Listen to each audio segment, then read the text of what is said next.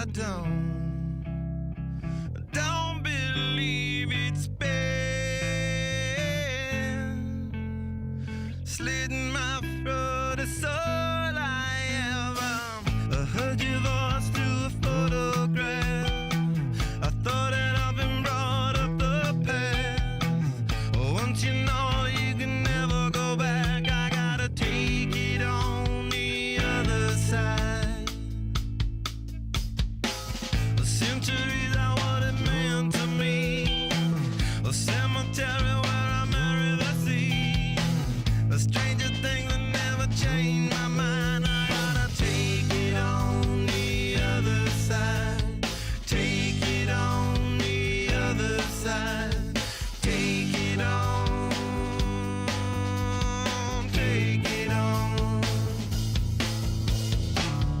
How long will I slide? Separate my side.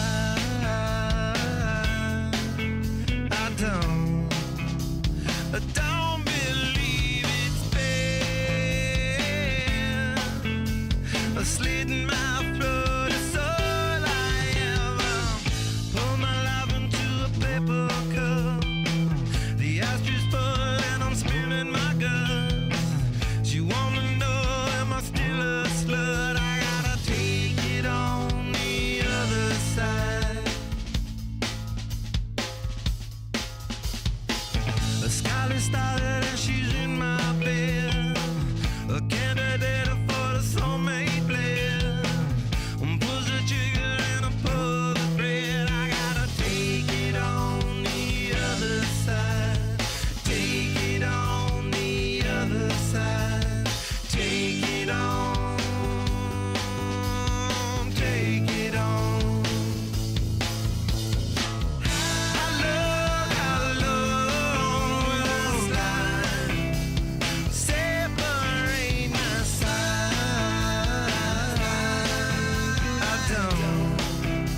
I don't believe it's been slitting my throat. It's all I ever.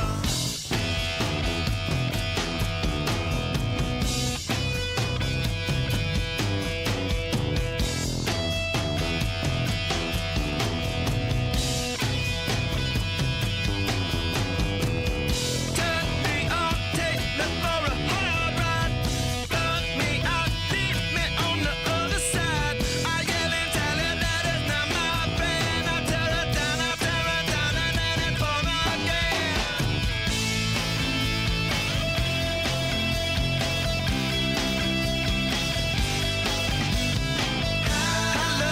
How long will I slide? Separate my side.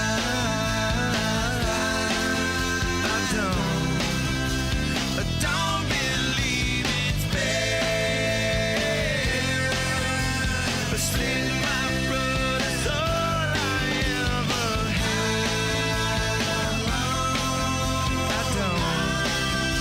I don't believe it's been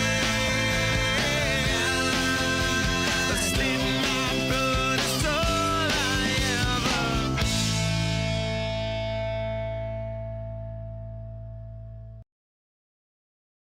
Fuck. All right, ladies and gentlemen. That was Other Side by Red Hot Chili Peppers. Good band.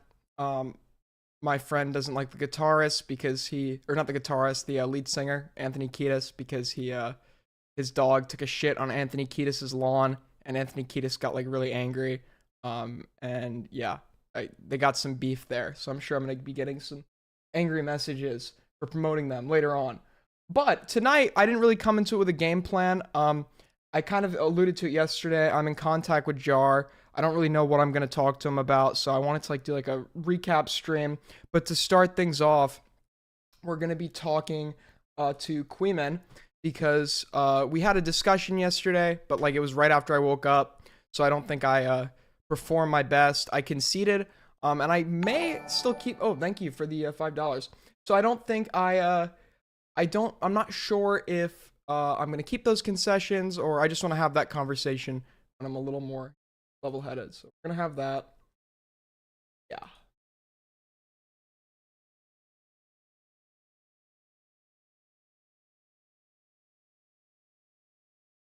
This call will decide whether I'm in or out of the house, ladies and gentlemen.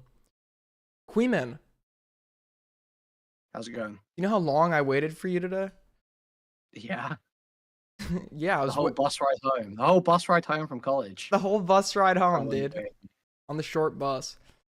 All right, Yeah. so we had a discussion yesterday. I made some concessions to you, but to be honest, like it was like right after I woke up, so I don't know if I was like thinking it all the way through. So I want to kind of talk about it a little more, and maybe I'll keep those concessions. But I may have some more arguments to make. But I haven't watched your coverage of the second debate yet, and I just wanted to ask, like, what's your general sentiment over how that went? It just seemed like MROW basically conceded to you like 20 minutes in, and then you just looped on it for ages. He said that he couldn't argue it, and that he was conceding the debate, and that while he felt a certain way about it, he couldn't articulate why. Yeah, And okay. then he just looped. Yeah, Sorry. so I'll agree probably that like the second debate was like overall pointless. I think part of me was looking for like an absolute concession, which I don't think was like really going to be possible. It's literally never going to happen in the debate. Yeah, It's going to be something they come to afterwards. yeah, and I should have realized that. So that was like definitely like my bad. I think I got like a little bit too like spurgy in that second debate. I still stand obviously by like my position, but I probably shouldn't have. Like, Okay, let me pitch what I think of the Achiever thing. Tell me if you disagree with this. I think it is reckless and bad to reckless to ever engage with like an underage fan once you're sort of over 18, because that is immediately like an optics problem at least. And if the relationship develops, it's a legal problem, even if it's not a moral one.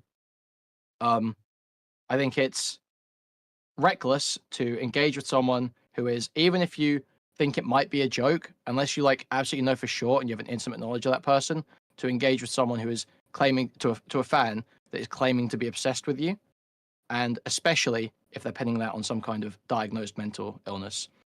okay, I also think it is reckless to discourage someone from taking medication that they're prescribed by a doctor without adequate information to suggest that it would be a good outcome from doing so, and or without knowing that they're not going to do it. So having that intimate knowledge to know they won't take action.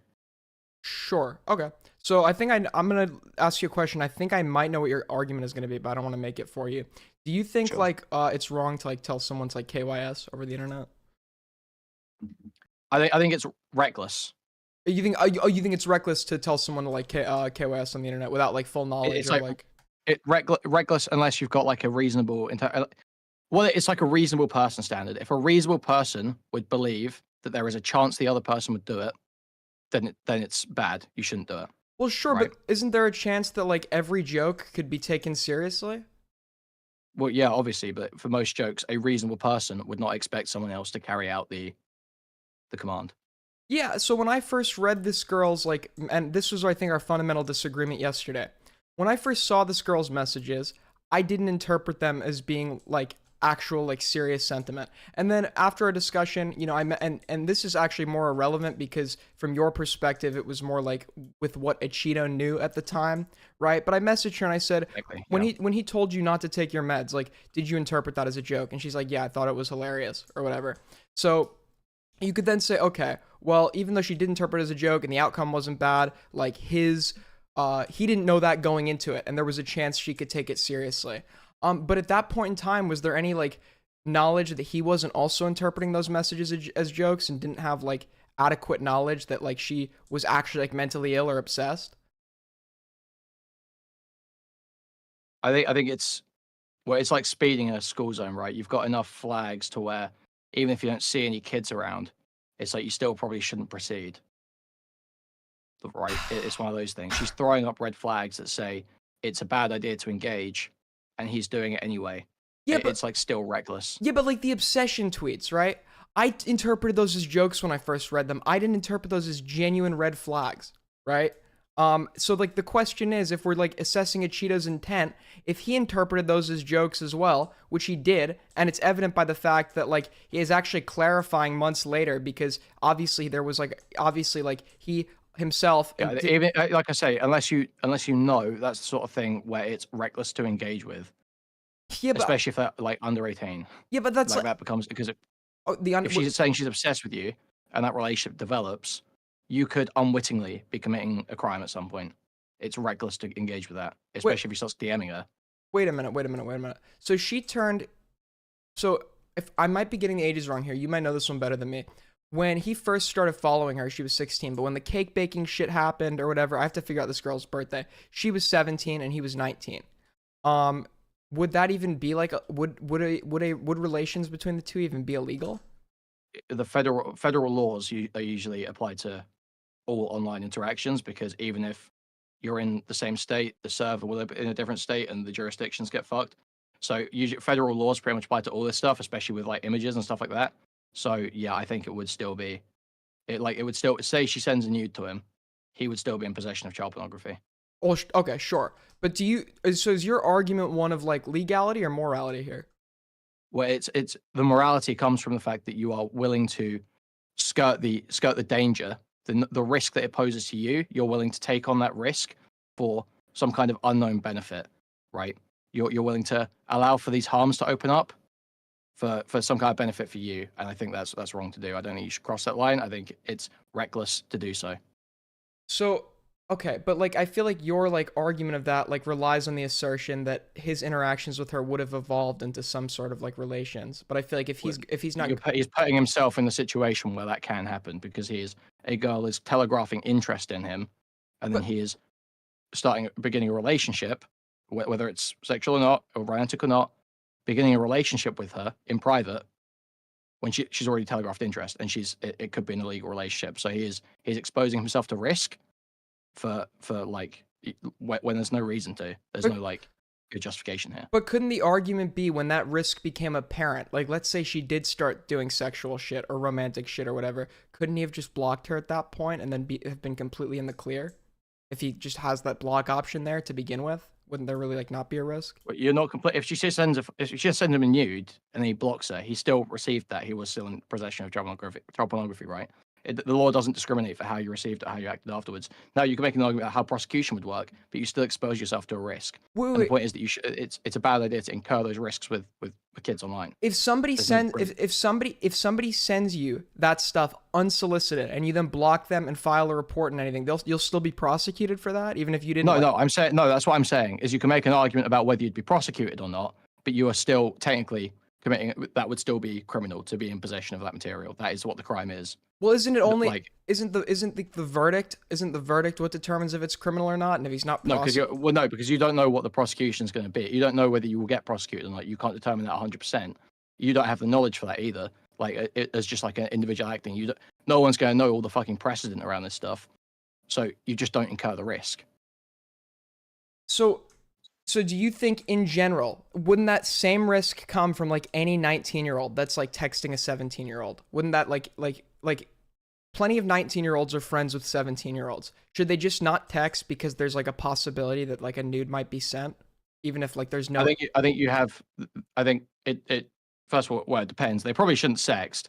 That's probably just I agree. Because it's just a bad idea. Like that is reckless. Of course. But there's more of a justification when there's a pre-existing relationship that's in sort of like a natural context. Like if you meet in school and you know each other and you're friends for a while, and then one of you's over the age of consent, the other one's underneath, that's like not really a problem. But if you meet online and it's like, okay, this is someone who is under the age of consent and throwing up red flags, that's a very different situation. That's sort of like on the other side of some indeterminate bar of like of risk. Yeah, but because there is more risk there. Your argument relies on the assumption that these tweets were viewed as red flags and not jokes, right? Which we have. No, it relies on a reasonable person. I can't know how a cheater interpret those. I can't see into his head. A reasonable person could see that as totally serious or as hinting towards a real thing, which I believe is the case. It is hinting towards a real thing. It is hinting towards a real thing. She is on meds. So when I looked at that shit, I saw like edgelord fangirl stuff, and according to her, I was right. According to her, that was what that was. But that's like after the fact. But like, okay, but I don't even trust that. I don't take that as given, right? I don't know what the situation is. I can't see into her head. She can say, no, seriously, my relationship with a cheater is totally fine, and I'm totally normal. Everything's totally fine over here. Okay, sounds great. I don't know though. Still reckless to engage with. Okay, so if it's the assumption of a reasonable person that would like determine like whether or not this is a red flag factor, could you also not agree that a reasonable person could also like make my interpretation that these are just like edgelord fangirl jokes? Do you think that Yeah, could they also... could. But the point is it a likely possibility? Like, is there a significant risk of this happening? Does a reasonable person think the bad outcome is like significantly likely? And I think a reasonable person would think that, so you should not engage. I don't think, but okay, so here's the thing. I don't think like I think a reasonable person could also like conclude that this is like an edgelord fangirl making jokes. Yes, and, like, that's not what I'm saying. Yes, they can conclude that, but I think a reasonable person would conclude there is a significant likelihood that they are not entirely jokes. That's the point. It doesn't matter if they could also conclude. I'm saying it is significantly likely that that is the case. But it could go. So you're admitting it could go either way. The assumption could go either way. So, Yes, my position doesn't rely on it being set one way or the other because you can't know the intention. Of course not. Of course not. But wouldn't like Ichido's moral culpability in this like Well, I don't. Okay. I don't know what his mindset is. I don't know what his mindset is. A reasonable person would see it this way. Well, So it's reckless. I see it as bad. Couldn't we make an assessment? Couldn't we make an assessment of his mindset, like evident by the fact that he's like following up and clarifying a month later? Wait, you're not actually mentally ill, right? Couldn't then we make a reasonable assessment of what his mindset had been a month prior, since he's like asking for clarifications a month later? Is he asking for clarification? That would no, I don't know that because he's asking for specifically in relation to releasing the content. He's sort of like doing a check into like, does this person seem like they have the faculties to give informed consent to the release of this content? It's not about the relationship. But if he had, I don't think it makes much of a difference. But if he had already made the interpretation of these tweets, I'm like, why he already had enough of a sense of this person being mentally ill to where he felt the need to check in. And then her response doesn't actually exonerate it. It doesn't actually make it all sound better like you seem to think it did. She says, I have a very mild form of schizophrenia. She's copying to having schizophrenia there. That's what you just reading it as like, oh, she said it's all fine. Like, it's such a retarded way to read that message. She says she has schizophrenia. She has now confirmed that she has a mental illness that's pretty significant. It's not just like having a generalized anxiety disorder. It's like a significant mental illness that she's on medication for. So the medication part was also true. Sure, so but it just. Sorry, keep going. It's stupid to pretend that message exonerates. It's not an argument. Sure, but if like we're using the schizophrenia as an argument here, and like I assume like the schizophrenia comes into play, or its relevance comes into play in regards to her obsession with him, correct? Not. I wouldn't say. I think you can even detach the two. The schizophrenia comes into play with the medication stuff. It certainly is. It's probably relevant to the obsession, but you can probably detach the 2 points because the point of schizophrenia is she has schizophrenia. He discouraged her from taking medication in that previous tweet. So that the part about her having medication wasn't a joke. That was true. And so he was, whether you think it's a joke or not, he took the action of discouraging her from taking medication. And that is reckless. Okay. But that discouragement, like, would you admit, and then we'll get back to like your main argument, just like so we could specify the facts here. Like, you would admit that his discouragement was a joke? I don't know. So you're not sure? You think there is like a genuine possibility he might have actually been discouraging her from taking her meds? I think his aim was to encourage her to continue posting about him. I don't think he considered, if I were to guess, I don't know what's in his head. This is what my read is. That he wanted to encourage her being obsessed and did not really even care about whether it was about the medication or not. It wasn't really, he probably thought that maybe, oh, she's not actually taking medication or something like that. I'm willing to grant that. But he wanted to encourage the obsession and did not care about the negative. Okay. I think we just have like fundamentally different like interpretations of this, because like I see like from my perspective, when I first saw these tweets, I saw his reply as a joke, I saw her reply as a joke, or her initial tweet as a joke, and I'm sure Cheeto. Okay. Do you think there is a significant likelihood of, based on just like a reading, like a significant likelihood of harm coming to this girl from interactions like this? Significant likelihood at that age, at 16. At 16, like you mean like the interaction in regards to the joke specifically? Big YouTube, reaching out to having relationships with big YouTubers that are over the age of 18. Talking to them? Having relationships with them of the opposite gender that she's expressing obsession with. I feel like there's a likelihood of harm to come from any interaction. I'm just asking. No. I'm just asking it quick. Okay, more so than the average between two adults. Sure, but even then, like I feel like we'd have to.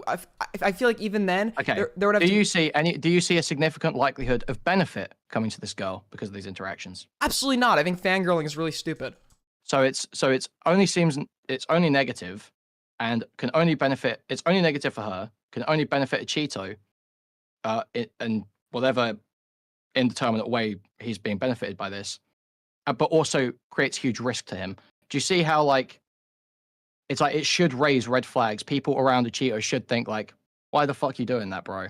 It should be like sort of it should raise an eyebrow at least. Well, okay, so the negative, the lack of like positive, the lack of benefits to her and like the potential harms of this, I feel like the same harms would be like risky for like any like 16-year-old fangirl. Like I think fangirling is just an inherent waste of time and you're humiliating if yourself. BTS reached out, if BTS reached out to a 16-year-old fangirl, that would be like fucking, like if they were having private DMs with her, discouraging her from taking meds and encouraging obsession, that would be like front page news. Sure, but If One Direction did that, that would have been front page news. Sure, you, but you just shouldn't interact this way. It's very reckless. Sure, but when we're assessing like his moral culpability in all of this, like I think like BTS, for example, they have publicists, agents. They're significantly older than him. You have to remember he's like 2 years older than this girl at the time this is going on. I don't know if he was like pure like fucking logic brain while interacting with a fan, and like I'm trying to assess. I agree. Yes, yeah, he's young.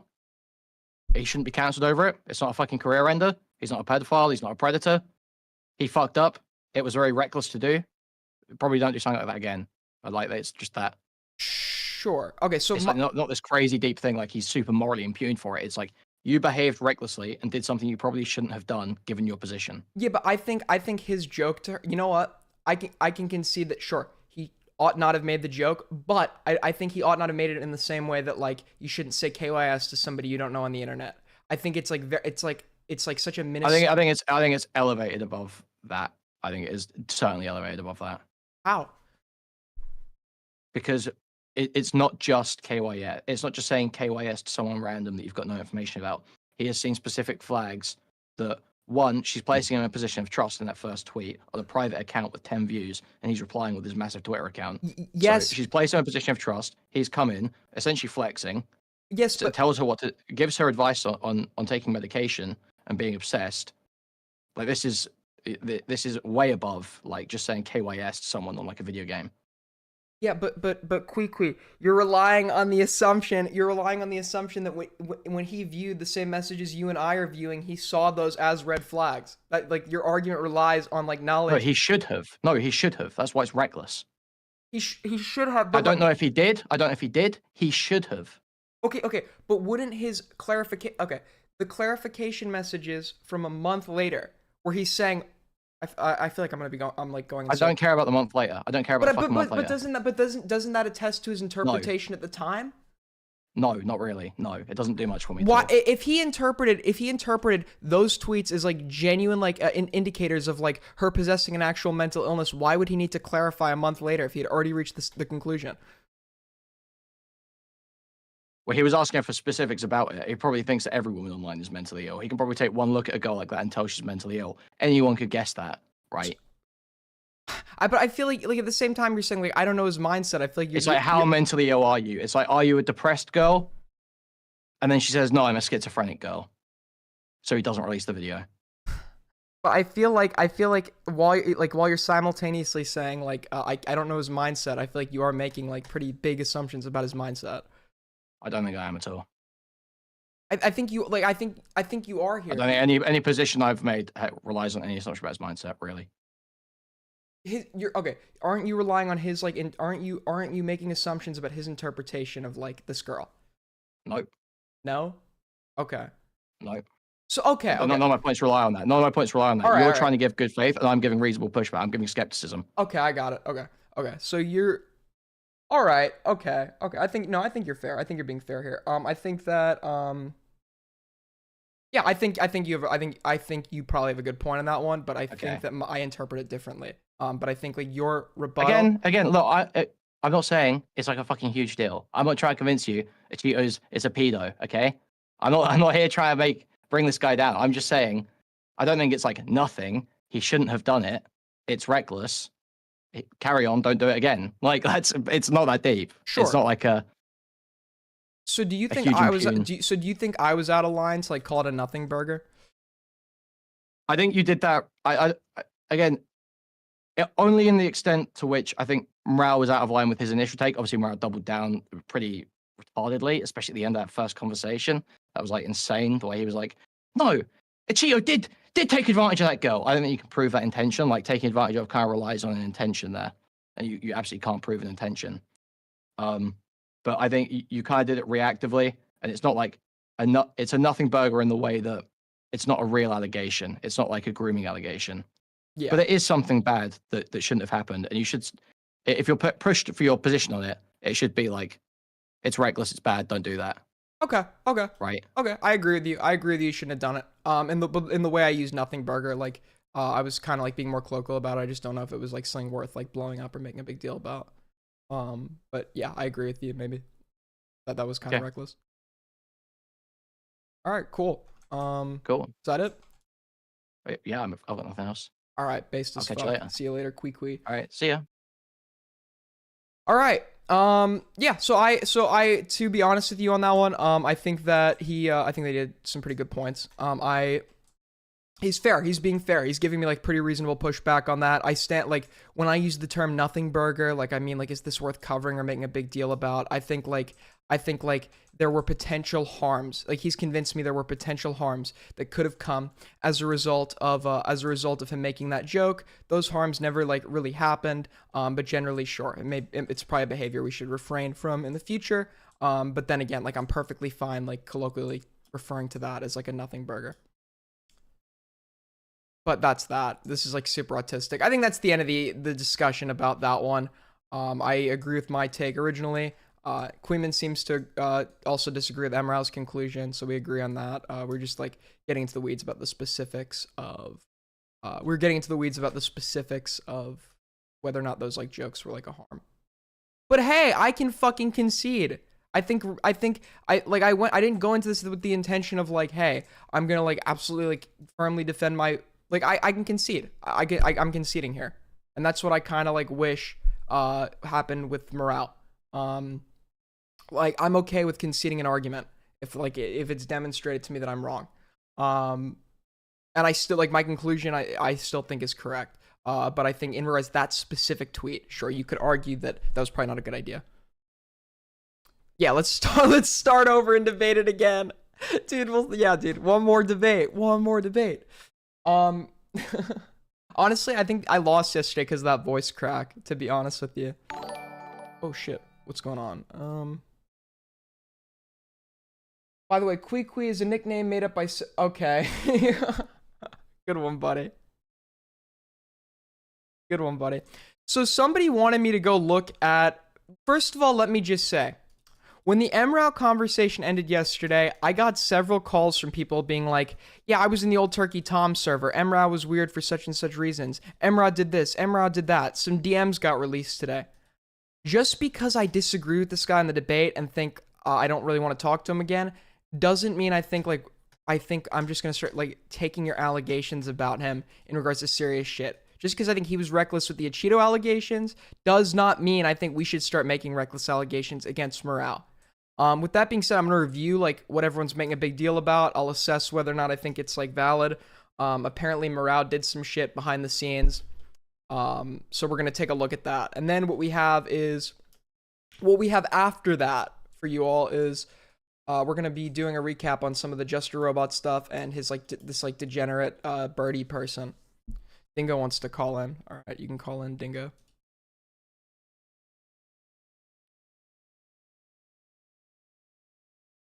Dingo, you're on the air. What's up?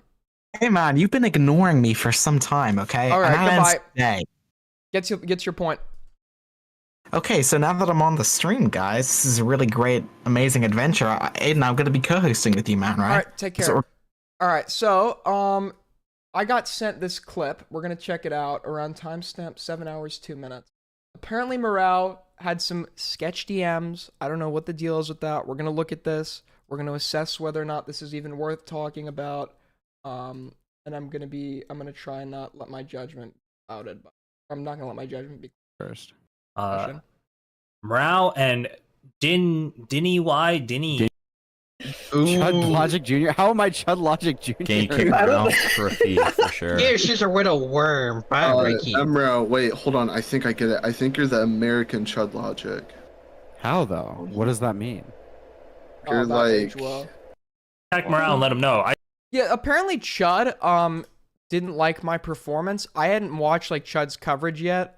So if anyone watched Chud Logic's stream, what did he think about that debate? I know he was like disappointed with I was in his like gaming chat today, and he's like, oh, you know, like I think like I'm very disappointed, Aiden, in your performance or whatever. So I don't really know what Chud raged at me. He thought you were debate broing like crazy. I probably was, to be honest.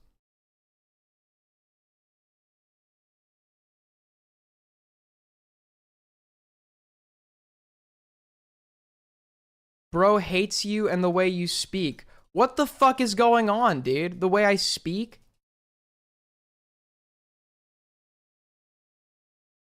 I have to do a cleansing of my debate pedo-ness. He was annoyed with the debate. Oh my god. So is the Chud bridge burnt? Is he burning the bridge with me?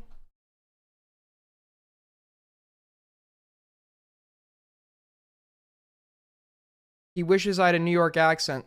So do I. He thinks I'm really annoying and insufferable? What the fuck? What the fuck? Dude, he said you got rolled over too much. We're way too soy. Shouldn't have apologized from around. It was pussy to let a cheetah tell you not to platform someone. Bridge not burnt. He didn't burn the bridge with me. Okay, alright. I sent him the DMs. I said, hey, we're going. Oh, he's jumping over The that bridge is Discord right nuked? now. Wait, What are what you guys Discord? fucking make up your mind. Is Chud burning the bridge or not? He said he's doxing you during COD tomorrow? Is it? Can I see it? Oh, let me check. Let me check out my friends list. Let me investigate. Dude, I lasted. One second. Bro, I lasted 1 week as a Chud Orbiter. I can't see it. I'm not in whatever fucking Discord these two retards are in. Okay, he's coming. He's okay. I feel like whatever Wait, are we? Discord that is probably a red flag. Wait. Should we read these on a list. first, or should we? He's in Pull him the- in. Pull him in, and He's let's in the read waiting them room. to him. Let's. Read them to him. It's his own Let's- DMs. I think yes. he's read them. Did I get on? Yeah, I don't there's know. DMs. I sent you the DMs. You can tell me what you think, but don't read them up. I gotta read them still. We're gonna pull them up on stream, I guess.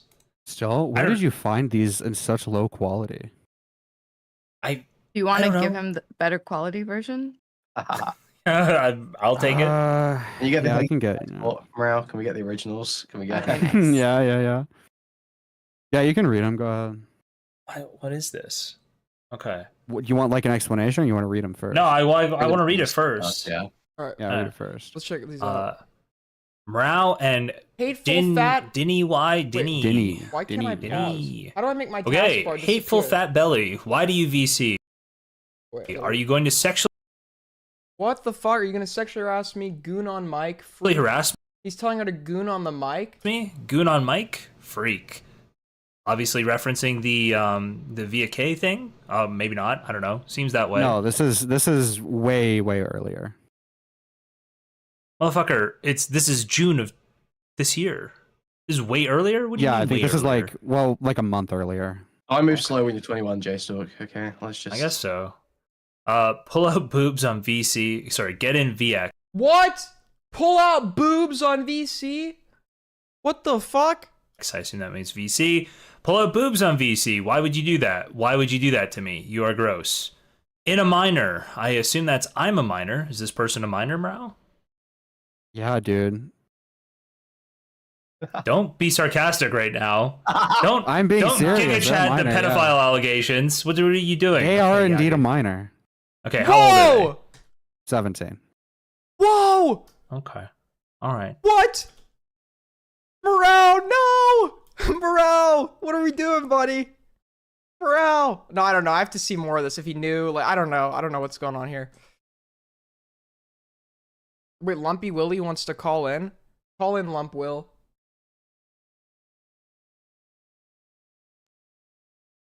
Lumpy Willie, you're on the air. What's good, Okay, Aiden, before you look like a total retard and jump on these allegations. Okay, so here's the context of this. Okay, So this girl was like, according to whatever happened, MROW was just like fucking around with. It was just like messing around. He never joined a VC. All of this shit was just jokes. Yeah. Um, they're the way they're trying to frame this is that MROW like genuinely saw like the girl's tits or some shit like that. The only thing that you could really make out of this is a hypocrisy argument in relation to the whole Cheeto thing, because yeah, he was being pretty cringy in these DMs. That's it. Yeah. There's nothing. There's Yeah, I was nothing else. skeptical. Yeah, I was skeptical. Yeah. I wasn't planning on jumping on these. I wanted to like take a look at them because people were linking them or whatever. But I Yeah. Okay. And just a little. Some of the people that are pushing these right now, they already don't like MROW, so they're kind of it's trying biased. Yep. I Yeah, got you. yeah, they're trying to frame it in the worst way possible when this story's been like ran through a couple of times. Yeah, obviously. Yeah, I don't. Obviously, I don't think the guy's a fucking pedo or whatever these guys are trying to insinuate. And I'm just going into this like trying to be. I'm gonna be unbiased on this one, and I can be unbiased when dealing with allegations, as evident by the fact that I don't fucking like Cheeto and was apparently sweeping for him on the other allegation. Is there, what else were people, I heard people say there was other stuff with MROW. What, do you know anything about that? Other stuff? There's, I mean, he's just cringy in DMs with e-women. I guess it's okay, well it. that's a horrific crime. That is a really horrific crime. Unforgivable. Okay. Dude, you had the cabal a little scared, so you had to come in and save you. True. The cabal was a little scared. Did Chud burn the bridge, Lumpy Willie? Yeah, he did. He did? Complete. Unironically. The bridge is burnt? Yeah, he wants you to call in tomorrow for like a talk, just to see how. I'm having a fireside chat?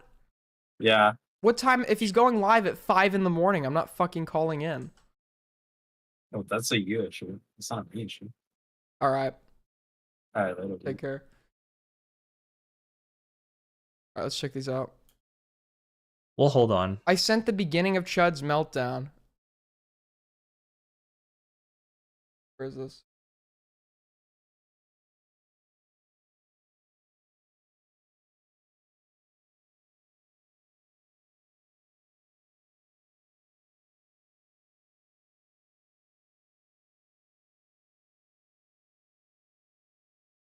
Oh, you left out a massive amount of information in a serious tone, right? And then you're going to think, well, what have I left out? And you're going to want to query. Oh my God. What the fuck?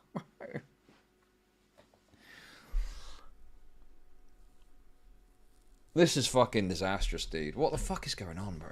I think that you said that, you got cornered on it, you knew it wasn't true, and you're now claiming you were trolling to get out of that. That's honestly what I think. But I'll be good. No, you literally just left out the cake thing. Okay. That is the only thing I think you left out. So how come when I then brought up what else besides the cake thing, you said that there's more? I don't know. I just thought it'd be funny. Oh, okay. Cool. So you're doing what Jalen did. I'm telling you, like, can we just restart with the raw arguments? So, Okay. So you're doing what Jalen did. What you just came at Jalen. Okay, sure. I don't care. Sure. Can we restart with the raw arguments? We can restart. I'll give you a redo on this debate. I don't normally do this for people, but you're a very special case, so I'll give you a do-over. And also, dude, like, why go down this cancerous route, dude? Just make your point calmly, lay it out, and there we go. We're laughing. Now we've had to go down all these cancerous fucking debate rabbit holes for no fucking reason, and now it's being written off as, oh, it's just trolling at that point. Oh my God, dude. Okay, so just the raw arguments. Wait, how is this Chud's meltdown on me? What? Dude, whoever linked me this is a fucking idiot. This obviously is not the right timestamp.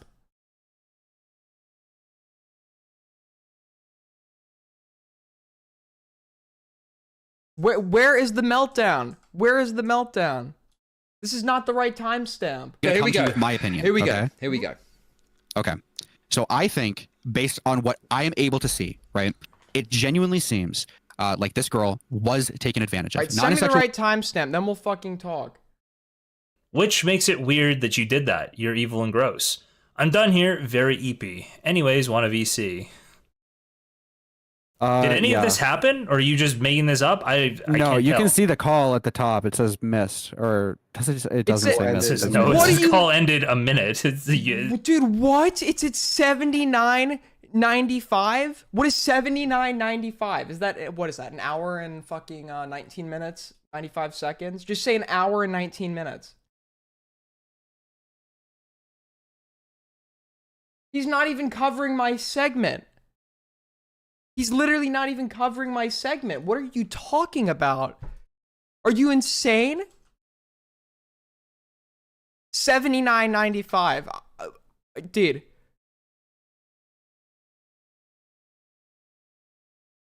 Isn't you guys were just on a well, call. Was if I'm No, able no, to it find means they it'll, didn't it'll say answer, right? most. they didn't answer if it just. I think lasted a mobile minute. Discord's No. different. The call was missed. Oh, maybe. Call ended, Do- though. Yeah. I love getting one guide. Let me see if I still have one sec. I can show. I'm pretty there sure it was a says missed call. call ended. It will say call ended even if it's a missed Yeah, call. like scroll up. You see what I Okay. mean, JSOC? The call happened at 7:05, but it lasted a minute, which means the other person didn't pick up. Okay. So, I've already talked about this. This has been public, but essentially, I just thought the gaslighting bit was funny. It's like pull out your boobs. Why did you do that? You're a freak. I just thought that was a funny joke to make. I didn't answer the Yeah, call. CB2, do you want to call That's in why here? I thought it was. CB2, get in my Discord. Call in. I want to talk to you about these.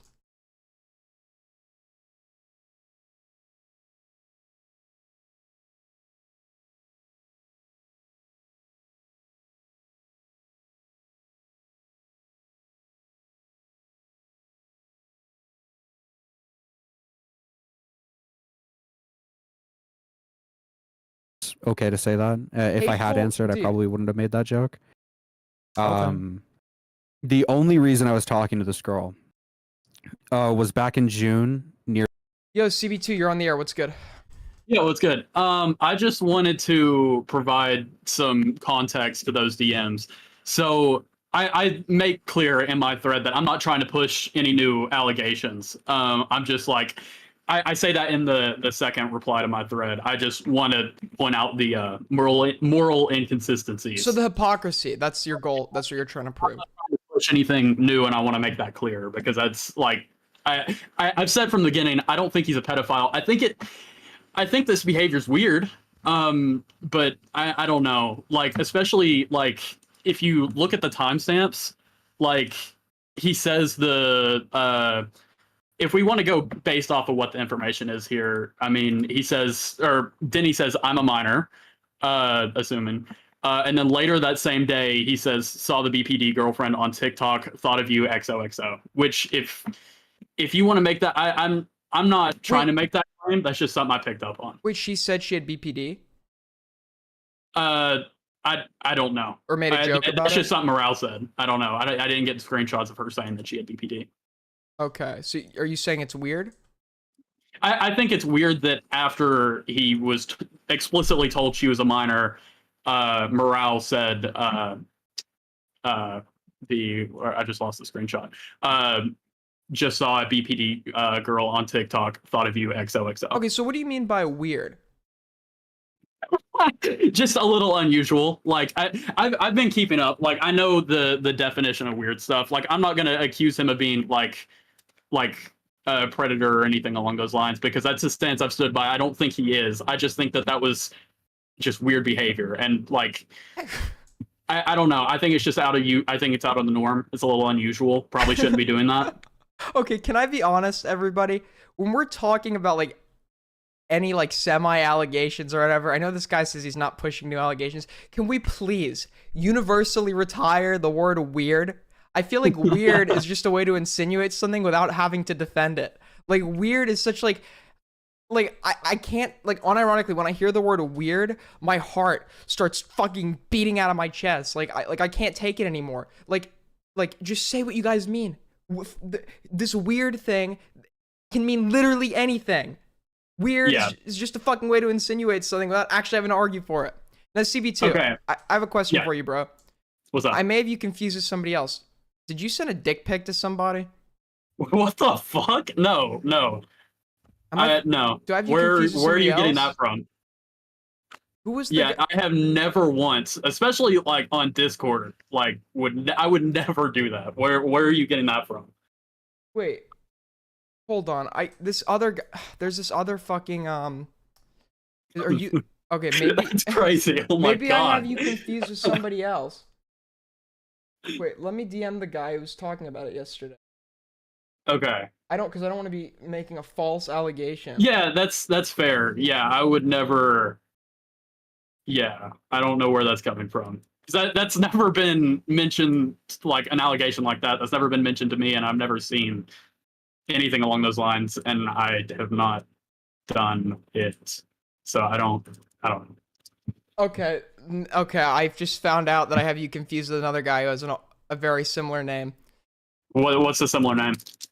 CP2. I'm kidding. I don't know. I have you confused with somebody else. That's my bad. Okay. That's my bad. No, that's cool. That's Okay. my bad. Is somebody wants to call in?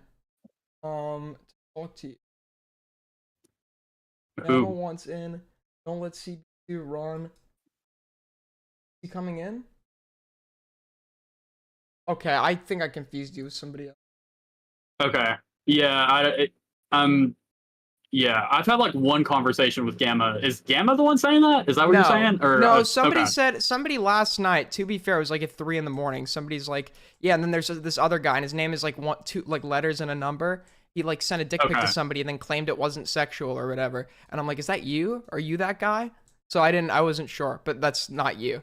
So this is not an allegation being made. Yeah, okay. Okay, cool. Glad we cleared that up. Just wanted to double check. All right. Okay. I'm gonna cut that part out of the stream so nobody uses that against. Oh wait, Gamma wants to Okay. call in. Hold on. Stay here. Okay. Gamma, what's up? Okay, so I had a conversation about this in regards to CB2 in the past, specifically some of these allegations that were being spread around by a guy known as ZV, and also this is whole, ZB the dick pic Oh, guy? are we go? I don't know. No, I'm ZB's gonna not the allege dick pic guy. Who's the dick but pic guy?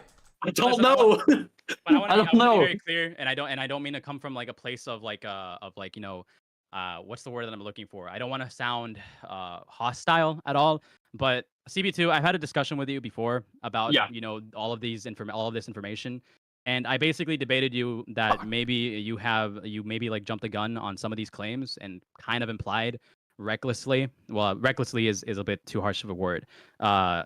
Haphazardly that Mao was negative in certain ways. Of course, you weren't incredibly descriptive, but I basically criticized you for leading potentially other people to believe, based on the information that was not fully validated, by the way, that Mao may have been more malicious than what is intended, right? Yeah. Okay. So okay, why? In what so context? listen. Like So listen. addressing who? Okay, so I remember you were watching the ZV video, right? Yeah. Where the rhetoric was spread that Morale falsely accused ZV of being a pedophile, which in retrospect is not true at all, because I mean he just used pedophile as an insult. Was it Okay. like sort of was it bad and was it bad and sort of like, you know, Wait a minute. callous to say that? If it's bad to the if MROW is like spamming pedophile as an insult or whatever, but it gets to the point where ZV has to address it with a video, I feel like that's a false allegation. Wait, that's kind of crazy. Can you? Because we have this problem here. We have this problem here where apparently Morale has a history of like in serious arguments, just like start calling people pedophiles. This has happened apparently with like 2 other people. So well, then he gets caught in it and then says that it was a joke. You know, 2 or 3 streams later. Like this is a consistent pattern of Morale. Okay, but look, CB, are you going to tell me right here? Well, you probably have actually. I'm pretty sure you said that you don't do this, so never mind. I'm not even gonna bring it up. But you do know that in the commentary scene, there are a lot of people that are very callous and abrasive. They do use the word pedophile as a fucking insult between each other, right? Are you aware that he went on Misclick and like started levying this like levying it as a serious allegation? If you can prove that, I'll concede to it. Yeah, wait, can you find the clip of that? Yeah, show that to me right now. It's in ZV's video, but keep in mind, we were just talking about. That's not my contention. That's not my contention. Okay, what's your contention? So ZV, when this video was being addressed, literally went on a live stream and was saying that, oh, this video wasn't meant to be taken seriously. Not to mention the fact that he was fed false information that he included in the video, which means he didn't even verify his claims. Wait, ZV said that his video wasn't supposed to be taken seriously? Yes, he literally said that. I'm completely unaware of that. If somebody who's watching this can find me those screenshots, I know they exist. Send them to me right now. Okay. Let me pull up the podcast because I'm not sure which episode exactly, but I can pull up the clip that ZV used in his video. Okay. But keep in mind, what I argued with you, CB2, which is the reason why I'm here, is that I told you that maybe you shouldn't be like, you know, phrasing things in ways that could be interpreted negatively, which is something that me and Aiden heavily agree. Wait. Phrasing. What happened to Morale just throwing around pedophile as an insult? Why is that not Is that I not literally said I disagree with that. I think it's callous. I think that it's abrasive, and he shouldn't have done that. I think that I'm just saying that it is something that happens. I'm not saying that as an excuse. I'm just saying that is something that happens. I don't agree with it. Okay, well that's something that happens, but that's literally exactly what you're trying to like grill me for. Is exactly what got us in this situation in the first place. So what's the argument that you're making? That I'm a hypocrite because I literally just condemned that myself right now. No, I'm just saying that argument's a bad. Okay, so what's your argument? No, present your argument. Give me your conclusion right now. To what? Am I a hypocrite? Because that's the implication here, presumably, per me. I'm sorry if that's bad faith. I think it's a little hypocritical to. I mean, I guess you did also call out MROW. Okay. Yes. Yeah, that's what I was just saying. Okay, so you concede. Concede to what? That you probably shouldn't have been like, oh, didn't you just do this? Okay. Okay, I'm kind of lost in translation. Moving on. Okay. CB2, I had a discussion with you that you shouldn't be like, getting everything without doing your full research. You come into the stream and you said, oh, I do have these screenshots and I have seen this happen. I want to add further clarification. I'm pretty sure that's not the words they use verbatim. I apologize if that messes up the context at all. You can clarify for me. But basically what I'm saying is, in the past, I told you that if you're going to be implicating these things without context, sort of like you did on your Twitter post, Aiden, I'm going to send that to you right now. Then like, why are you coming into this like live stream to say, oh, I don't want to implicate MROW of anything? Wait, because I literally said in my thing that no, not you, Aiden. I'm going to show you. I literally say not trying to push any new allegations because I'm well aware this has been circulating for a while. Yes, I know. I was just using it as a point to illustrate the moral inconsistencies and hypocrisy. That's my entire point. Yes, but what I'm saying, CB2, is that you are I don't know if it's because you don't remember all the details, but you are leaving out like a couple sides of the story. Like, were you aware that MROW actually had a conversation with this girl, and this girl said like, no, I'm not. But again, the whole point was just to illustrate the inconsistencies here. Wait, hold on. So this ZV person, what did they do? So ZV made a video that was very charged. I'm gonna explain it because I looked more into it more than you did, and you can see it on. Are we sure? Yes, I literally told you probably shouldn't be making assessments without having all the fucking eggs in a basket in that debate on your own channel, right? Aiden, you can watch that if you want later. I don't really care. But I literally said, CB2, you probably shouldn't be making certain statements without having your information, right? I told you that you should just do a little bit better research. That was my whole argument against you, right? That was my point of contention. Fuck, I need to get my brain back in order because I'm fucking thinking about multiple things because I was sending you something, Aiden. Yeah, I'm confused on where we're at right now. Essentially, Aiden, can you check and see if I sent you that? Because the tweet, I have it pulled up. Okay. So basically, CB2. If you're just posting this and saying, hey, this is hypocritical, and are also putting also MROW, do you not think that would lead to the implication that people would assume that he's a pedophile as well? Well, that wasn't the intention because again, in my reply, I say exactly I'm not trying to push any new allegations because from my understanding, MROW actually just said it on the stream that Aiden was watching that this has been circulating for some time. Again, I was just using it as an example to point out the moral inconsistencies here. Okay. Would you disagree that maybe posting this would lead to other people getting a different implication? Okay. Can you two start yelling at each other? No, I'm not gonna yell. Okay. I can't yell. Okay, to wrap this up, some consistency. I just want some consistency. Okay, to wrap this up, because this is autistic as fuck. Wait, hold on, I'm about to die. So to wrap this up, because this is autistic as fuck. I agree with you, Gamma, that sure, a reasonable person could read this and conclude that.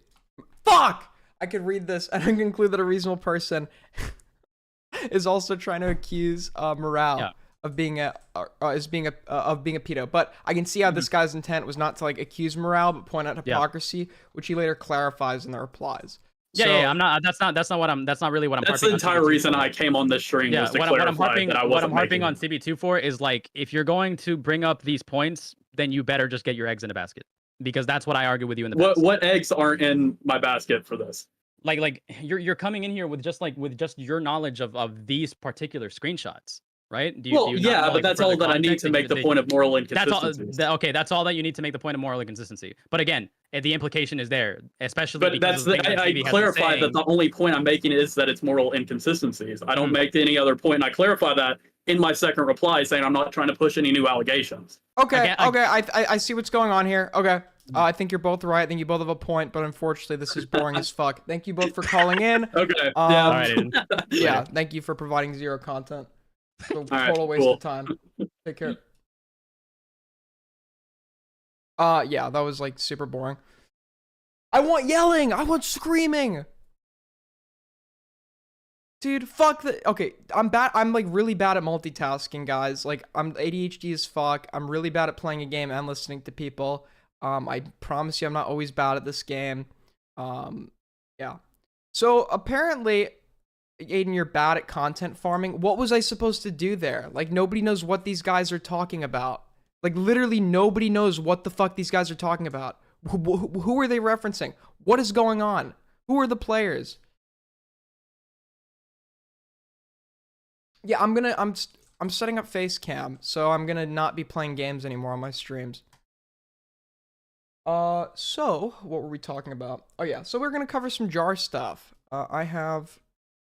So I need to do some research on the jar stuff. So we're probably gonna watch Chud's old videos, do a recap on this drama, and see what I want to do with my new jar connection.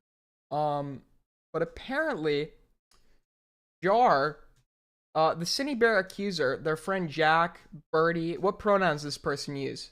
Isn't this person like an it/it, if I remember correctly?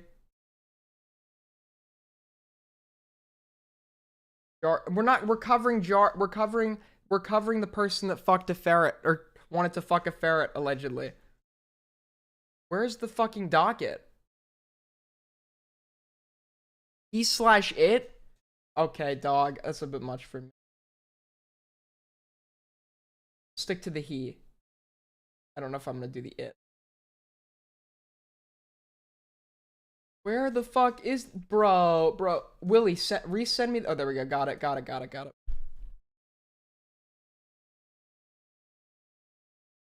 this birdie person, maybe what, an hour long? I guess we're gonna watch this.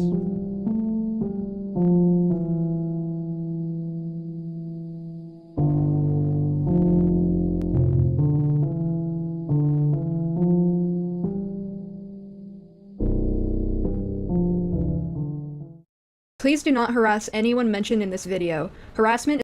We will be harassing everyone mentioned in this video. Harassers W? Harassment is a W? We love harassment? Can I get a we love harassment in chat? Please harass everyone in this video. Harass them all. Is not condoned, nor is vigilante justice. Please do not attempt to contact those mentioned. This video is for explanation purposes only. I'm actually opening up my phone book right now just to contact everyone mentioned in this video. Hi, it's Birdie, or Damage Coda 6669. So it's been, what, 2 or 3 years now? Oddly enough, I'm kinda excited to be back. It's about time I get released from the internet void. So, you're probably a bit confused. Like, hey, why have I been gone so long? Why did I come back? I'm gonna get so much shit for saying this because it's really bad when you like criticize people's art. But at this point, I'd like hire an artist to draw your videos for you. And oh, Birdie trauma. That's a pretty weird thing that I've never talked about before. I'll get into all that juicy stuff in a bit, but first, I'd like to properly introduce myself for the first time. Hi, my name is Jack, or Lucifer. My pronouns— There's gonna be some blurred, drawn stuff shown on the screen. Wait, what do you mean by that? Am I able to show it? Or he, it. I'm 19. I'm arrow ace and gay. Ooh la la. My favorite colors are Arrow, red, ace, and gay? What is arrow? Oh, aromantic? Ace is asexual. And wait. So if you have no romantic attraction to anybody, and you have no sexual attraction to anybody, how are you gay? What? What are you, how is that even possible? What do you mean aromantic, asexual, and gay? If you're aromantic, there's no being gay is being attracted to people of the same gender. If you're asexual, you have no sexual attraction. If you're aromantic, you have no romantic attraction. So how are you attracted to the same gender? What? Black and yellow. I'm a demon kitty. I love rainbows and tacos and cats and randomness. I love scene and decor K and what emo, is going but that's on? pretty obvious, isn't it? I have evil autism.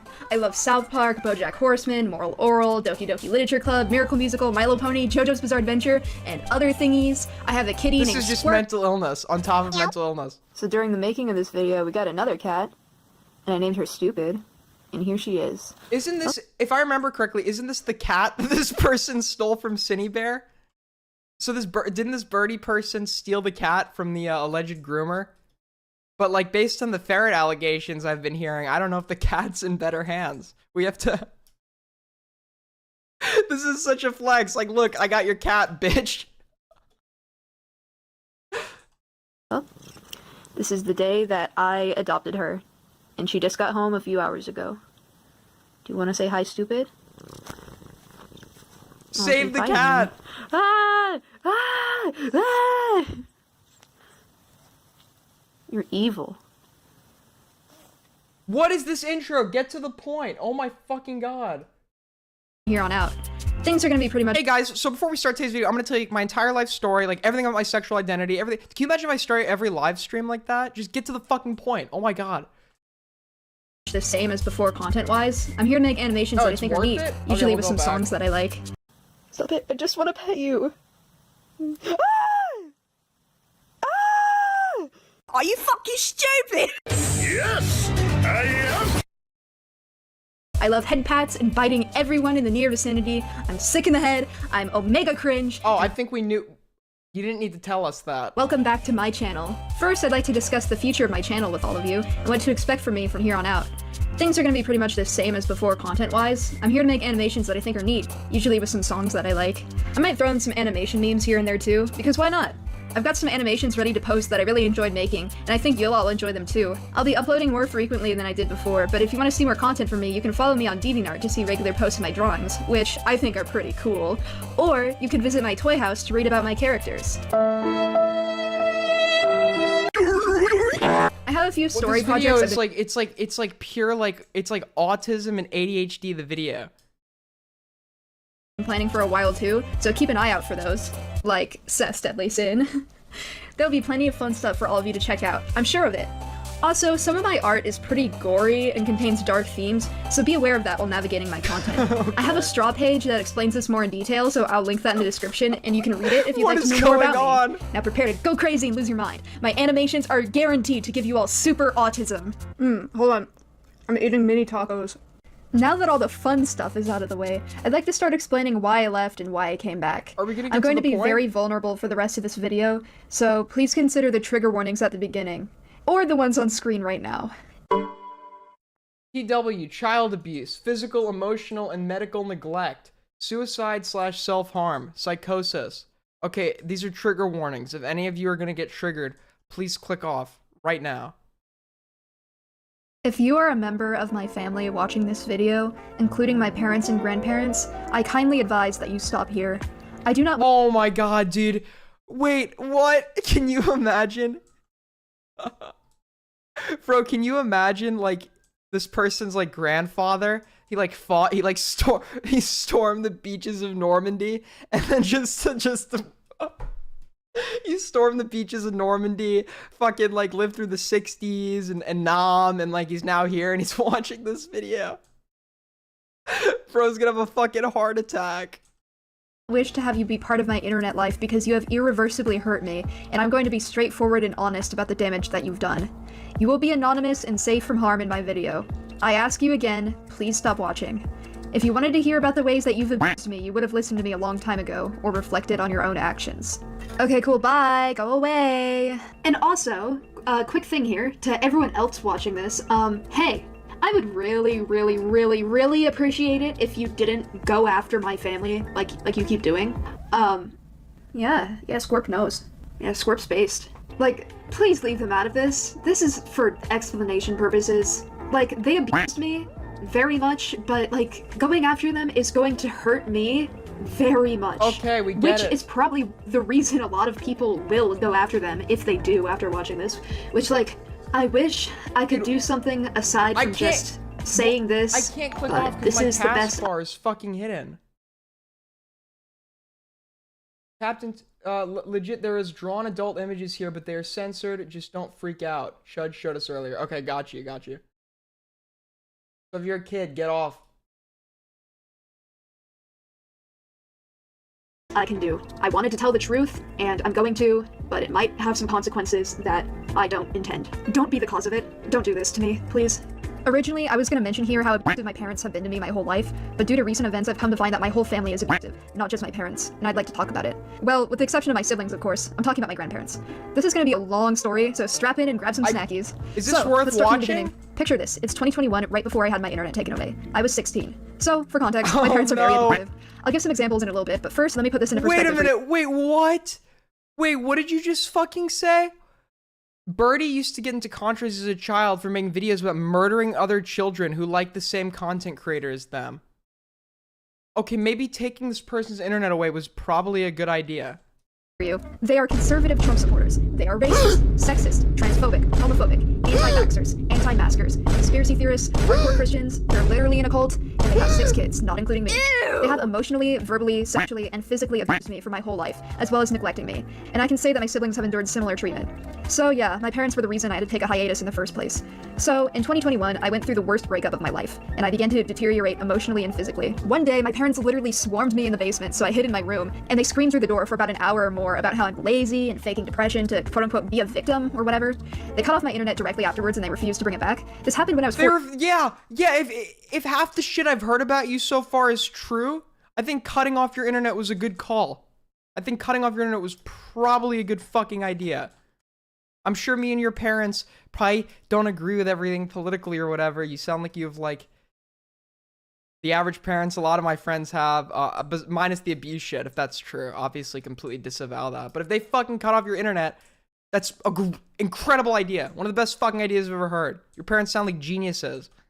14 too, except when I was 14, I ended up having a psychotic break that lasted for months, and the Wi-Fi being out was most of the reason for it. I would like to clarify that I was diagnosed with psychosis in September of 2023, so this is just something that I live with. I mean, I was diagnosed when I was 14 too, but like I was in denial about it for a long time, so like I just got diagnosed again. At the moment, I'm unsure what disorder in particular I have because I had to stop seeing my psychiatrist because I moved to another state, which I'll elaborate on in a little bit. He initially diagnosed me with depression with psychotic features, but as I elaborated on my symptoms, he realized it was something more severe. Dude, why do people like collect like fucking mental disorders like it's Pokemon cards? I always talk about this. Like they like it's like they get diagnosed for the sake of like it's like they like getting diagnosed for the sake of like collecting them and like fucking keeping a list. Like, look at everything I'm diagnosed with. Like I like just talk out your life, talk about your experiences. And I'm most like, why do you need to? The thing about like mental health diagnoses is you can go to like 3 doctors and get 3 completely different things. It's like just talk about your symptoms. Schizospec. So at the moment, I just call it psychosis for convenience. So back then, I obviously didn't want to have a psychotic break again, and I had nothing else to live for aside from the internet, so I attempted suicide. I told my parents I needed to go to the hospital because I thought I was bleeding out when I was actually fine. And they refused to give me medical attention, and they laughed at me and even threatened to call the police because I was quote-unquote threatening them to take me to the hospital. The next day, I heard my mom on the phone gossiping Wait. You thought you were bleeding out, but you weren't actually bleeding out, but your parents still had to take you to the hospital even though you weren't actually bleeding out? I'm sorry, what did the parents do wrong here? I'm so confused. To her friends about how I attempted suicide and how stupid I was for doing it, and then treated my dad like a hero for refusing to take me to the hospital. I just listened and cried.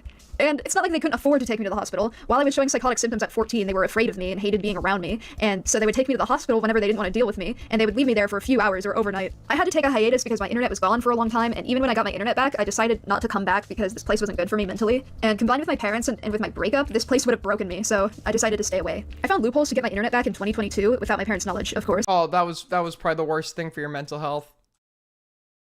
Wait, where am I? How am I dying?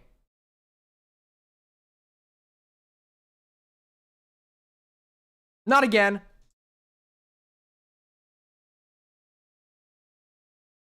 Not again, not again, not again. Not again.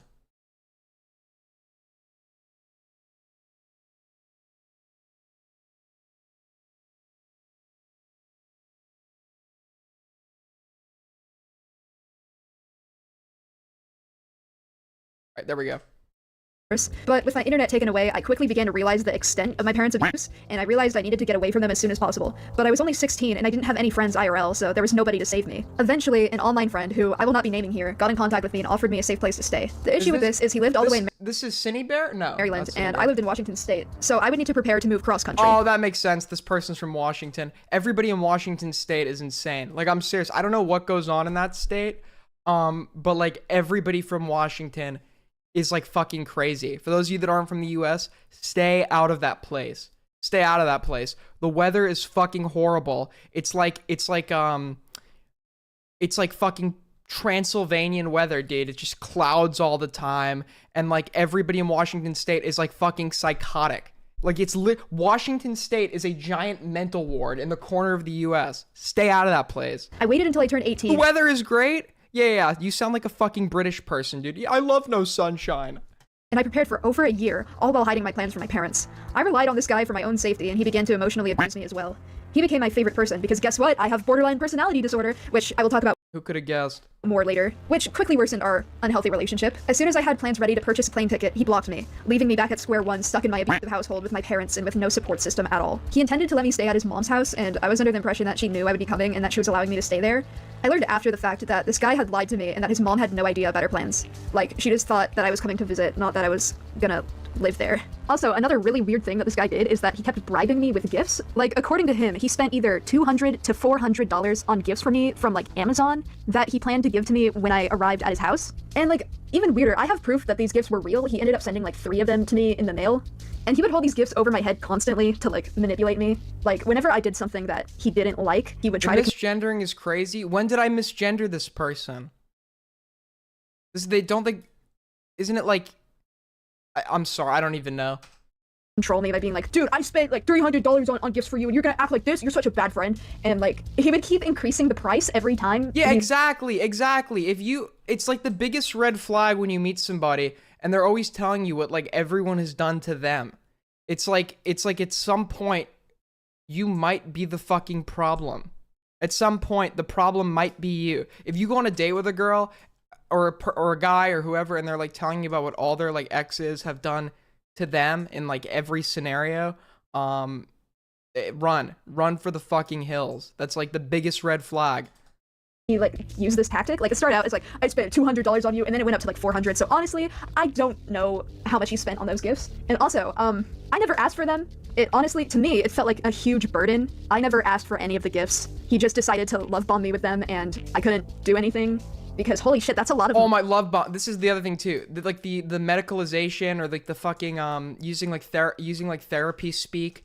I can't. I don't know if this was like actually a case of love bombing, but I hear the term love bombing used now. Like anytime like a significant other or a spouse or a partner like is like affectionate to somebody. Just because someone's affectionate to you does not mean they're fucking love bombing you. It's the same thing with like everybody throwing around the term like narcissist. Or like gaslighting, like using therapy speak for like every interaction. Maybe this person was genuinely love bombing. I don't know what this scenario. For some reason, I don't really trust this person all that much. But like, it just pisses me off so much. Money to spend on like a manipulation tactic. If I'm being honest, that's what it is. Like, holy moly. So, now it's the beginning of 2023. I ended up moving 4 times in just this year, and I endured so much abuse, which I will elaborate on shortly. I got back on my feet quickly, and I prepared to complete my GED so I could get a job and afford to move out. Despite the significant progress I was making, my parents kicked me out very soon after I turned 18 with the intention of leaving me homeless on the streets. I wonder why. The day I why. was kicked out, I went to my grandma's house, and she allowed me to stay there and eventually decided that she would house me until I could afford to move out. I was already working towards completing my GED, so this seemed viable at the time. Issues began to arise when she expected me to wake up early to go to school 3 days a week and work on math at home for an hour every day, as well as getting to all my appointments by myself, which I know it sounds ridiculous that this is where I began to suffer, but I dropped out of school in 9th grade and I have super autism. There's also the fact that I can't drive. Oh my, come on! What do you... Grandma's making me keep a consistent schedule. Grandma's making me do my work. What is this cope? Sure, things are probably harder for you because you have autism. But like, the thing with like people with autism is like, that doesn't mean like people should encourage you to outright avoid these things. They should like help you work through them, right? Like when you have an adverse, when something is adverse or a challenge for you, that doesn't mean avoid it outright. That means like struggle through it with like necessary support and help so you could get the hang of it or try to get the hang of it. It's not abusive that grandma's putting you on a fucking routine. Holy shit. And God, I wonder why your parents kicked you out. So I would have to take public transportation to these education programs and wherever else every time I needed to go, and it was a 15-minute walk to the bus stop every day. It was the middle of summer, and I didn't have any cool clothes thanks to my parents' neglect. There were also a shit ton of other things I was dealing with at the time, like medical shit. And speaking of which, I'm chronically anemic, which means that I physically cannot exude as much energy as most people can. Oh my- TLDR, I'm disabled. I know never it sounds like I'm ends. making excuses, but I swear to God, my body and my mind were not built for this kind of lifestyle. I quickly got burnt out, and when I My attempted body and my mind weren't built to like work or go to school or get an what, like why when you become a legal adult, if you're not planning on doing anything with your life, like what reason? Like I was allowed to live at home after I turned 18, but that was like my parents gave me that option. I didn't take it at the end of the day, but like only under the expectation that I would either be going to school in the area or getting a job or doing something with my life. Like I don't have the option to like live at my parents' house or get any support from my parents if I'm like not actively doing something with my life. And I think that's like fairly reasonable. Parents like should absolutely like, just because you're 18 does not mean your parents should just like cut you off and throw you out to the wolves. You're still in a transitionary phase, but at the same time, that doesn't mean they should enable you to be a deadbeat. to explain this to her, she yelled at me, which forced me into obedience and led to me attending school programs in a burnt-out state for several months. I'd like She yelled at me, so I had to attend school? Oh, boo-hoo. Boo fucking who. Dude, what is this cope, bro? Yeah. Granny sounds like a fucking Chad. Granny sounds like an absolute Chad. These programs were doing literally nothing to help me progress with my GED. I started going to a GED prep program in person. Do you know how burnt out I get with school? You know how burnt out everyone gets with school? School burns you out. That's literally what it does for everybody. Do you know how many fucking all-nighters I have to pull and shit? And like, I mean, like, school burns you out. That's what it's meant to do. That's not what it's meant to do, but that's just what it does as a byproduct. Okay? Everyone is fucking burnt out by school. I completed 2 of the 4 tests independently.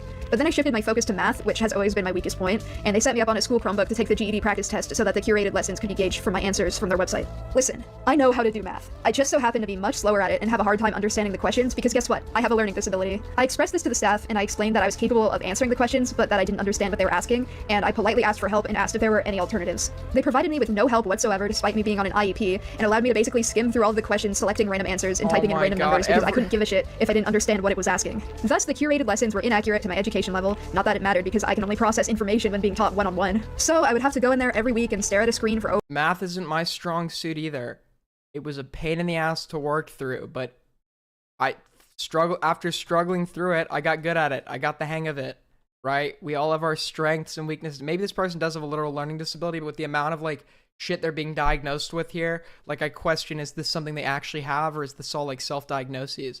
over an hour while pretending to do math, sometimes even trying, but not absorbing any information whatsoever. I really did want to complete my GED, so I put in an effort to be put on a tutoring list in that program, and I attended the tutoring sessions every week. The issue was, none of these tutoring sessions were one-on-one. It was a classroom setting where a tutor would write random shit on a whiteboard based on requests from other people in the classroom, and I don't know if you've noticed, but I fucking hate public school-style education because throughout my entire life, being a disabled dude, I have learned nothing from it. I specifically requested tutoring so I could have help with math one-on-one, but because of the misleading role of the tutor, I made no progress at all, once again.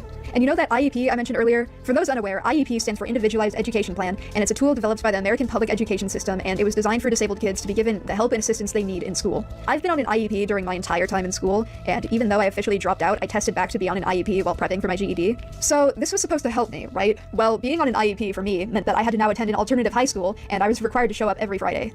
I would go into a classroom early in the morning every Friday and yeah, if you're like truant, it sounds like this person just wasn't showing up to school. Like if you're truant, they're gonna, I mean, that's just what happens. simply be asked to go on a website and study. Same exact bullshit as the GED prep program, except I had to bring my own laptop to the school, so if I managed to forget it, they would literally just have me sit in there for an hour doing nothing. Most of the time, the website wouldn't even open, and when I asked the teacher for help, she told me to just email my caseworker at the GED prep program and get her to figure it out. Completely and utterly useless. Apparently, they were also supposed to help me with emotional regulation, but that never came up in that classroom once. At the end of the Wait, something's being left out here. Why was emotional regulation put on your IEP? Was this person like acting up in school or something? I'm very confused. School year, the teacher asked me to rate my emotional growth on a scale from 1 to 100, and even though I was fucking spiraling, I lied and said 100 because I did not want to keep going there. I don't know if you've guessed, but at this point, I've given up on my GED entirely. Fuck work anyways. It's not like I'm physically or mentally capable enough to uphold a job. This is such cope. Disabled dude, they're like, dude, they're fucking. I was reading about a guy the other day, by the way. This is like obviously an extreme case, but this guy without arms who like was learning to play the guitar with his feet, like a disability makes things harder. That doesn't mean it's like physically impossible. Like I mean, sure, there are some cases like a blind person is not gonna be able to read normal text. They could learn Braille or whatever. But it's like, this is obviously such a fucking cope. We all have shit. Like I know kids with disabilities. Like, it's harder for them, but they fucking work their ass off to get through it, dude. Some fucking girl with Down syndrome just like became a lawyer. Like, this is like, this just sounds like excuses and like, oh, it's harder for me, so I shouldn't have to do it. That's not how fucking life works. Job in the first place. Fuck capitalism, fuck the public school system, fuck ableism. Oh my Excuse me, I just wanted to rant about that whole shit show for a little bit. Kinda got off track, but I suppose it is an important part of my journey through hell this past year, so it deserves an honorable mention. Meanwhile, as I was dealing with all this, the Maryland dude from before started harassing me privately and leaking my artwork and events publicly and claiming I abused him, which led to a resurgence in birdie drama despite me being on hiatus and also still healing from what this guy did to me. This led to, guess what, another psychotic break. I had paranoia so extreme that I unnabbed all of my friends except for like 2 of them. I could no longer— This is like a never-ending, like, it's like so absurd, it doesn't even feel real. Like, yeah, like my fucking dad turned out to be a serial killer, killed my mom, and I left my house, and on the way home it was raining and a fucking piano fell on my head, and then I got taken in by a guy who was actually an evil scientist and unleashed Frankenstein on me, and I had to fucking run, and I ended up in a school that got struck by lightning and burned. It's like, dude, it's like one bad thing after another. Like, at some point I feel like something's either being wildly exaggerated, you're the problem, like this is like a never-ending, like, feel bad for me, like, story.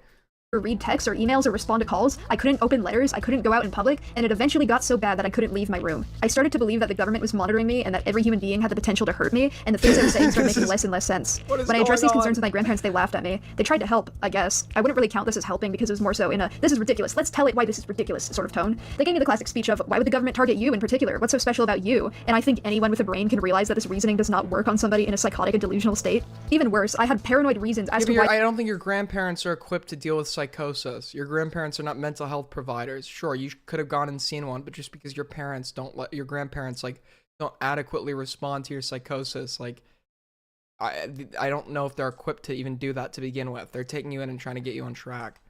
Why the government was targeting me. I am not a normal person. I have a significant internet presence. People do spy on me and have in the past. I'm severely mentally ill, so I thought that maybe they were monitoring me to experiment on my psyche. I couldn't go to the GED prep program anymore. Every time I would step onto the public— I've had a bigger internet presence than this person, and whenever I've left, like I've taken year-long breaks, people leave it at that. Nobody's like looking for me or trying to find me. I fade into irrelevancy, and I just like, I leave. Like, you have to be a lolcow if when you leave, people are still trying to fucking track you. Like, I've never had this problem, and at points my internet presence was probably like fucking, you know, like 7-fold this person's. So it's like, I don't know. And feel the presence of every human around me, I would feel violently nauseous. Every time I would walk into the building, I would feel everyone's eyes land on me as I walked in, and I felt unexplainable terror. As I became sicker, my grandma became more and more aggressive with me. She began to yell at me more. I didn't feel safe in her house anymore, and this led to me isolating myself even further and becoming more paranoid. She eventually decided to kick me out because of my mental— Go to school! Fucking work! I feel unsafe. Stop saying that. You're making me feel unsafe. Illness, despite me vocalizing that I wanted to get better and that I knew I could. As I grew sicker, my final weeks there, she found it more acceptable to verbally abuse me for my behavior. Knowing my therapist's office was my final safe space left in person, she emailed my therapist a mean-spirited wall of text, although my therapist decided not to give me the details because it was very hurtful towards me. During one of my appointments, she followed me inside and demanded that she is present for the appointment so she could insult me in front of my therapist. And when I gently told her no, she stormed out and told me she wasn't driving me home and that she wasn't taking me to my appointments anymore. I completely stopped leaving the house after this. I remember for that entire appointment, despite being used to this sort of behavior from my grandma, I was crying uncontrollably because I knew that even though I didn't live with my parents anymore, I still wasn't safe from the abuse I've received my entire life. My grandma said a lot of hurtful things. I don't remember most of them, but I know that because I don't remember them, it was very not good. I do, however, remember her defending my parents for abusing me and kicking me out and telling me that she regretted not letting me become home— Wait, what was the parents' abuse? There was like sexual abuse alleged. Like, I don't understand like what the abuse here was. We haven't really gotten to that part yet.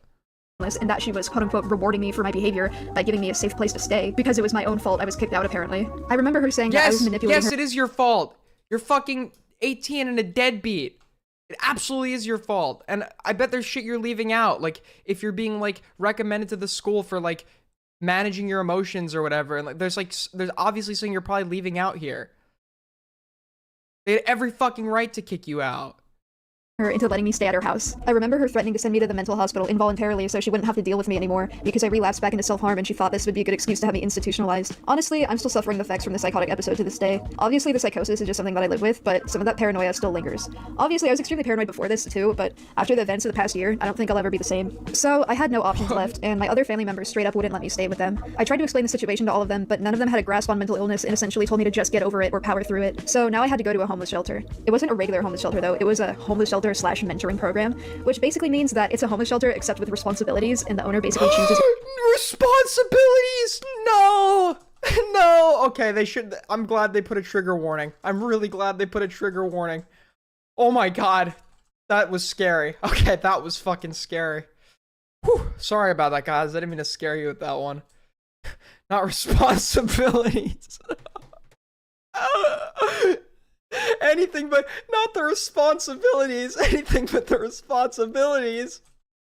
Your life path for you. Anything but with the threat of work. sending you to a lesser homeless shelter if you didn't follow through with the goals he set up for you. Perfect environment for an abused, burnt out, mentally ill, paranoid dude, right? So this all went about as well for me as you could guess. I was surrounded by other homeless people with no privacy. I was too paranoid to go outside, and I barely had any money, so I couldn't get myself groceries, and I basically began to starve. Most days, all I ate get a job. Get on food stamps. was a granola bar or two, and some days I didn't even eat at all. I stopped showering because the living space was so dirty that I didn't feel clean after showering anymore. I was in an unsafe— Wait, what? The homeless shelter was dirty, so I decided not to shower anymore. What is this? What is this logic? What is going on? Why are you soying out so hard? He has actual mental issues and you're laughing. Not a good look, bro. Very true. Very true. Nobody in any just society should have to face something as horrific and as responsibilities. safe area. People would pizza bomb the place and there would be police outside with loaded rifles, and literally everybody would laugh it off while I hid in my room and had a panic attack. One day I got too scared to drink the water because of how dirty the sink was, and I came dangerously close to passing out due to dehydration. I began to lose weight I didn't want to lose due to the lack of food. I was barely sleeping too. I texted my grandma one day to ask if I could have some food in her house that I knew nobody— Could I have all of the chocolate chip Cliff Bars and the water seasoning? What is what? What? What is water seasoning? What is water You've never been in a homeless shelter, bro? I volunteered in homeless shelters. I know they're fucking dirty. That doesn't mean you should stop showering in them. It's better than fucking living on the streets.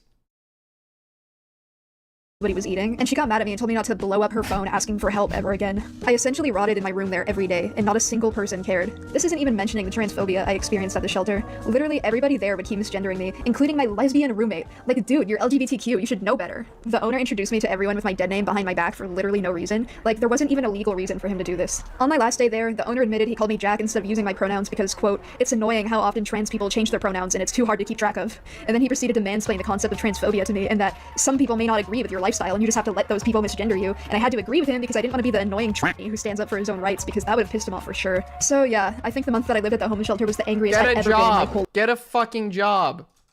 Go to work. life. My family abandoned me, people online were harassing me, there was nobody to save me, the people at the shelter left me to rot, and nobody even cared at all. I couldn't even cry about it because I had zero privacy. I was completely alone and I was seething with rage. I knew I needed to get the hell out of that place before I ended up killing myself, so I contacted my nana. I told her about my situation and she offered to come pick me up. I arranged for her and her husband to come pick me up and house me, and I didn't tell anybody in my family or anybody at the shelter until the day before she was showing up because I knew they would try to keep me at the shelter. Of course, when I told the rest of my family, they were pissed. She lives in one of the best states to be homeless. There are loads of programs to help. Yeah, isn't Washington State and like Oregon, don't they treat their homeless like really fucking well? My nana arrived and I got the hell out of there. I began staying at her place and I quickly realized this was a really bad idea. They had me live in their garage, and the room that they placed me in had no locks and no doors. My nana and her husband very quickly became abusive. Her husband would yell at me and shove me and tug on my clothes and chase me into my room. I would hide under the bed from him, but he would just keep yelling. He would call me retarded and swear at me and yell. Every time I would go nonverbal. God.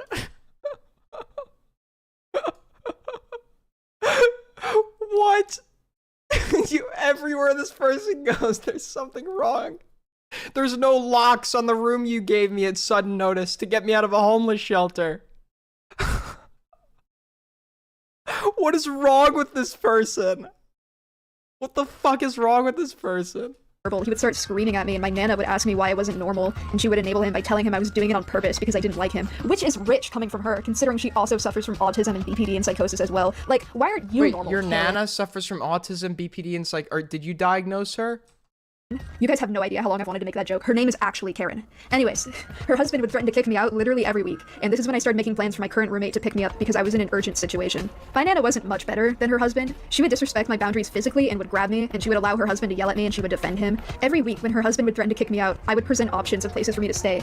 I told her I could stay at a motel until my roommate came to pick me up, and she would come up with all sorts of bullshit to prevent me from having a safe place to stay. I would give her options, but she would say weird shit like she could take me to Oregon so I could live at her unfinished beach house despite her being unable to drive. She offered to buy a house in my hometown so I could stay there. She told me to— What? Wait. Play that back. Hold on. This is when I started making plans for my current roommate to pick me up because I was in an urgent situation. My nana wasn't much better than her husband. She would disrespect my boundaries physically and would grab me, and she would allow her husband to yell at me, and she would defend him. Every week when her husband would threaten to kick me out, I would present options of places for me to stay. I told her I could stay at a motel until my roommate came to pick me up, and she would come up with all sorts of bullshit to prevent me from having a safe place to stay. I would give her options, but she would say weird shit like she could take me to Oregon so I could live at her unfinished beach house despite her being unable to drive. She offered to— Wait, she's offering to take you to live in a fucking beach house, and that's not even good enough for you? And you don't have a job? Oh my god. This person is insane. Buy a house in my hometown so I could stay there. She told me to just get an apartment by myself. Like, come on. In this economy, with the disabilities that I have, being unemployed, it'd be easier to cure cancer by mixing a shampoo This potion— person makes Boblax look like the hardest worker that's ever lived. This person actually makes Boblax... I need to apologize to Bobby. I'm sorry, Bobby. You're like, literally like, you might as well be working a 9 to 5, dude. together. I told her everything I said here about the homeless shelter and that was not an option. I had options on where to stay, but she straight up refused to let me go safely. She forced me to go back to the homeless shelter one day. I didn't have a choice because I had no method of transportation. There weren't any public buses in the area. I was literally in the middle of nowhere, by the way. My options were going back to the shelter or being left to the streets of this nowhere neighborhood and either starving to death or getting killed by coyotes. I got so desperate I texted my— Rewind 10 seconds? on where to stay, but she straight up told me to just get an apartment by myself. Like, come on. In this economy, with the disabilities I have, being unemployed, it'd be easier to cure cancer by mixing a shampoo potion together. I told her everything I said here about the homeless shelter and that was not an option. I had options on where to stay, but she straight up refused to let me go safely. She forced me to go back to the homeless shelter one day. I didn't have a choice because I had no method of transportation. There weren't any public buses in the area. I was literally in the middle of nowhere, by the way. My options were going back to the shelter or being left to the streets of this nowhere neighborhood and either starving to death or getting killed by Wait, what am I coyotes. missing? Why'd you tell me to rewind 10 seconds? What am I missing? 10 more? Her mom offered to... What? Under the bed from him, but he would just keep yelling. He would call me Okay, I'm not retarded and rewinding- swear at me and yell. Every time I would go nonverbal, he would kick me out literally every week. And this is when I started making plans for my current roommate to pick me up because I was in an urgent situation. My nana wasn't much better than her husband. She would disrespect my boundaries physically and would grab me, and she would allow her husband to yell at me and she would defend him. Every week when her husband would threaten to kick me out, I would present options of places for me to stay. I told her I could stay at a motel until my roommate came to pick me up, and she would come up with all sorts of bullshit to prevent me from having a safe place to stay. I would give her options, but she would say weird shit like she could take me to Oregon so I could live at her unfinished beach house despite her being unable to drive. She offered to buy a house in my hometown so I could stay there. She told me to— What? Wait! How did I miss that? Wait, how did I miss that? Wait! Dude, there's no way! The horror! The horror! She offered to buy me a house! The horror! The abuse! The abuse! There's no shot, dude. There's no fucking shot. This is insane. This person will never be satisfied. to just get an apartment by myself. Like, come on. In this economy, with the disabilities that I have, being unemployed, it'd be easier to cure cancer by mixing a shampoo potion together. I told her everything I said here about the homeless shelter and that was not an option. I had options on where to stay, but she straight up refused to let me go safely. She forced me to go back to the homeless shelter one day.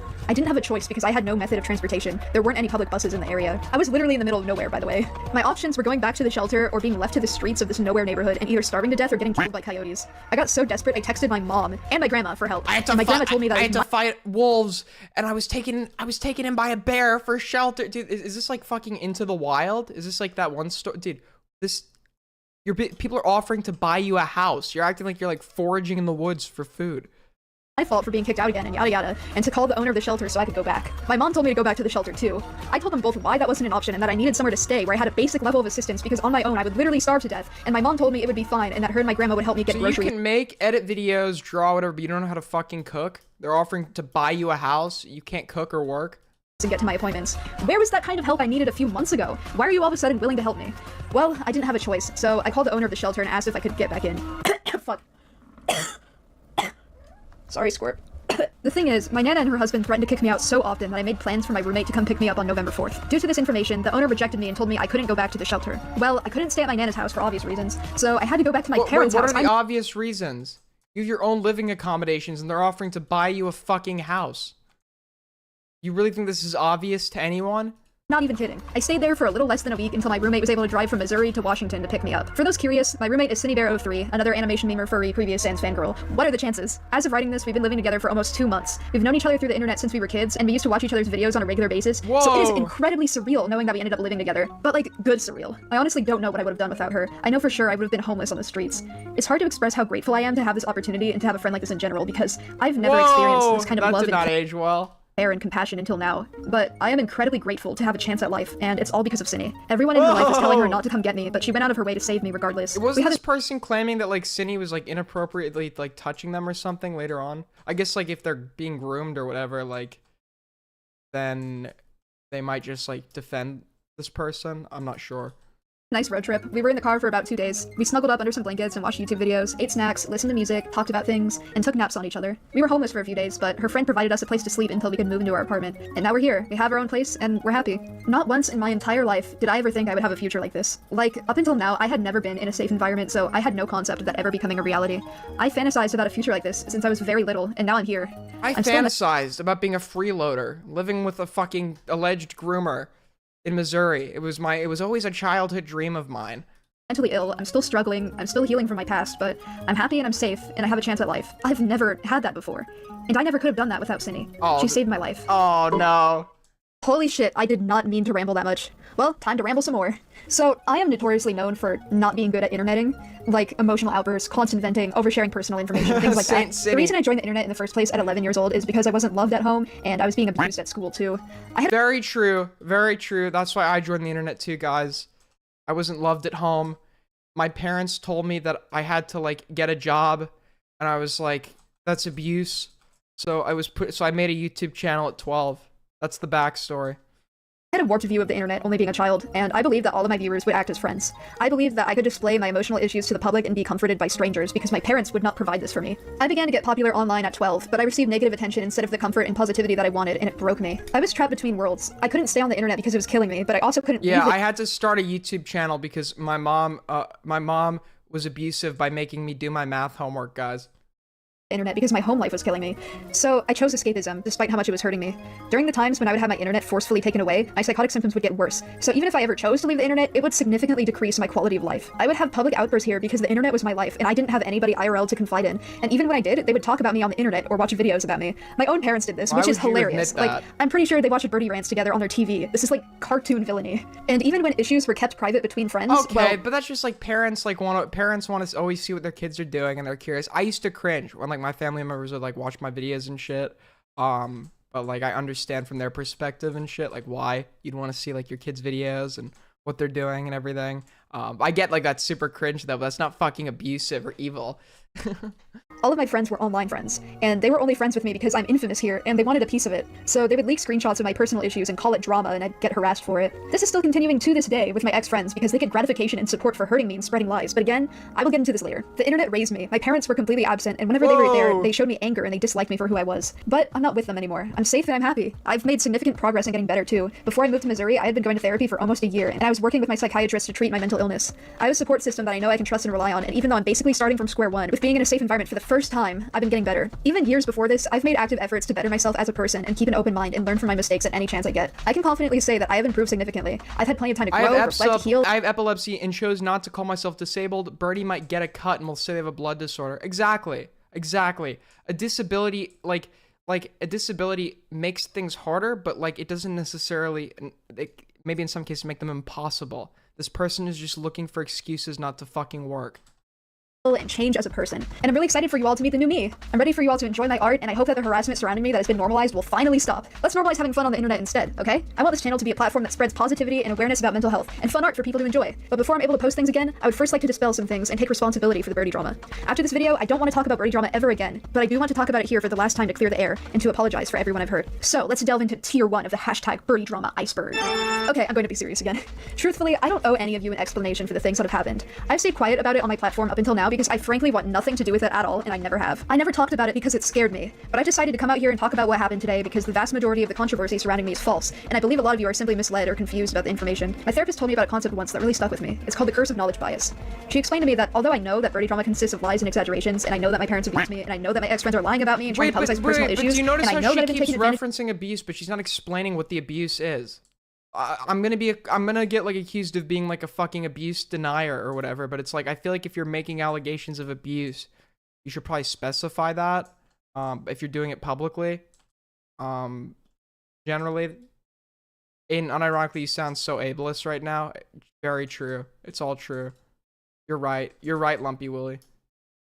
By everybody involved in this, nobody else knows, and I'm frustrated because you cannot see what's so obvious to me. So it's time for me to tell everybody the truth, so you can all understand. Let me be clear, I still do not want anything to do with birdie drama. I would not like this drama to be continuously dragged on going forward. A lot of it makes me feel genuinely unsafe. My intention is to address the events that the public is concerned with, disprove the information, apologize for the genuine hurt that I've caused, take accountability, and then move on. And I know, this sounds like the most Oh no, Aiden, the pronouns.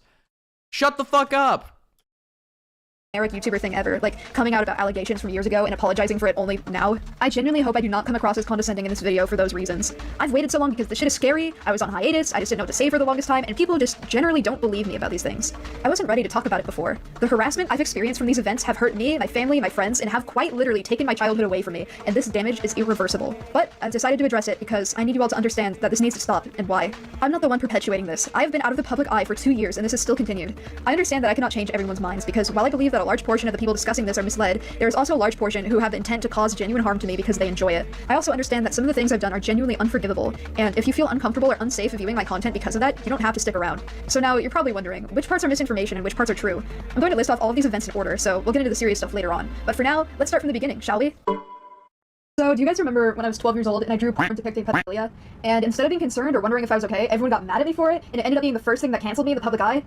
Wait, what? Wait, what did this? What? Wait, they drew art to. Wait, what? You know I was groomed by Kitty Dog, right? Fuck starts a conversation like that? I just sat down. Okay, I know, that was a total curveball. If you aren't aware of who Kitty Dog is, which would be shocking if you weren't, she's the super duper popular animation memer who makes very sexual videos. I'm totally not surprised that this happened. And when I was 11 to 12 years old, she was basically my idol. I made a shit ton of videos about her, and she commented on them asking me to join Discord, and you can see where this is going. I'm not gonna get into the grody details right now because it's genuinely traumatic for me, but I will include some screenshots in this section as I elaborate.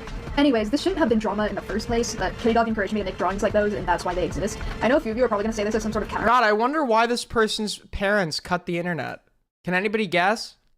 Your guess is as good as mine. I don't understand why they were so abusive. argument, so I'd like to acknowledge it. The age gap wasn't, like, huge. I was 12 and she was 14, but, like, let's not get caught up in the logistics of grooming. I am not misusing the word. I can confidently say that this is what this was. There was a huge power dynamic. Kitty Dog was aware of the power she had over me, being a massive creator that I looked up to, and I was not old enough to consent to these things. How old was this person? Wait, how old was this Kitty Dog person? How old is Kitty Dog? What? Wait, what? Wait, you're lying. You're lying. You're actually lying right now. You're lying. There's I'm getting one guy. There's no way. There's no way this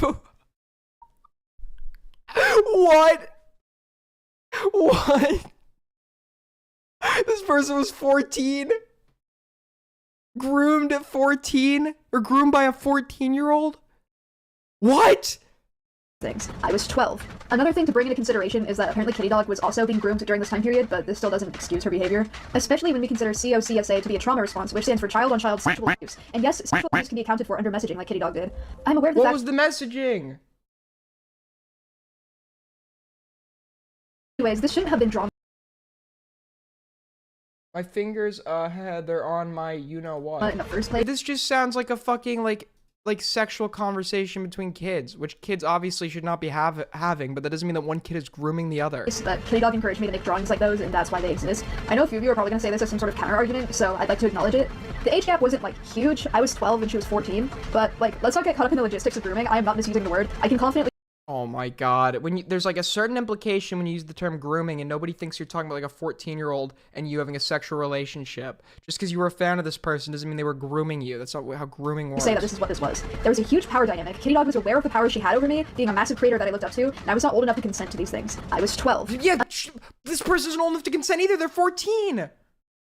Another thing to bring into consideration is that apparently Kitty Dog was also being groomed during this time period, but this still doesn't excuse her behavior, especially when we consider COCSA to be a trauma response, which stands for child-on-child sexual abuse. And yes, sexual abuse can be accounted for under messaging like Kitty Dog did. I'm aware of the fact people are still going to defend Kitty Dog in this situation, but at least acknowledge the impact this had on me as a kid. This led to the first time I got into big internet drama, and Kitty Dog completely threw me under— Sure, this could have had an impact on you, but like that doesn't mean that they're a groomer. What are you smoking? The buzz for this went down, despite encouraging me to draw art like this prior to it being publicized. She essentially made fun of me for being harassed while still pretending to be my friend.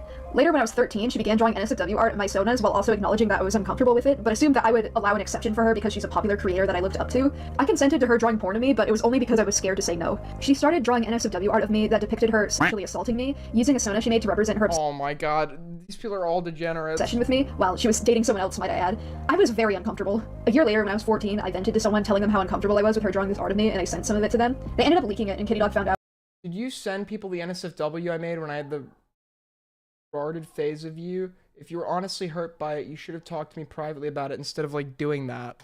And she got mad at me. I will acknowledge that I should have communicated to her myself that I was uncomfortable, but then again, I was scared to say no, and I didn't know how to communicate efficiently at that age, and I didn't intend for it to be leaked, nor did I anticipate that. She told me she was upset because the art was posted on my Encyclopedia Dramatica page, which I'm honestly still angry about because, like, she wasn't harassed from what I saw, or at the bare minimum held accountable for her actions. It was brushed aside as birdie drama, and I got the blame for it because I consented, despite me not being old enough to. It was my Encyclopedia— They weren't old enough to consent either. These seems like mutual, like, exchanges. Neither of you are old enough to consent, so even though it shouldn't have been happening, that doesn't mean either party is at fault, right?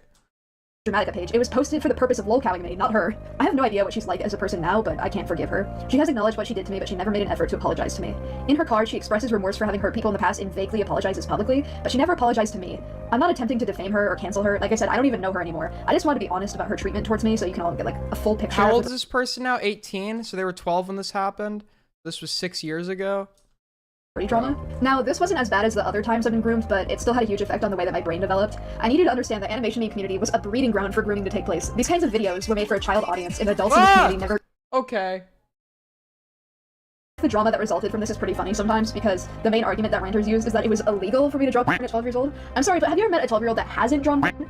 If that were illegal, we'd live in some sort of dystopian society where anyone under the age of 18 would be locked up. While this is funny to me now, this was extremely traumatic to go through as a child. This was the first time— Wait, what? That hasn't drawn porn.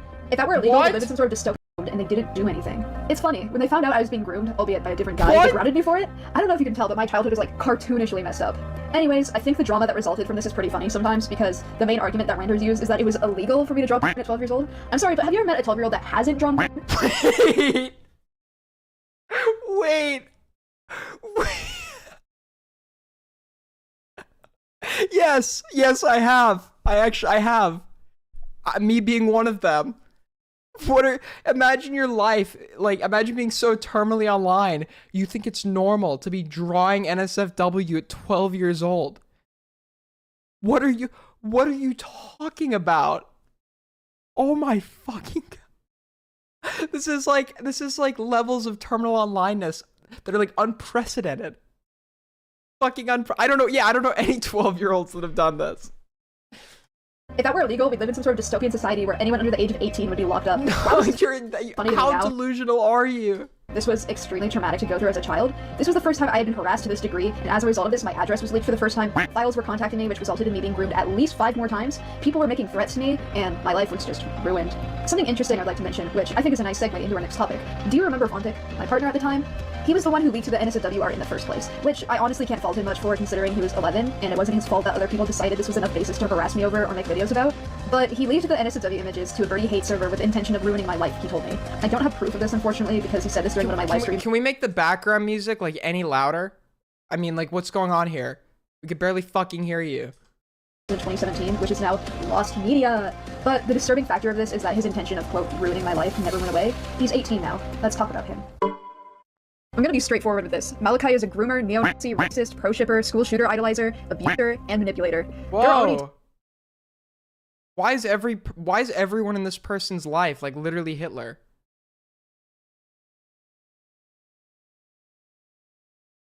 It's like so fucking loud.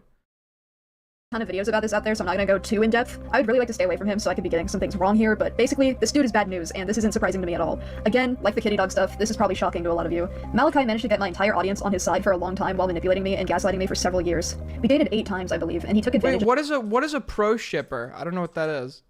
What's a pro shipper? I'm sorry, I'm not like super like well versed on like this side of the internet.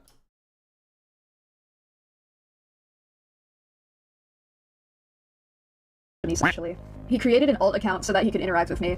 Weirdly enough, while taking advantage of me, he compared himself to my groomer multiple times. And I'm talking about like the big bad one, not like kitty dog. He would ask me what my groomer would force me to do because he thought it was sexy, and for some reason he asked me to unblock my groomer. I don't remember why though, so the reasoning was probably very traumatic for me. He was aware of my obsession with him, which I will talk about here, and he used it as an opportunity to ask for my passwords for sexual favors, to terrorize me, and to intentionally try to worsen my mental state. Every time I said no to the sexual favors, he wouldn't respond to me for the rest of the day, which I know doesn't seem like a big deal to most of you, but this was a manipulation tactic which he knew was effective because when he wouldn't respond, I would become extremely emotional. As I mentioned earlier, I have borderline personality disorder. 2 significant symptoms of my disorder are a paralyzing fear of abandonment and unstable relationships. I was diagnosed recently, but Malachi was aware of these things regardless and utilized that back then. He was also my FP, or favorite person, hence why I was obsessed with him for years. Favorite person refers to an unhealthy attachment to another person that those with BPD tend to develop. I will discuss my BPD further in a separate video, but I thought I would bring it up here to further contextualize the situation. Take notes, Bobby. He would also ask me to draw porn of his characters with the purpose of leaking it and framing me as a groomer, which he admitted to me. Wait, hold on. I gotta take a piss. I'll be right back. Bro, Lumpy Willie, get in here. Get in VC. Entertain the... Get in VC, Lumpy Willie.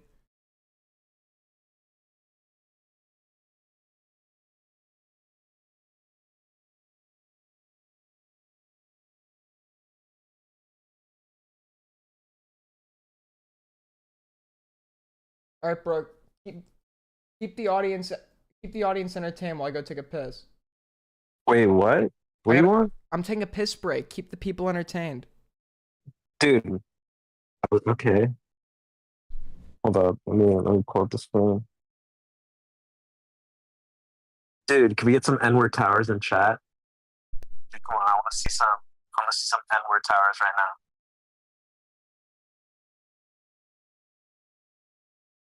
Leak everything? There's nothing to leak. Aiden's getting blackballed. Okay, That's all I there's to fucking leak. heard that anyone who puts that shit in ban anybody who puts that shit in chat. Ban anyone who puts that shit in chat. Hey, Leia.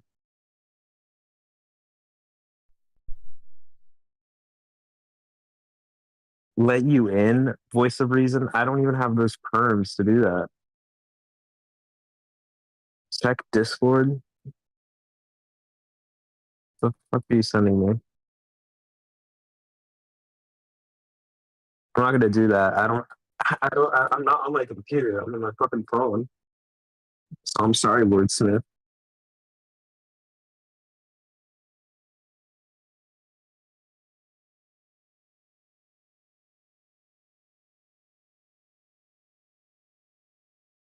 Who's next, Jamie? That's gonna be Himpleton. Himpleton's next. Why do I sound sad? Dude, I'm in like I was literally about to go to bed when Aiden decided to fucking drag me in here. What are my thoughts on MROW? He can come back. Time in hands. He's coming back. He's coming back. The clown makeup was foreshadowing. Nah, it was pretty based. Do I think Lil Rose is soon? Potentially. If Mr. Sen can right, get I'm more back. evidence, we could have another civil. I don't know what this guy said while I was gone. But anything he might have said, I disavow.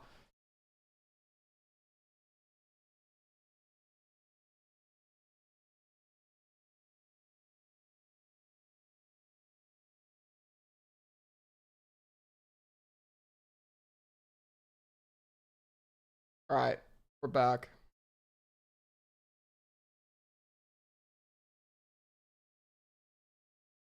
Let's keep watching this. Himself. By the way, he's literally 1 year younger than me. I've lost proof of the majority of these conversations because he would instigate sexual conversations with me on an alternate account that I no longer have access to, and he deleted a few of the messages of him being sexual on his main account so I wouldn't be able to come out about this in the future, which I think should be enough evidence that he's aware that he did something wrong and felt the need to censor it so that he could continue to manipulate my audience while also preventing me from coming out about my experiences with him. He would gather information through some of my friends at the time to try to convince me my nightmares were real and that he could see everything I did. I made a video on the Chrysophobia vent account explaining to everyone that Malachi and his friends hacked into my computer and everybody dogpiled me for lying, but I wasn't lying. This is just one of the things that he made me believe. Again, I was diagnosed with psychotic symptoms, so I experienced that consistently, but because of him, I was in the middle of a bad psychotic break. During this time period, he actively worsened my delusions because it was fun to him. I need you to understand that he is not the victim in this situation, nor has he ever been a good person. Wait, how is he worsening his delusion? What? Period, he actively Also, to Dreamless and Giant Bart.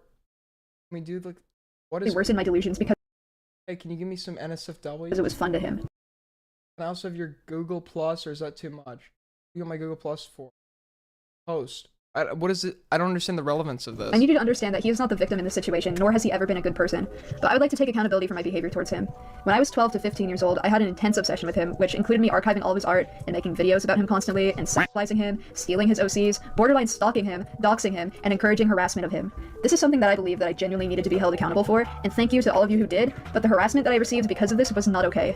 I have apologized to him in private for my behavior, and everything in the past has been resolved on my end. I'm saying on my end because he never apologized to me, or even acknowledged what he did, so thank Okay, stop. Like, even when this person is apologizing, they're still making it about them. Once again, this person's like the center of attention, the victim of every story. I fucking stalked, harassed, and doxed this dude, but he worsened my delusions. Here's some completely unrelated DMs that don't prove any of that, and also, like, the backlash I got. I'm sure harassing this person wasn't, like, deserved, but, like, that's, like, a given. You don't need to talk about what happened to you if you're actually planning on apologizing. What a fucking non-apology.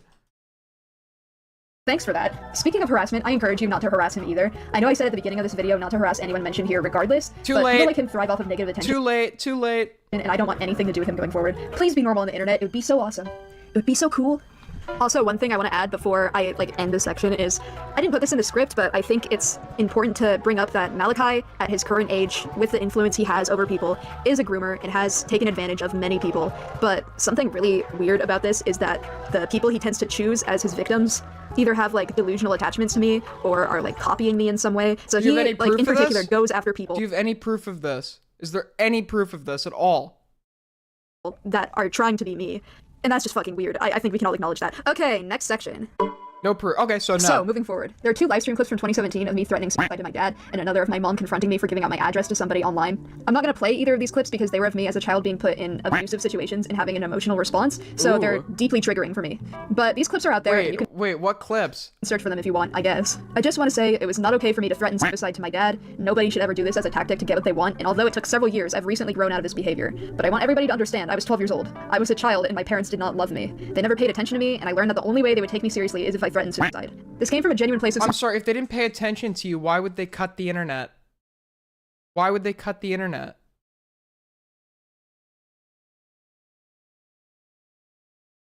What? Vital ideation too, so it never came across as a manipulation tactic to me until I took my hiatus and thought about my actions throughout my life. Another thing to consider is that I have BPD, and one of the symptoms of my disorder is literally... Yeah, you've only said it 8 fucking times. We get it, okay? You don't even need to tell us. We get it, okay? We get it. How many more times are you gonna say? Can we get a BPD count?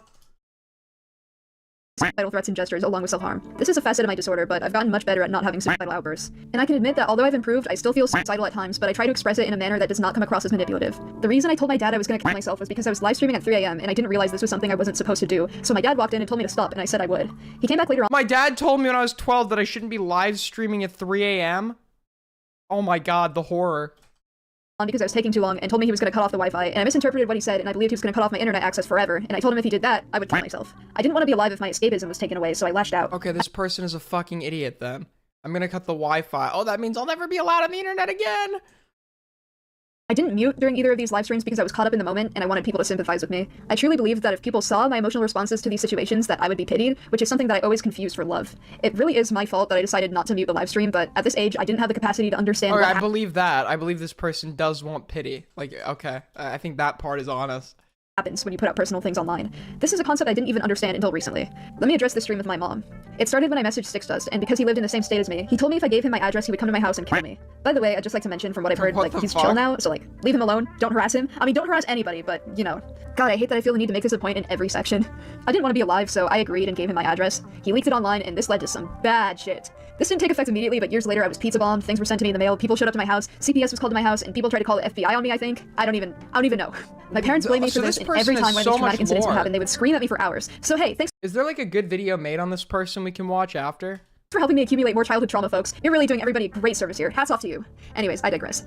People contacted my parents about this because after they had my address, they were able to trace my parents' names, and this happened while I was live streaming. My mom came in and threatened to call the police on me for this, and I broke down. I believe this part may be cropped out of most clips of this, but the part that I remember being recorded was my mom asking me if I gave out our address, and I said that I did. Obviously, this wasn't— Listen, Cinny Bear is definitely a groomer, or allegedly, because I don't want to get sued over that shit that happened, but at this point, I don't know if I can believe this person's allegations against Cinny Bear. Because, like, it's just such a red flag when, like, everybody in your life is literally fucking Hitler. Like, at some point, I have to wonder, like, is shit being fabricated here? Like, call me crazy. I don't fucking trust this person. Like, at all. wasn't a good situation for my mom. We were all in danger while I was living there, and we were in danger constantly. But I didn't have the maturity to realize the gravity of what I even did. And she threatened to call the cops on me, which I already had trauma from her doing in the past. After the livestream, she got my IRL friends and my siblings involved, probably to humiliate me, so yeah. I don't think it's fair to treat me as a whiny brat for having emotional responses to my parents confronting me in a serious way. Yes, you're a whiny brat if you're fucking threatening suicide because they're gonna cut the internet. But it's okay to be a fucking whiny mentally ill brat. Like, it's okay to be mentally ill, but like when you're 12, like we can excuse that. But you still provide justifications to this day as an adult. So like I don't really it doesn't really seem like you've changed a whole lot, to be honest. I mean, I don't know this person, right? But based on the way they're talking now, this person still seems like fucking insane and like a whiny brat. Literally all this person does to this whole thing is fucking whine. They offered to buy me a house, but like I would have starved to death. It's like, bro, what the— this person sounds like they have— dude, this person, this is like the laziest person that's ever lived. Scared of them. And as mentioned before, their abuse made me act out in a lot of ways which was normal for a child who's in an abusive household. You guys remember the abuse still has not been explained, by the way. Toxic, right? The dude I dated when I was 13. Well, hold on to your hats, because he's got another curveball coming in. He groomed me. I was 13 and he was 17. I know the quote-unquote drama where he threatened to report every animation meme channel was stupid as hell, but Toxic Sticks and their friends did actually end up mass reporting my channel, which is why my last one was taken down. The only other drama surrounding this dude that I can remember is that he was notorious for being a groomer, and when people found out we were dating, I started— Are you paid by the IDF? Yes. Yes, I've made $15 this stream. It's all from the IDF. being harassed for defending him and condoning his actions supposedly, as if I wasn't being groomed myself. There's not really much drama surrounding this dude other than he's a creep, which is true and very much deserved, and I don't want to get into more of my grooming trauma right now, so I'm just gonna move on. Okay, I'm gonna be honest, this one really pisses me off. This should have— Yeah, you know what, guys? Can donate $1 every time this person mentions a diagnosis they have or brings up that they were groomed by somebody. I'll be a millionaire by the end of the night. Never been drama in the first place, or actually almost none of these should have been, but this one's pretty disgusting. I first came out as trans when I first turned 14, and immediately everyone started fake claiming me.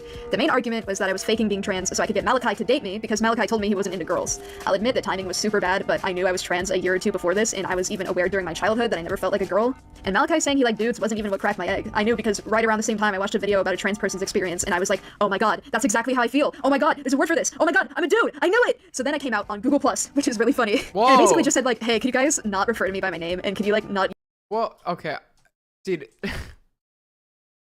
Cracked my egg. I don't know why. That expression just like irks me so fucking much.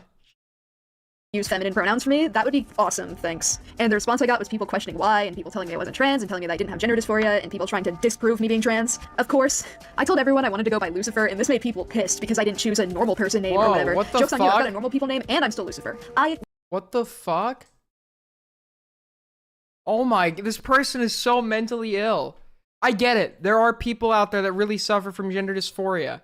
They call me Mr. Ally because I'm the greatest ally to my trans homies. But like, I would not be surprised if this person is like jumping on a social trend for the sake of getting attention. Like, this literally just sounds like a fucking like weirdo that loves being the center of attention and loves being the victim. So honestly, I would not be fucking surprised if this was the case. I'm not saying it is the case, but I would not. I'll just say I would not be surprised. Win. I would get so many comments asking me to prove my gender dysphoria to them, and I would write paragraphs in response out of fear that I wouldn't be believed, which is something that you should never do to a kid who's first realizing their gender identity. Watch some fucking moron accuse me of being a transphobe for that statement. Just watch it. Watch. I give it about 5 minutes. The transphobia I've experienced as a result of my infamy on the internet is insane, and if I could choose, I would have been stealth online, but I never had a choice because I had an internet presence before I transitioned. I would also like to briefly mention that while we're on this topic, that I detransitioned for a few months in 2021. The majority of people were supportive of this, but there were also a ton of people who said I was faking being trans the whole time, which is gross. I was forced to detransition due to pressure from my transphobic parents. They've threatened to kick me out for being trans, and during that time period, I internalized their transphobic nonsense, and I was ashamed of myself for being trans. So I decided to become a version of myself that I thought would be loved by my parents and by the internet. But that was never me. I'm a dude. Please, for the love of God, respect that. Don't misgender me, don't dead name me, don't sexualize me for being trans. Just treat me like a person. That's all I want. I'm gonna be honest here, I don't remember much of what happened with this person or what she said about me, but from what I've heard, she said I was trying to flirt with her while she had a boyfriend. It was completely the other way around. She was trying to lead me on and would draw shit like this. I think she also claimed that I was sexual with her and called by like being in my underwear or something. And I mean, I was in my underwear, but I wasn't being weird about it. I'm just autistic and I have sensory issues with clothes, and I didn't realize at that age that that was a weird thing to do. What was weird was screenshotting me in my underwear as a minor and then posting it everywhere. That's why I don't take Lovely Peaches being trans serious. I don't know about, that's not the same person as Hopeless Peaches, right? We have like 2 Peaches. But there is, like, the thing is, whenever you have like a big social movement like this, like, or a big, like, you know, a big movement like this, there's obviously going to be people jumping on it as well for attention. I'm not saying that's most cases or anything, but like, I'm sure there's like a substantial amount, and I would not be surprised if this person was one of them. As drama. She was also one of the people who would collect information out of me to give to Malachi so he could try to induce paranoia and psychosis in me, so that was really cool of her. Anyways, this girl is fucking gross, and she said this about me Trying to recently. induce psychosis. This is the second time this allegation has been made against somebody, and I have not. When I haven't even talked to her in years. Maybe fuck off, I don't really get what you're feeling. Where's like the inducing? Okay. There was another thing she tried to do in 2021 while I was in DICE, and believe me, I'll talk about the DICE stuff very soon, but my memory of Purple is fucking garbo, so I'm gonna have my best friend Al testify as to what happened. Welcome to the special guest appearance Al segment! Hey guys, do you know that Birdie has rights? Well, I do. I also know that trying to make a stop public accounts he can spy on, manipulate, and falsify grooming allegations against him to try to ruin his life is like cartoonishly evil. Because that's what Purple did, along with Draggy, Malachi, and me, to which I have to say, I really, really regret taking part in that, obviously. Who is this person? What is this fucking persona? I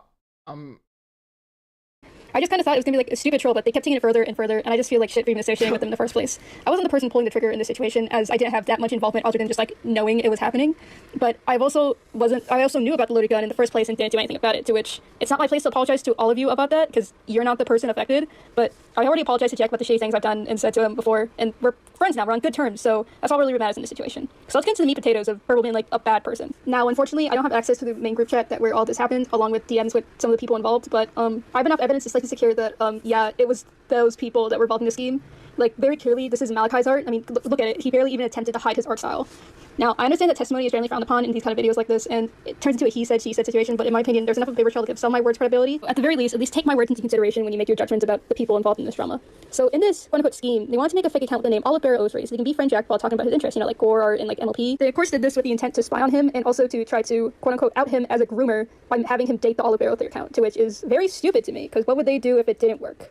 What if he just talked to them normally? Would they still try to use that as like evidence against him? What if he didn't share anything with them? What if he just like talked to them occasionally? Which is what exactly happened. He just talked to them for a bit before, you know, they got outed, obviously, for— I don't really know how to draw. Who's asking someone to draw cannibalism? Where's the ferret? There's so much shit to keep up with. I don't know who everyone is here. To them for a bit before, you know, they got outed, obviously, for being just like a spy account, and he just didn't talk to them again. This video should be sent to a judge that handles civil commitments. Beds are available at plenty of psych wards. True. Fucking true. And to Purple, this is just like a big joke. To them, they don't see what they did wrong, or they do know that what they did was wrong, and they don't care. Purple even jokes about the situation even more by saying that they want to make an account specifically so they could make Jack, you know, commit suicide, which— what kind of Isabella Loretta janky bullshit am I even witnessing right now? Like, obviously, this behavior is incredibly deplorable, and Purple's continued behavior of banning in contact with Jack just so they could spy on him again and, like, try to, like, dig up personal details of his life and try to fuck with him is, like, a continued cycle for Purple. They always do this. Again, this is where my testimony comes in, because I was there for the few times that Purple had done this. The ferret story is about Birdie's pet ferret. It's coming up soon. You said that, like, 15 minutes ago.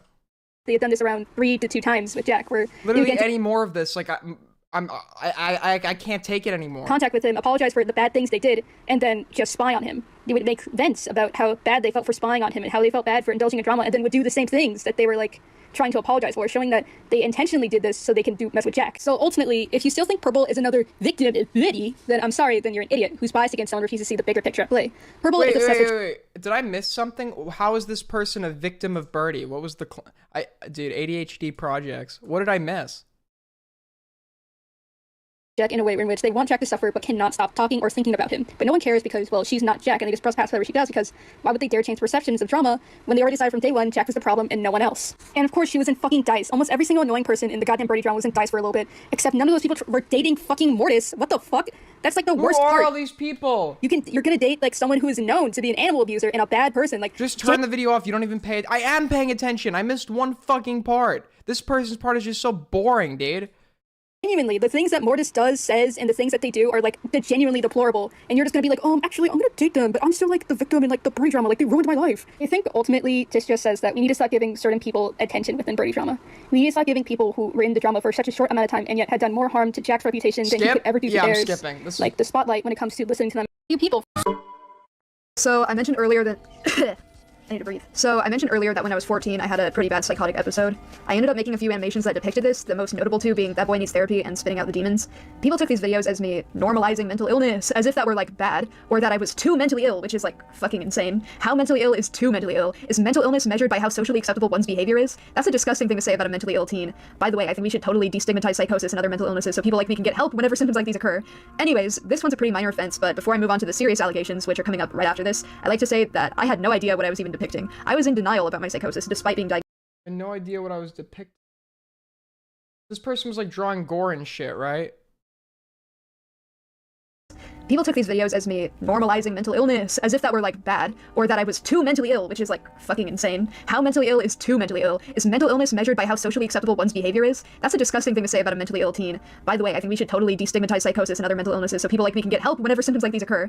Anyways, this one's a pretty minor offense, but before I move on to the serious allegations, which are coming up right after this, I'd like to say that I had no idea what I was even depicting. I was in denial about my psychosis, despite being diagnosed, and all I knew was that Isn't like the severity of mental illness like about like, or I guess like it's a combination of like how much distress it causes you and how socially acceptable your behavior is as a result of the mental, right? Isn't that how we measure its severity?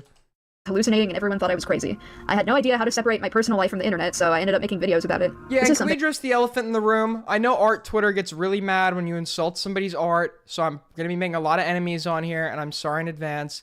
This person's fucking art sucks. They suck. They're really fucking bad at drawing. That I will no longer be doing in the future. During my break, I've realized how to keep my private life private. I'll still be posting vents because I'm allowed to, but they won't include oversharing and personal details like before.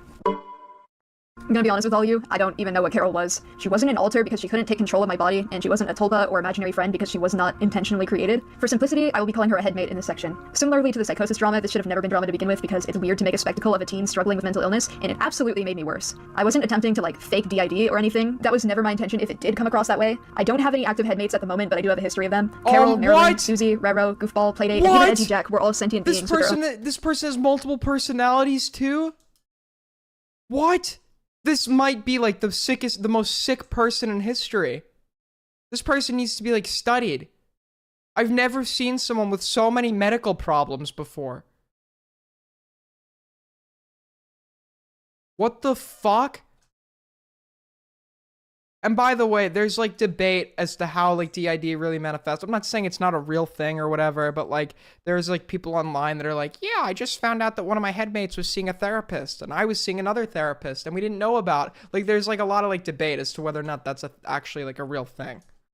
Own thoughts and emotions who originated from my brain. I really wish I had a concise conclusion or answer for this, but I don't. When Carol first appeared when I was 14, I went all the way to fucking Seattle Children's Hospital to see a psychiatrist, only for him to brush me off for being autistic and tell me that I have a vivid imagination and that it was just the autism. That, honestly, W psychiatrist. W psychiatrist. Base psychiatrist. Can we get a W psychiatrist in chat? Funnily enough, I experienced the same thing when trying to explain to my therapist that I thought I had BPD, which I am now diagnosed with. Ableism. I have 18 headmates in my head, and look at all the people. No, you're fucking autistic. The mental health system, especially directed at autistic individuals, is unfortunately very common, and now I'm mad. Anyways, I don't really have a point here. I don't know what Carol was, and it shouldn't have been drama, and that's that. I acknowledge I was very transphobic and racist in the past and often used slurs I couldn't reclaim, arguing with people of color about this. I empathize with that, okay? I empathize with that. Me too. But hey, we're growing. We're growing one day at a... I'm kidding. That's a joke. I know people like to say, they're like, isn't Aiden an ex-racist? Which never happened. It's because Nick DiOrio joked about it once on a live stream, and everyone just, like, fucking bought it. The slur usage, misgendering people and calling them trenders, and generally being very insensitive to matters that come to race and how people would express their gender identity. I won't be showing these on screen because these can be very triggering for some of my viewers, but these screenshots are out there, and if you want to see them, you can just search for them. I understand this is Listen, racism is bad. I know it's going to be controversial for some of you in chat, but I think racism is pretty bad. very serious, and it was only 3 years ago, so I don't expect anyone to forgive me for just saying I'm sorry, but please understand it's not a joke, you to bases. I was a fucking conservative for a few months when I was like 14, 13. And at the same time, if you go back to my old tweets, I was like tweeting out BLM shit while I was a fucking Trump supporter. I was like a fucking dumbass kid, but like I was never like a fucking racist. I've changed as a person, and I have not maintained these views since I started my hiatus, and that I understand my own ignorance and internalized transphobia that led to me saying those kinds of things. I don't use slurs like that anymore, and have become more open to all sorts of trans individuals, and have put in the effort to listen to You were more than conservative. Yeah, how about this? $10,000 to anyone who can prove that. Because this claim has been reiterated on every single stream. 10,000 to prove it. Nick is like gaslit people into thinking I was a fucking Nazi. 10,000 anyone who can find proof of that. People of color about these issues. You don't have to forgive me, and I'd rather not have anybody defend me on these points because these are very rational reasons to be angry with me. If you feel uncomfortable or unsafe watching my videos because of the things I've said in the past, you have every right to leave. But please at least acknowledge I've moved on from these beliefs, and I'm actively working to become a less intolerant person. To all of my trans viewers and people of color in the audience, I love you all, and I'm sorry, and I hope you're able to enjoy my content moving forward. We don't forgive you. We do not forgive you. I can forgive everyone else, but we don't forgive you specifically. Hello, it's Alec here for an audition. Okay, so I'm just going to be further expanding on Jack's part because I wanted to help him word it in a way that made sense because not only am I a trans person too, but I'm also, you know, Latino, so I feel like my word has a bit more holding than his because he's a little cracker. Along with educating himself further on differing issues and having more nuanced and progressive ideals on the expression of gender and pronouns, to which he literally uses it's now and is a fucking femboy. Okay, he's Alright, can I skip this part too? This is like insufferable. Aiden, these people are trolling you, don't let them get your blood boiling, a black woman. Well, thank you, Tay Perks. I appreciate that. Yeah, everyone in chat is really annoying. A lot of large strides and undoing a lot of internal issue, then that's not like having like a like transphobia and accountability. CSA, but I didn't find out until earlier in 2023, so it doesn't make up for these jokes in the slightest. I'm sorry for the person I was in 2020. I was genuinely just a bad person. I would also like to acknowledge that during this time period, I would harass my ex-friends. I wasn't paying attention.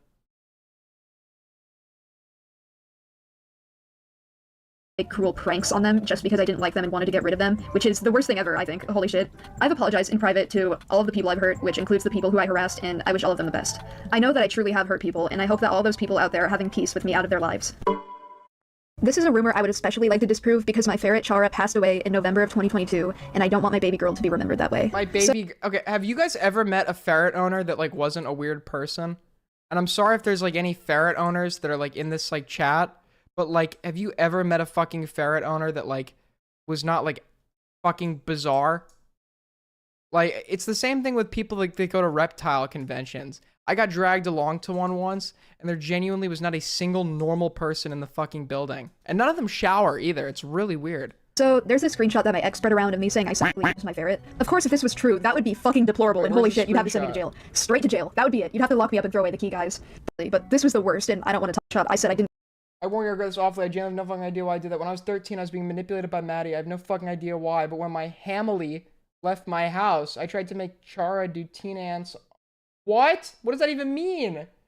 I'm so fucking upset at 13-year-old me. I didn't even go through with it. I was so ashamed. I don't abuse animals. It was a one-time thing, which I said. I have no fucking idea why I did that. Why? What? What?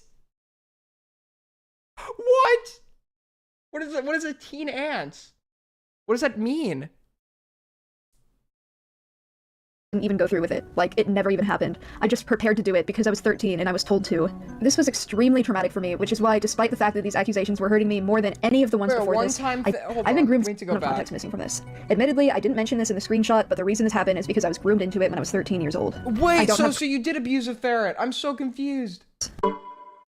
This is a rumor I would especially like to disprove because my ferret Chara passed away in November of 2022, and I don't want my baby girl to be remembered that way. So there's this screenshot that my ex spread around of me saying I secretly was my ferret. Of course, if this was true, that would be fucking deplorable, and holy shit, you'd have to send me to jail. Straight to jail. That would be it. You'd have to lock me up and throw away the key, guys. But there's a shit ton of context missing from this. Admittedly, I didn't mention this in the screenshot, but the reason this happened is because I was groomed into it when I was 13 years old. I don't have proof of this because I lost the DMs with my groomer, nor do I even want to find them. I don't even I'm in disbelief. This is not a real person. This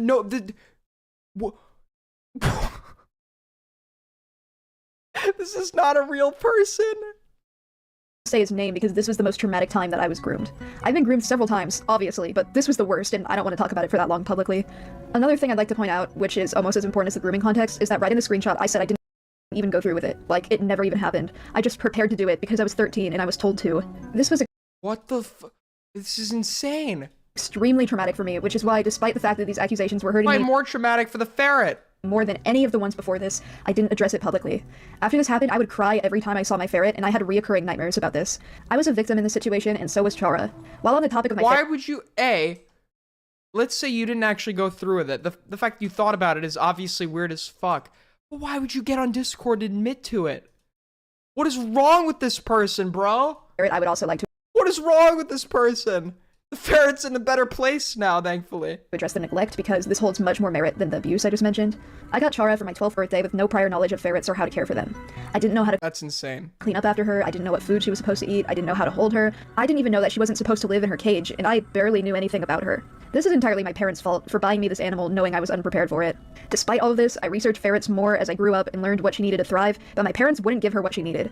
I was a minor and I wasn't allowed to buy anything, so despite how much I begged, I couldn't get a So bring the ferret back. Put the ferret up for adoption. bigger cage for her, and I couldn't get her a buddy to live with because you're always supposed to have more than one ferret. When I was a kid, we got a pet chinchilla, and we were not like I didn't really know what to do with it, or I didn't think I was like home enough to give the chinchilla enough attention. So I put the chinchilla up for adoption, and I got the chinchilla in a new house, and he's doing good. So it's like just put the ferret up for adoption. Ferret. I couldn't get her higher quality food, and my parents wouldn't even take her to the vet. I did the best that I could for her despite my circumstances, and I would take her out every day to play, I would feed her eggs and meat as a treat to keep her healthy, I would clean her cage every day, and she would get plenty of love and attention. But I will admit that during the ages of 12 to 14, I didn't take care of her properly. I almost gave her away because I admitted that she wasn't the right pet for me to be taken care of because I could barely take care of myself. But once I did my research, I made it work, and she was very happy for a while before she passed away. I couldn't provide the best life for her because I was never prepared to own a ferret, and although she didn't deserve me, I really did my best for her, even though I wish I could have done so much more. I've since become a much better Get rid of her. Why didn't you put her up for adoption? owner. I adopted You should not be owning pets. Squirp a while ago after I adopted him. Didn't you kidnap him from Cinny Bear? taking care of numerous cats for years and doing plenty of research, along with waiting until my mental health had improved and I was in a safe environment. I wish Chara could have had the kind of life that Squirp has, but it's too late. She was 6 years old when she passed away, and I miss her more than anything. How long do ferrets live?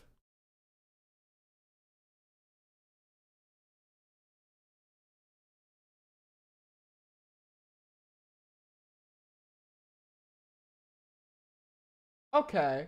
They can live up to 10 years, 5 to 7 on a... Okay, that's not bad. Let's remember her in a better light. She was sweet, playful, affectionate, and full of life. She was my baby. What the fuck? Wait, why would you put this in like the ferret grooming allegation? At least the ferret's in a better place. Because I think being in this person's house is a fucking fate worse than death. We need proof the ferret didn't jump. We need proof. We need proof the ferret didn't jump. Okay, I'm not sure if anyone even remembers them. Basically, they were this group of people who would make rants about me because they were my friends for like a month and they thought that was enough basis to talk about how I like traumatized them or something. I mean, considering this was 2020, that was pretty reasonable for like who I was, but what was really fucking weird about evidence found is that the majority of them were like adults, obsessively making videos about a 15-year-old and harassing me for some reason. Yeah, these people are weird and I don't like them. All of the 18+ members were extremely weird and talked about me and other minors in extremely inappropriate ways. However, I don't have any- Well, this is literally like the multiverse of grooming. This is like the Forrest Gump of grooming. This person is everywhere, and in every situation, they're either being groomed or abused. Proof of this, and I only found out about this recently, so I'm not really gonna delve into it. Anyways, maybe we shouldn't trust people who are just mad that they're not my friend anymore. Maybe gossip channels are inherently bad places to receive information, especially if they're biased and don't even know the person in question that well. Here's a pro tip. None of you know me. You're all a bunch of parasocial Andes. Okay, look, this dude's a piece of shit. I'm gonna be quick here because, as far as I know, this dude genuinely gets off to internet drama and he's fucking obsessed with me. Oh, he gets off to it? What?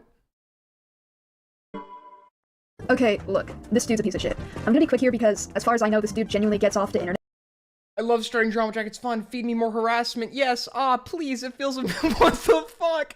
Please, I'll do anything. Please, please, please. It's so funny when Jack cries, and if he KY, I would be happy. I love being homicidal. I love drama. Please feed me more. Please, please, please leak this. Please leak this. Please. I love starting drama. It's so fun. And now I'm more drama hungry and attention hungry. It's because of Jack. I think I'm obsessed with drama. Oh no. Oh well, boohoo. Vent about me more. Please harass me. Internet drama, and he's. What the fuck? Dude, why is everyone in this so weird? Fucking obsessed with me, but basically, as dramatic as this sounds, he's the ringleader here. He's been spearheading birdie drama since 2020 because I broke up with him. I didn't take advantage of him sexually, everything was consensual, and he never expressed any discomfort or distress. I didn't cheat on him, I was in a polycule with him and my other boyfriend at the time, which we all consented to. He cheated on me, would guilt trip me nonstop for being in a polycule that we all consented to, and after we broke up, he would talk about my genitals 24/7 in detail, and then he leaked my news from when I was freshly 15 years old and dismissed it as quote-unquote high school drama. That's child porn, Julian. You own and sent child porn. Not to mention, Julian sent those nudes to his other ex, and also, fun fact, revenge porn is illegal in the state of California, and so is sharing CP. Well, yeah, CP is illegal on its own. If you yourself are a minor. That isn't to say that law overrides morality, but I'm just making a point here that this is both immoral and illegal. This guy has been harassing me nonstop when I did literally nothing to him except for break up with him, and he is quite literally the man behind the drama. Why do you feel the need to put these, like, autistic little, like, memes in here while you're, like, talking about something this serious? Anyways, I fucking hate this guy, and I want to never talk about him ever again. I just want to put this here because I think you should all really stop supporting him. Also, he's racist and drew fetishized SA art. I'm not showing these on screen because, again, it's incredibly triggering. What about the racist part? Like, can you prove that? But I'll put a link to a Google Doc in the description showing what he did. I'm not looking at that. Moving on. Never gonna talk about Julian ever again. I've decided to rewrite this section last minute because the situation I'm about to describe is more morally gray than I remembered it being, and requires more nuance on my part in order to explain it. In 2021, I went through my breakup, aka the most traumatic event of my life. I know this sounds dumb, but again, I have big penis disorder, and a simple breakup is gonna feel drastically different for me than it does for other people. This breakup alone put me into another psychotic state where I was essentially dissociating 24/7 and became unable to make proper judgment anymore. Exactly 5 days after— Wait. They said BPD, you gotta give me $1. Breakup, I was asked out by my former friend Draghi, who was 13. I was 16, and it was my responsibility as the older person to turn them down. But because of the mental state I was in, I was unable to make the right decision. They were entirely aware of the mental state I was in. I addressed my worries with us dating, but they insisted that they wanted to date me, so I agreed. Our relationship lasted less than a week, and nothing of a romantic or sexual nature happened at all. I never instigated anything with this person. Fun fact, I was already aro ace at this point in time, but I wasn't aware of it yet, so I didn't even experience any attraction. What is aro ace? These are all mental illnesses, bro. I'm not really. I'm sure there's asexual people are real. But, like, I don't know how you could be aromantic, asexual, and gay. I don't think that's possible. Towards this person, which can be corroborated by the things I said during this time period. You can also see several instances of me establishing with them that I was not in the right state of mind to be making any proper decisions. But despite the sheer amount of times I said I wasn't in the right state of mind, they continued to pursue me anyways, which, I mean, what can I say? They were 13. Again, it was my responsibility to turn them down, which I would have done if I was, like, lucid. But in all honesty, I think I was taken advantage of. I'll come back to this point again once I finish explaining the full sequence of events. How old so, was this person? experience any attraction towards this person. How old was this person at this point in time? Penis disorder. And a simple breakup less than a week, and nothing of a romantic or sexual nature happened.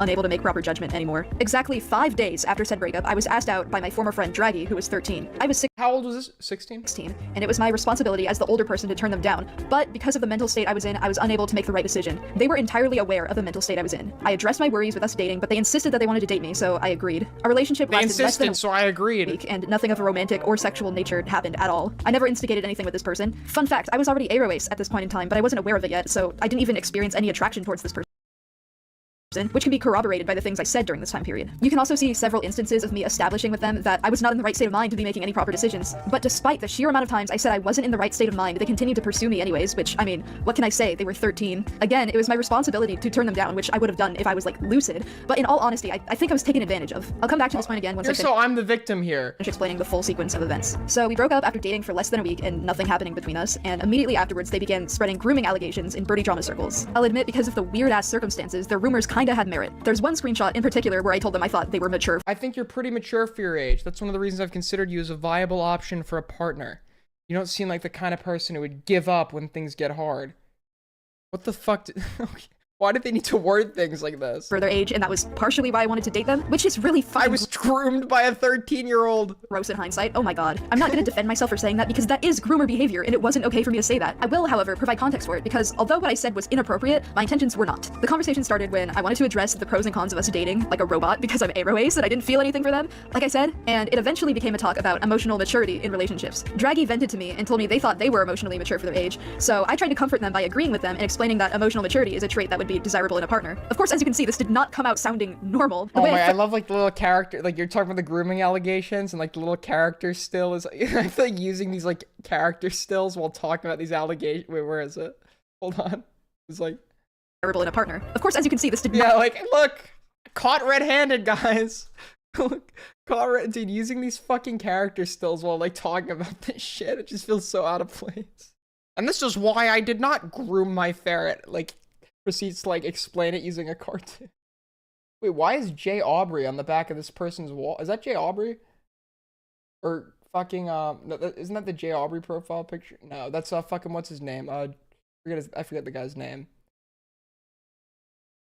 Not come out sounding normal. The way I phrased this was Jeremiah, gross yeah, because I don't know why say Jay Aubrey. I didn't know what I was saying. My brains were scrambled. And honestly, besides agreeing to date them, I think this is the only actual instance where I said something weird to them. I even confirmed a few months later that my intentions were to comfort them as a friend, and this wasn't an attempt at like flirting or trying to manipulate them. The reason I had to confirm my intentions, however, is because months later, in fucking DICE, Draggy sexualized my wording in this situation in a way that romanticizes grooming. If this isn't enough for you, I want you to know that it was also paired with this screenshot where Draggy admits to wanting to groom. Yeah, but be honest, if somebody said this to you, you would absolutely put this in as like a whole segment in your video, like talking about how you were abused. I've never met someone who's been abused and mistreated this much ever. I mean, I like, this is like, it's unbelievable. I mean, like, really unbelievable. Like, as in, I don't fucking believe it. And rip Olive Bear, an account that was made to represent an 11-year-old child. Actually, maybe it is believable with like the amount of fucking insane people this person hangs around. They must be hanging around some crazy people if they think it's normal for like a fucking 12-year-old to draw NSFW art. Like, maybe it is possible with like who this person associates with. Draggy's action of condemning my supposed grooming in the birdie drama community was entirely performative, and in reality they fetishize and get off to grooming and child abuse. And their sole intention when coming out about this was to try to slander me. They never even saw my actions as grooming in the first place. They admitted to me twice that others gave them the idea to label it as grooming. You're just throwing claims out there. There's no proof of. Back to when I said I think they took advantage of me, let me explain that too. I can't really say for sure, but like I think this whole thing was planned. The timing of asking me out 5 days, only 5 days after my breakup, and waiting for me to be in a vulnerable state, along with all of the evidence shown here, leads me to believe that this was all with the intention of getting dirt on me, similar to Olive Bear, which from what I believe Draggy was also behind, but I don't have any evidence, so I can't really say for sure. My conclusion is I think it would be inaccurate and slanderous to label me as a groomer with this incident in mind. Despite the moral grayness of this, I do not personally view it as grooming, as I believe I was manipulated into a situation where I could be made to look bad while I couldn't even think for myself. Speaking of decisions I made while my brain was melted, joining DICE was one of those. So why don't we talk about that one next? So I'm sure, as you all know, I was in DICE for a little bit. Just to let you know, I didn't like create DICE, obviously. Guys, the 13-year-old was a honeypot. It wasn't my fault. Aiden, I think you took advantage of me. Very true. Evil cult stuff. I was literally there for like 2 weeks, and it was traumatic for me.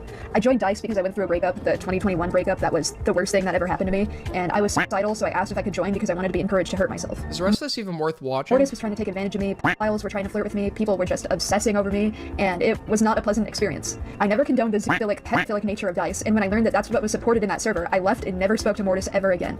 I don't know how many of you are aware, but like almost everybody making drama posts about me were a part of DICE, so I don't know why I'm the only person who's being talked about as some spooky evil cult person. Wait, spreading lies about my contribution to DICE, or lack thereof, makes it harder for me and other ex-members to come out about our experiences because everyone wants someone else to blame when you should all be blaming the leader, Mortis. It was a traumatic experience and I don't want to be associated with DICE anymore. The people in charge of DICE are fucking disgusting and I hate all of them.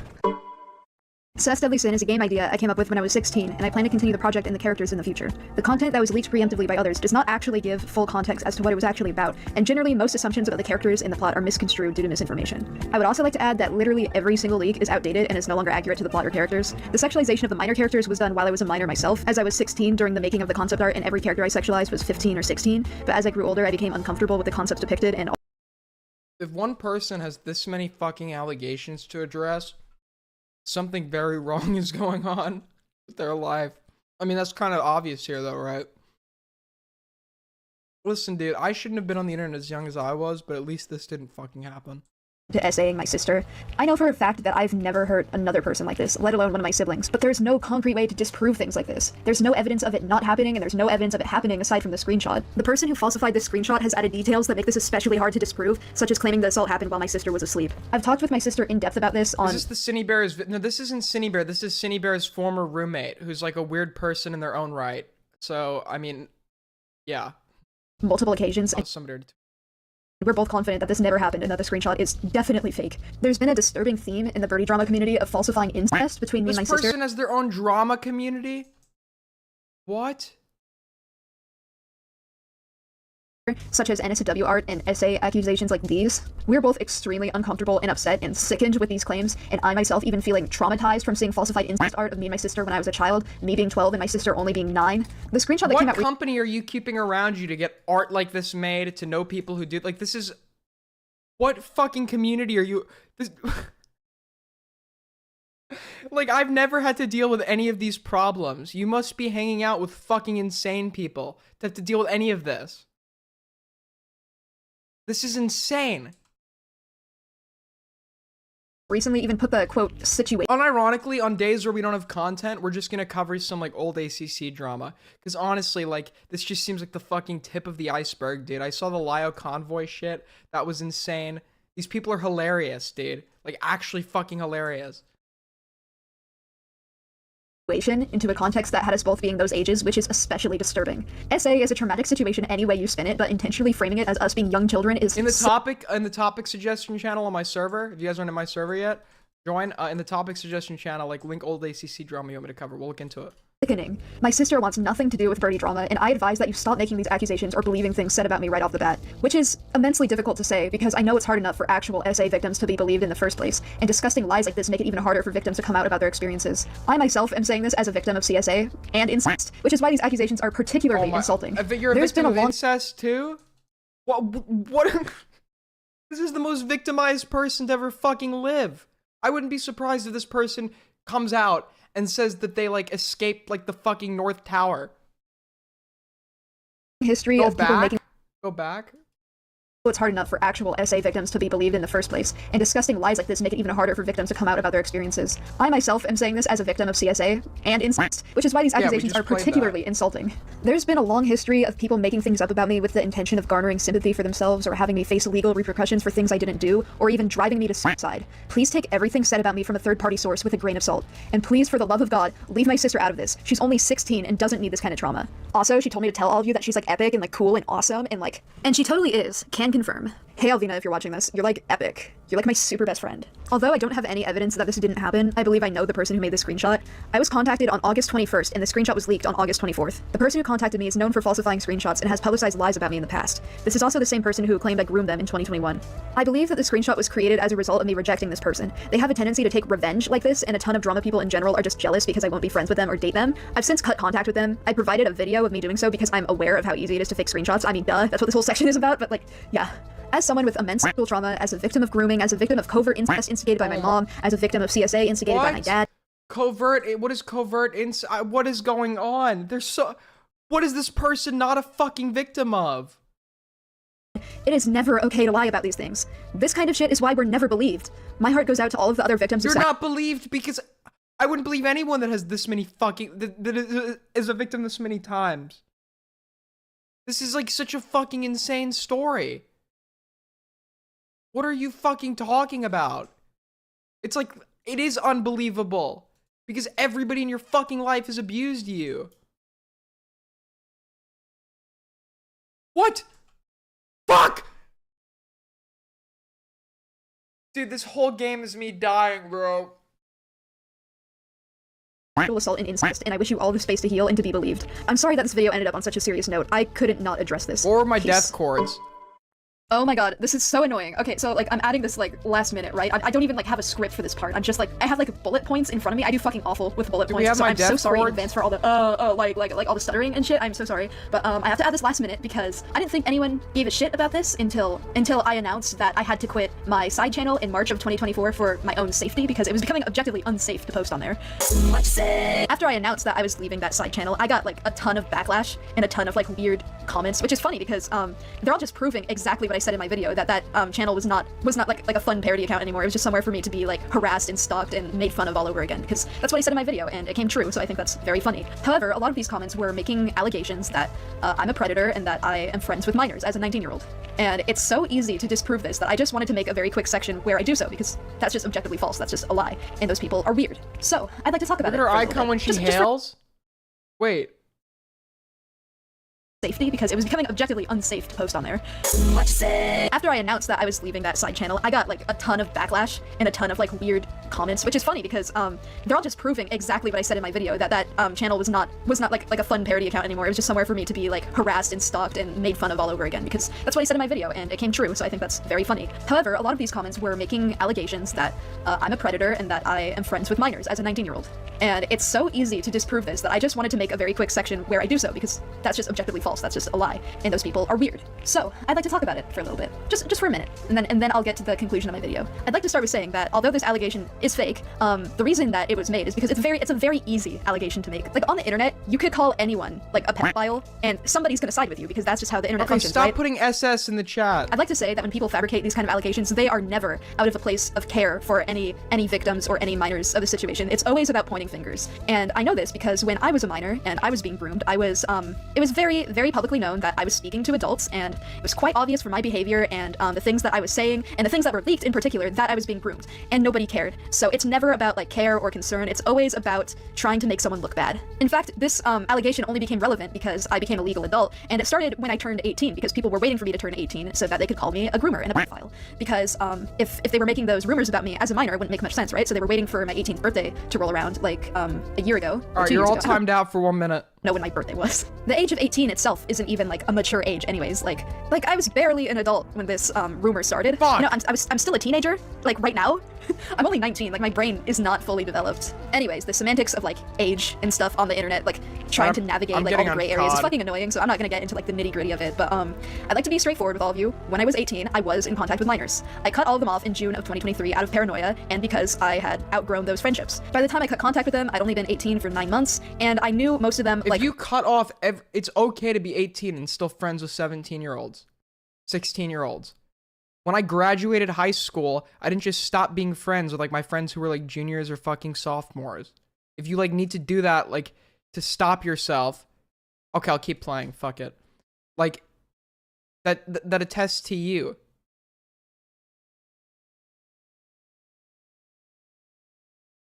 Wild take? What do you mean wild take? long before I turned 18. I knew most of them starting from when I was like 16, and you know, they weren't much younger than me. They were all like mostly 17. Like I'm sorry, that's not grooming. But I will be honest, besides all the 17-year-olds, there was like one exception. Okay, self-snitching? Do you think like the second I graduate high school, I'm not friends with like my friends who were fucking juniors anymore? Of course we were still friends. Maryland dude again. For context, he would often choose my friends for me and would often put me in contact with people who weren't safe for me to be around. For example, he had me befriend Julian and Malachi for a few months in 2022. And so when he was choosing my friends and like putting me in contact with people, he put me in contact with one of my fans, and I wasn't even aware that she was like a fan of me. I thought like Maryland dude and this girl were just like chill with each other. I didn't know who she was. I had no idea. I didn't even know her age until like long after we were introduced to each other, because we just like didn't talk very much. She was 15. I had no idea. The only reason I found out is because I saw posts of people saying how creepy it was that I was talking to a 15-year-old, and I didn't even know like she was 15 until I saw that. Nothing wrong with fucking talking to somebody who is underage. What is wrong is if there is inappropriate exchanges happening. Is it weird to be friends with somebody who's underage when you're like of a significantly older age? Sure, you probably shouldn't do that because there's risks. But there is nothing wrong when you're 19 with having like friends that are minors, as long as like you understand that they're minors and are not saying anything inappropriate. If you need to fucking when I was like 15, 16, I had friends who were like 18, 19. Clip it. What is controversial about what I'm fucking saying? Started saying things like that. So I cut contact with her a while after I found out for multiple reasons, her age and her being a Birdie fan being two of those reasons. I would like to be straightforward with the fact that I have talked to minors in 2023. Weird take. If I hear the word weird one more time, I'm actually like, I'm gonna lose my mind. Why would you admit this? somewhat recently, as of this recording in March of 2024. That's when I'm saying this. It's right after like I made the video on my other like side channel announcing I was leaving. Sorry, timing is weird. I didn't befriend any of the minors that I talked to recently. I talked to these people because I had problems with them and I wanted to solve them in a professional manner. I had no intention of staying in contact with them or like becoming friends because I don't want to. I cut them all off after our problems were resolved. Aiden, why do you let chat troll you? Because it's fucking funny. And if they asked to befriend me, I would just tell them no. For like a year, I've had like 2 friends, and they're both 20, so this is just a lie. And the people tossing around these allegations are Birdie Twitter lurkers, because those are the people who were commenting on my video, because my side account was somewhat pretty hidden. The only people who knew about it were like parasocial weird birdie people, right? I would like to point out how hypocritical this is, because if you are an adult navigating that side of Twitter constantly, you are always interacting with minors. Don't act like you're better than me. You are a bunch of creeps. Also, these same commenters were angry that I wouldn't talk to a minor, but also angry that I talked to minors in the past. In particular, I received backlash for not forgiving Draggy, who during the making of this video is still continuing to try to contact me and to basically harass me. They have spent days trying to send me friend requests and trying to send other people to put me in contact with them.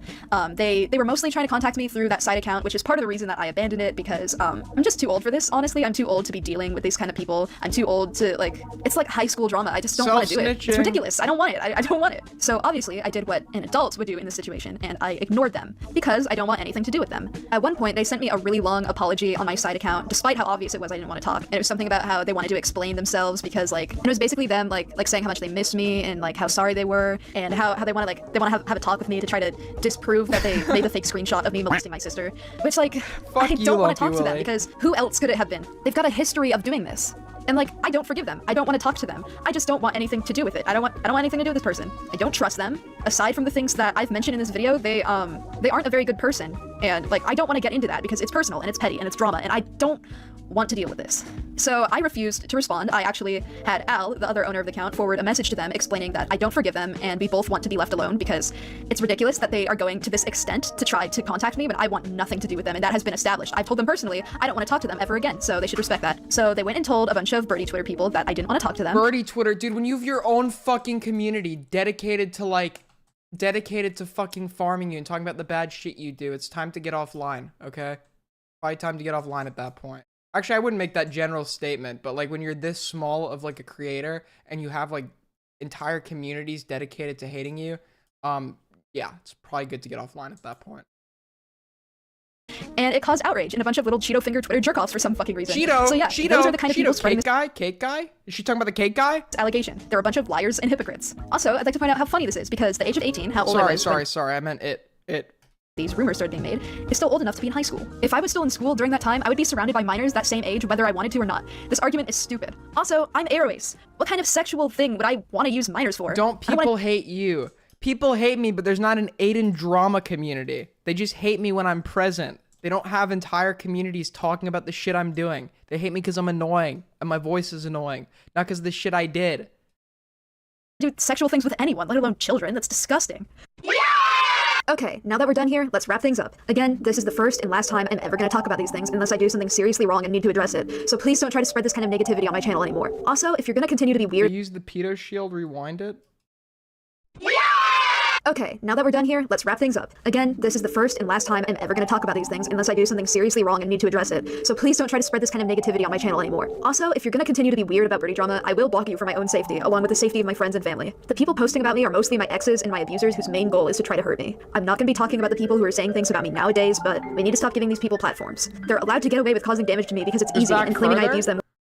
Where? Here? I don't forgive them, and we both want to be left alone because it's ridiculous that they are going to this extent to try to contact me, but I want nothing to do with them, and that has been established. I've told them personally I don't want to talk to them ever again, so they should respect that. So they went and told a bunch of Birdie Twitter people that I didn't want to talk to them, and it caused outrage in a bunch of little Cheeto finger Twitter jerk-offs for some fucking reason. So yeah, those are the kind of people spreading this allegation. They're a bunch of liars and hypocrites. Also, I'd like to point out how funny this is because the age of 18, how old I was when these rumors started being made, is still old enough to be in high school. If I was still in school during Are you talking about the high school context? that time, I would be surrounded by minors that same age, whether I wanted to or not. This argument is stupid. Also, I'm Airways. What kind of sexual thing would I want to use minors for? I don't want to do sexual things with anyone, let alone children. That's disgusting. Okay, now that we're done here, let's wrap things up. Again, this is the first and last time I'm ever going to talk about these things unless I do something seriously wrong and need to address it. So please don't try to spread this kind of negativity on my channel anymore. Also, if you're going to continue to be weird about Birdie drama, I will This person has the fucking thing I have, where when you say your S's, it is really fucking sharp, and do you hear it when like they say the S sound? For my own safety, along with the safety of my friends and family. The people posting about me are mostly my exes and my abusers. It's so sharp. goal is to try to hurt me. I'm not going to be talking about the people who are saying things about me nowadays, but they need to stop giving these people platforms. They're allowed to get away with causing damage to me because it's easy, and claiming I abused them when I didn't is their bread and butter. From now on, this is a place for my art, and none of my personal issues are going to enter the space ever again. That's a so gay please lisp. No, that's not what a gay lisp is, you fucking moron. be respectful of that. Don't obsess over me. Don't sexualize me. If you have a crush on me, please keep it to yourself. I'm air race and romance repulsed and sex repulsed. Don't post weird, chronically online shit about me. Like, just stop prodding into my personal life. It's stalkerish and weird and shouldn't be so normalized. Don't be a parasocial Andy. Don't contact my parents or my 16-year-old sister. Yes, people do this. Don't harass me. Don't pretend to be me. This is more of a personal gripe, but please, and I mean please, don't take heavy inspiration from my art. Please don't interact with me if you're an avid follower of Birdie Twitter and Birdie-related Curious Cat threads. And if you really don't like me, then just don't interact with my content. Okay, as long as you don't do It's any of those things. okay if we don't mind your gay lisp. I'm the straightest sounding person that's ever lived, okay? People always come up to me and they compliment me. They're like, look at how straight you sound.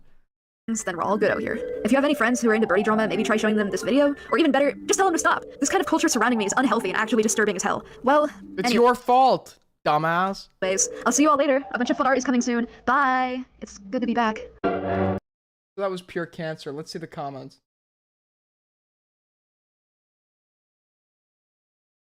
What? The comments are on this person's side?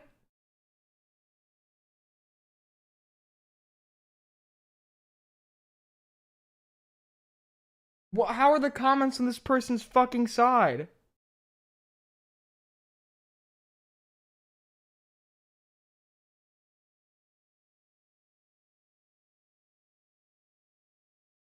What the fuck? Okay, so here's my take. I think criticism that this person like can't talk to minors anymore after they turn 18 is like fucking stupid. Of course you can like generally interact with minors when you're an adult. Like I get it's weird if you're an adult and like wait, I'm not using that word anymore. It's probably good to not be like good friends with minors when you're an adult. But like if you're like in their community or like they work with you or whatever, it's okay to fucking talk to them, right? Like calling someone a pedophile for talking to them is weird, especially when they're fucking 18, right? But like this person is like their whole life is like comically fucking comically weird, bizarre. They're a victim in every circumstance. Everyone did something wrong to them, and in the situations of genuine criticism where you could probably like levy genuine criticism against this person, he like somehow turns it around and still makes himself the victim. This is just a perpetual fucking victim. Like genuinely in every scenario. I don't believe half of this. I don't believe it. I'm sorry. There's no way this is all fucking true. Call me crazy. All right. So we have two options. I can start doing research for the Jar Cine shit, because I kind of missed out on that a little bit. Or I can go into topics. Oh, so I was watching, wait. Have you seen The Irishman? The movie? I'm not spoiling it, I promise. But, this scene is fucking, I saw this scene on like YouTube Shorts the other night. And What's the matter with her? so you know Robert De Niro, he's in his like late 70s, right? And they asked him for this movie because he's like the famous gangster actor. They asked him, hey, can you play like, he's like supposed to play a gangster that's like really 30 years younger. Nothing. She knocked something over at the grocery This scene is so fucking hilarious. Pay attention. store and made a mess. The grocer yelled at her. He yelled at her? Yeah, and he shoved her. He shoved They got like a guy who's nearly 80 to play someone 20 years younger. Wait. Yeah. Look at Did the he fight shove you? scene. Hold on. Did he? Just answer me. Did he push you? Did he shove you? Whatever it is, did he do that? Let's go. Frank hated and mean it, the man. It just What do happened. you mean he didn't mean it? He touched her. What are you kidding me? Wait, look. That's right. Stay. Wait, look. Yeah, stay here. And then we'll move on to the next topic. I know you're falling asleep. Frank, sorry, but your kid was out of line. I only did Push my daughter. I only. Dude, look how easy the door breaks. The door just like it breaks under like no. Wait, hold on. Look how easy that door. Frank, sorry, but your kid was out of line. I only did Push my daughter. I only. Dude, The door broke because a piece of bread rolled into it. That's the weakest glass I've ever fucking seen. Robert, they're trying to make him seem younger, dude. Look at how weak these kids are. No, please. No, please. It's like the weakest kid. It's so fake. This is why you don't get a guy who's like nearly fucking 80 to play someone 20 years younger. You'll hit 100k notes on this kind of content. Bro, if my name is going to be mentioned when talking about the morale situation, at least talk to me in DMs first. You want to call in? What? I'm getting DM'd by the morale girl.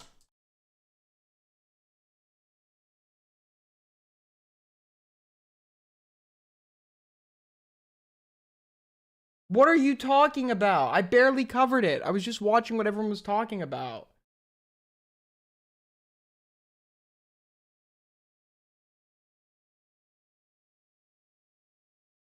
No, Lamau, not everything is for your shitty stream views. What are you talking about, you fucking maniac? Okay, then why the fuck are you talking to me?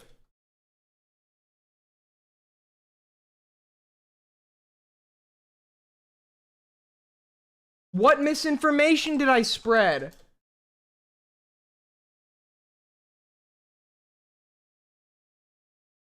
This person is insane! Okay, so the girl... chat, didn't I literally say there's like nothing here with the morale shit? Didn't I literally fucking say that like there's not enough to conclude like anything here and then we moved on? This person is DMing me right now. Hey, if my name's gonna be mentioned when talking about the morale situation, at least talk to me in DMs first. Who are you? The girl that I'm not talking about the girl who we debated on yesterday. I'm talking about this fucking weirdo. The girl that morale harassed said, do you want to call in? No, Lamau, not everything's for your shitty stream views. Stop trying to spread misinformation when you're clearly not knowledge in the situation. What misinformation did I spread?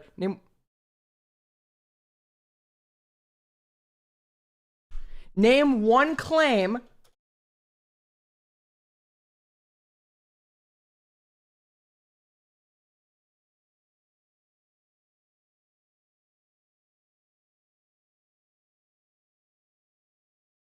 Oh my god, this person's a fucking idiot. This person's a fucking idiot. This person is so stupid. What a fucking attention whore. What the fuck?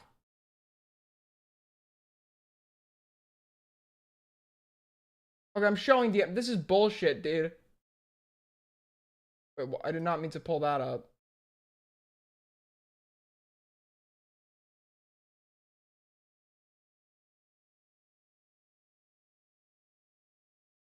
I'd love to talk to you about this when you're off stream, yeah?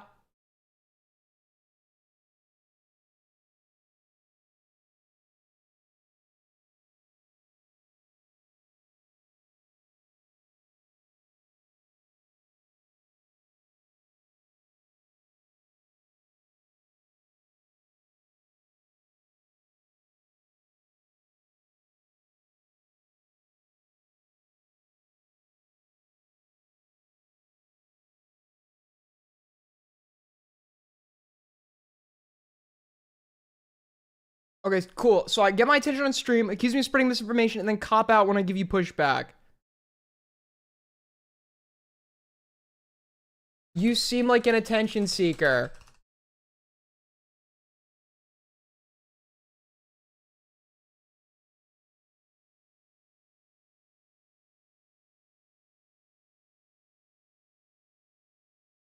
What? Why are you arguing right now? Hey, you're spreading misinformation on your stream.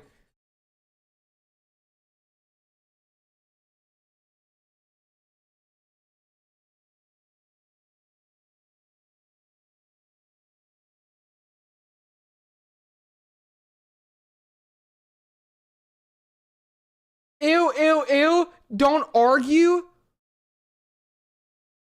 What do you mean, don't... What? This is weird. That's so weird.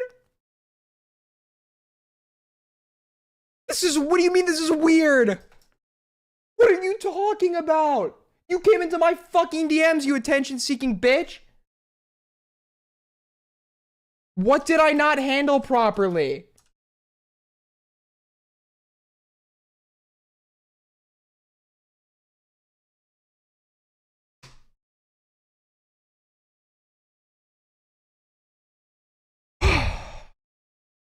This isn't the Cheeto girl. This is the MROW girl.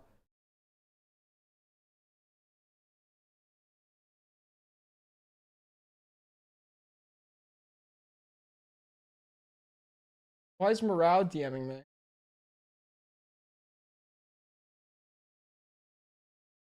Oh my... Oh my god, dude, are we doing... Alright, guys, we're doing a 8th debate. What's good, morale? Are you there? Hello? Oh, wait, this is fucking Colton, dude. Go fuck yourself. Hey, buddy, how you doing? Okay, go fuck yourself, dude.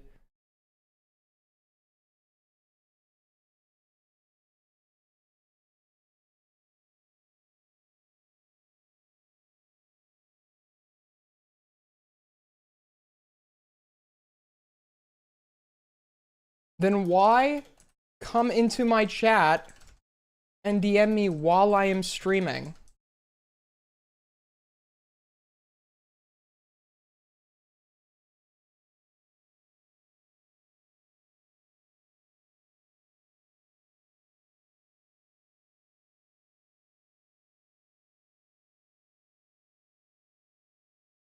Oh, this girl's fucking insane.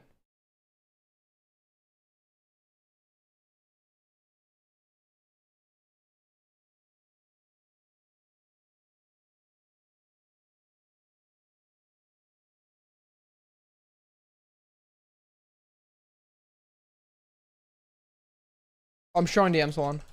Hold on.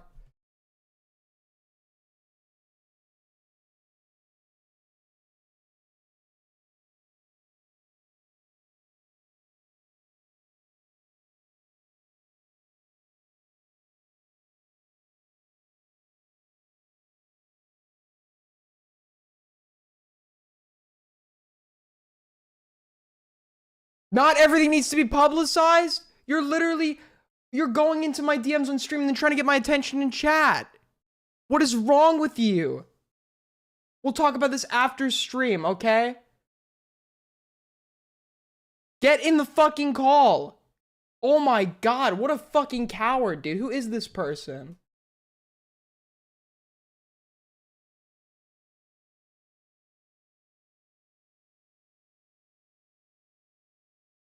Oh my god, two mutual friends. Wait, why is Leafy friends with this girl? Dude, how come every time there's like a fucking random ass e-girl that's like acting insane? Like Leafy is always friends with them on Discord.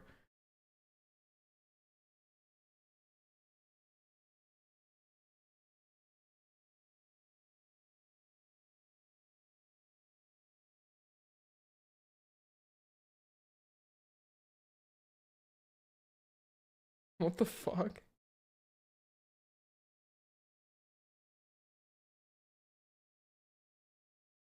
Why is Lumpy Willy doing it? Apparently this girl's actually crazy. Wait, get in here, Lumpy Willy. I'm not talking to this girl off stream. I'm not, because I'm not gonna have fucking allegations made against me. This person seems insane. Get in here, Willy. Obviously, I'm not fucking talking to this person off stream. I'm not talking to this person one-on-one. If I interact with this person, it's only gonna be public. So everybody can fucking see what the nature of the interaction. What were you talking about, Willy? So from what I know and from like what I've been told, apparently this girl's like unironically a little crazy. She was the one that originally was pestering MROW in the DMs or whatever. She was the one that wouldn't leave him alone, and then he made that one joke about the showing the tits or whatever, and then she just like went insane. Like she just like schizoed out about it. What is wrong with this girl, dude? I mean, you could already tell based on like your DMs that you're having right now with her. Like she's not okay. She's a fucking idiot. What a fucking moron. She's like, you're spreading misinformation, coming into my chat, being like, hi, to try and get my attention. And then I give her the attention she asked for, and I'm like, okay, can you name one example of misinformation I spread? And he's like, why are you arguing with me? Why are you Dude, I hate when fucking people do this. They're like, yeah, here's like a claim that obviously like contradicts what you've stated and is like supposed to give you pushback. And then you respond and they're like, well, why are you arguing with me? Why are you arguing with me? Why does everything have to be an argument? What a Dude, this fucking is awesome. stupid, cowardly little bitch. Get in here or fucking seethe. I don't care. You're insane.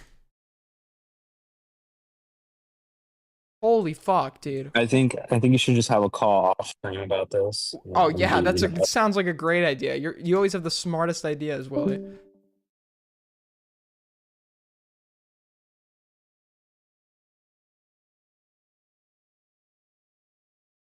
She's insane. I'm not calling her off stream. I don't do that shit because I'm not gonna have fucking allegations made against me.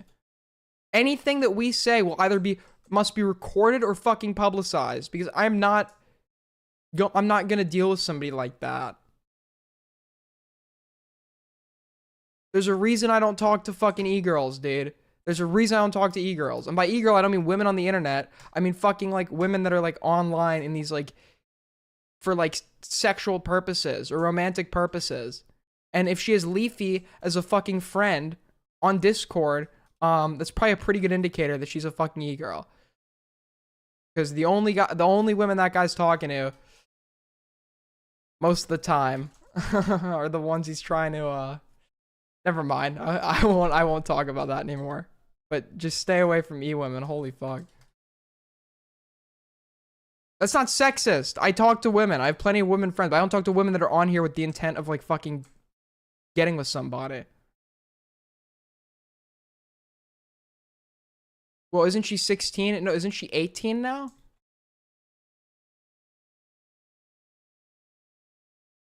What do you mean, yeah, sure, buddy? You don't talk to women. Okay. Okay.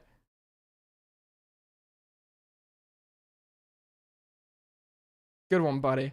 All right, what should we check out now? You're losing your mind? Good one. Great, good one, dude. I have the best chat in the world. All in your head. Where are we at? If you guys are liking tonight's stream, make sure to like, subscribe. Tips are appreciated. But likes and subs are very appreciated. If you enjoy. So appreciate all the support. Where were we? What do we cover now? What do we cover now? It's like there's nothing going on. I'll take callers. I guess I'll take callers. Come to my server. I'll take callers. I'm not dragging anyone that was like on here saying fucking slurs though yesterday. It's not happening.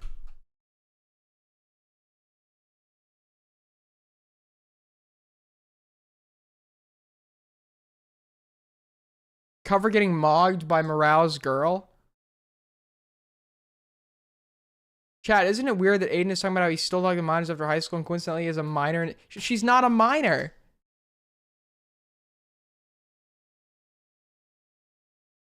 Wait, why is this?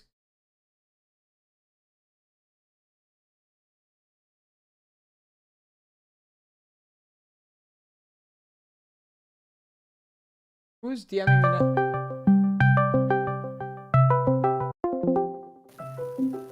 Augie, what's up, man? I own you, little bro. What the fuck? I'm gonna say the N-word. Okay. Good one, buddy. What do we do? What do we do? What do we cover now?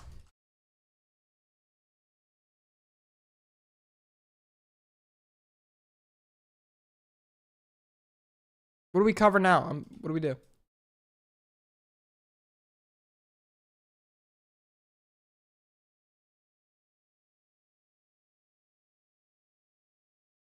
Oh yeah, East Skeletox. No, fuck! I tab out, and I gotta just leave the game when I tab out.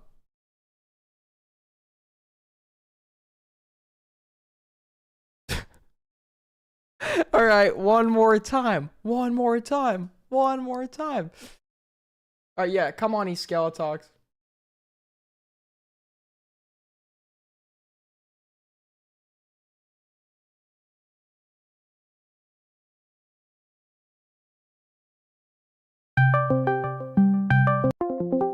eSkeletox, you're on the air. I heard there was some allegations involving you. Well, I mean, what do you? Well, first off, hi chat. It's been a while. I don't know who. I don't really know you. What were the allegations? It's been a while since I've been on stream. Anyways, so I guess because I saw someone linked you the stream on your topics. How much did you watch of it? I Or didn't did you watch even anything. I've actually no idea who you are. What the fuck? Okay. Then how'd you recognize me yesterday? Because then? your What the name fuck? sounds very familiar. Were you the guy in the now recording Gooning server? It was in a different server. It wasn't in the now recording, but I was in a call with a guy named Echo of Tragedy and a couple other guys. So yeah. And what did you do? So I guess I'll explain the situation. I was friends with a guy named Echo of Tragedy, and he joined the call. It was me and Robin. That's the other guy who was in the call. Wait, what's Robin? Robin who? Just Robin. Okay. Robin. He's a British guy. Okay. You might have seen him every now and then. I Not don't the know. guy I'm thinking of. Okay. Yeah. So yeah, no, we were just chilling. Echo joins the call, and he's in this server that we're in. We were in. He's like part of a group, and they have like special roles, so we couldn't see like any private chat. And so when his friends leave the private chat, that's when he starts like screen sharing, and then he's like showing his DMs with like women, and then like randomly, and we're like looking at his DMs, and then that's when he brings up saying that he's got a bunch of women in his DMs, and he's got all these kinds of nudes, and then he's like, name one person, and I'll show it to you. And I mean, morbid curiosity on my end, and I was like, all right, fine. So I named one person, and then he started showing us their nudes, and then it kind of snowballed from there. And yeah, other people joined. Bad Dog, that's one of the people. Joe, and then after that. So you were looking at revenge porn? Fuck, I hate. Yeah. On purpose. It was under. No, well, no, we didn't plan any of this. But why didn't Like, you leave when you knew what he was doing? Yeah, this is Okay, then yeah, fair enough. Yeah, yeah, none of us left. And yeah, after that, 2 weeks had gone by, and that's when like everything got revealed. And yeah, I mean, I could go more into detail. I don't know, like I don't know if you find this topic interesting. I could go into more detail. It's up to you. I mean, I'm just giving you the brief summary. I mean, go into detail. All right. So yeah, it was me and Robin. We both were seeing the whole ordeal. We're kind of giving off names, and then that's like when we run out of names. Wait, and then, I need to bring someone in here who knows a little bit more about this than I do. All right. Hold on. You may know this person. They're Is he in the chat? Let me No. see.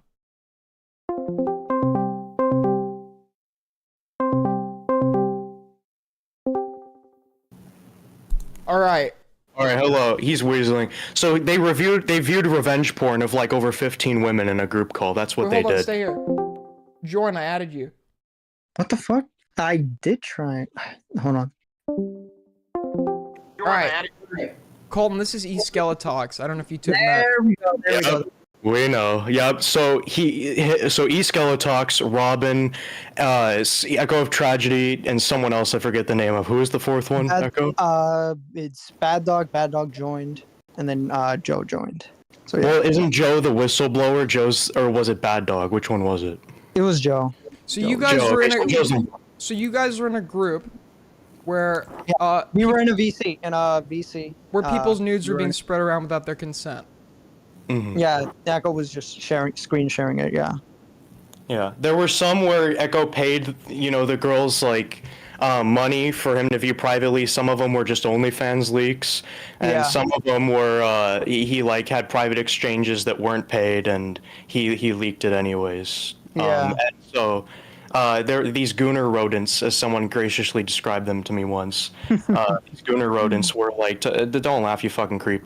These gooner rodents were like viewing this revenge porn and call and playing Who's That Pokemon. They weren't showing the faces. They were like, based on the body, which commentary girl do you think this is?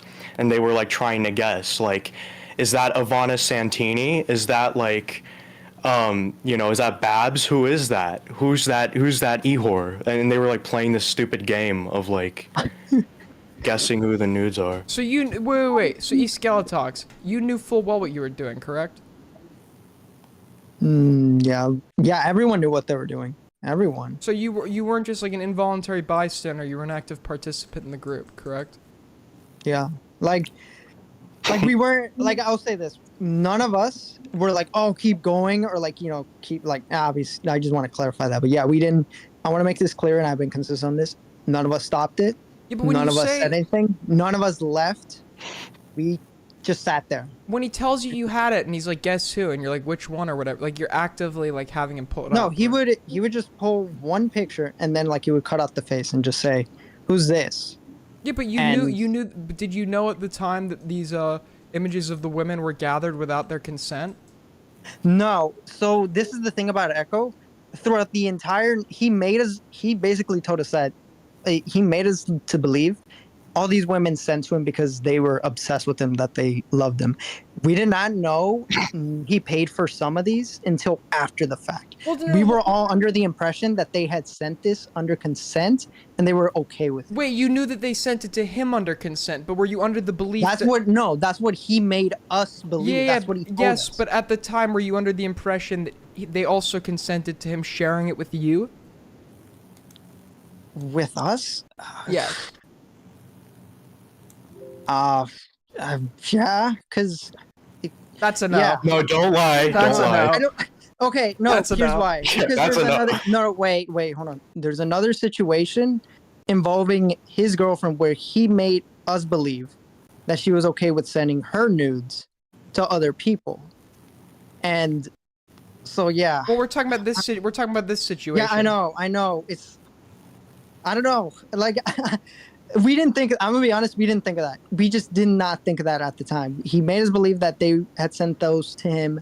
But you with weren't. But consent. you were. But let me just yes or no. But you weren't under the impression at the time that they had given permission for him to share them with you, correct?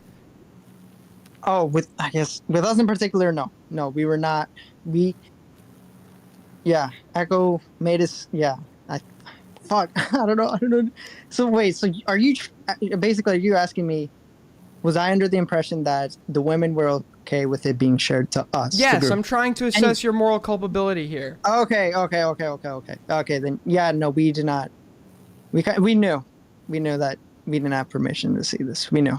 Okay. I can't. Dude, I'm disgusted. I'm ashamed, man. I'm Shut up. disappointed in you. I had high standards for you, buddy.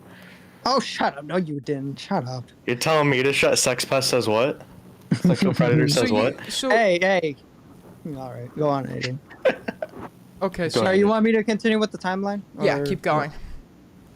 So after that, we joined a different server. One of the Joe's server in particular. Actually, no, hold on. Let me rewind back up a bit. So Bad Dog joins. It's around the time the Guess Who Pokemon game. And after that, or whatever, Joe joins. He's getting kicked out of the call. Robin's the one disconnecting him, and then he joins in, and he's like, "What the hell is going on?" And that's when Echo kind of explains to him what's going on, and Echo once again reiterates and shows the images again to Joe. At this point, I had left to go do something, and I came back, and I'd already left off the. I'd come back, or no, I don't know. I wasn't there. Basically what I'm saying is I wasn't there when Echo was re-showing it to fucking Joe. Is what I'm Okay, saying. but isn't that irrelevant? Because you were there when he showed it. No, yeah, I'm originally? just giving the like timeline of events. I'm just explaining it, just to Okay. be thorough. Yeah. So after that, we then joined Joe's server, just to basically chill out for a bit. And I don't really remember what happened when we were in Joe's server because I don't think I'm pretty sure Echo doesn't share. So I'm not too sure on that because we didn't stay very long for Joe's server. Okay, I just So- want to be like careful here. Do you suffer from like any like I'm not to insult you. Do you suffer from like any like mental disabilities? Down syndrome. No, shut up, Colton. I'm about to kick you. Sorry, what were you saying? No. No, okay. I just want to make sure I'm being Yeah, no. careful. Yeah, no. So yeah, no.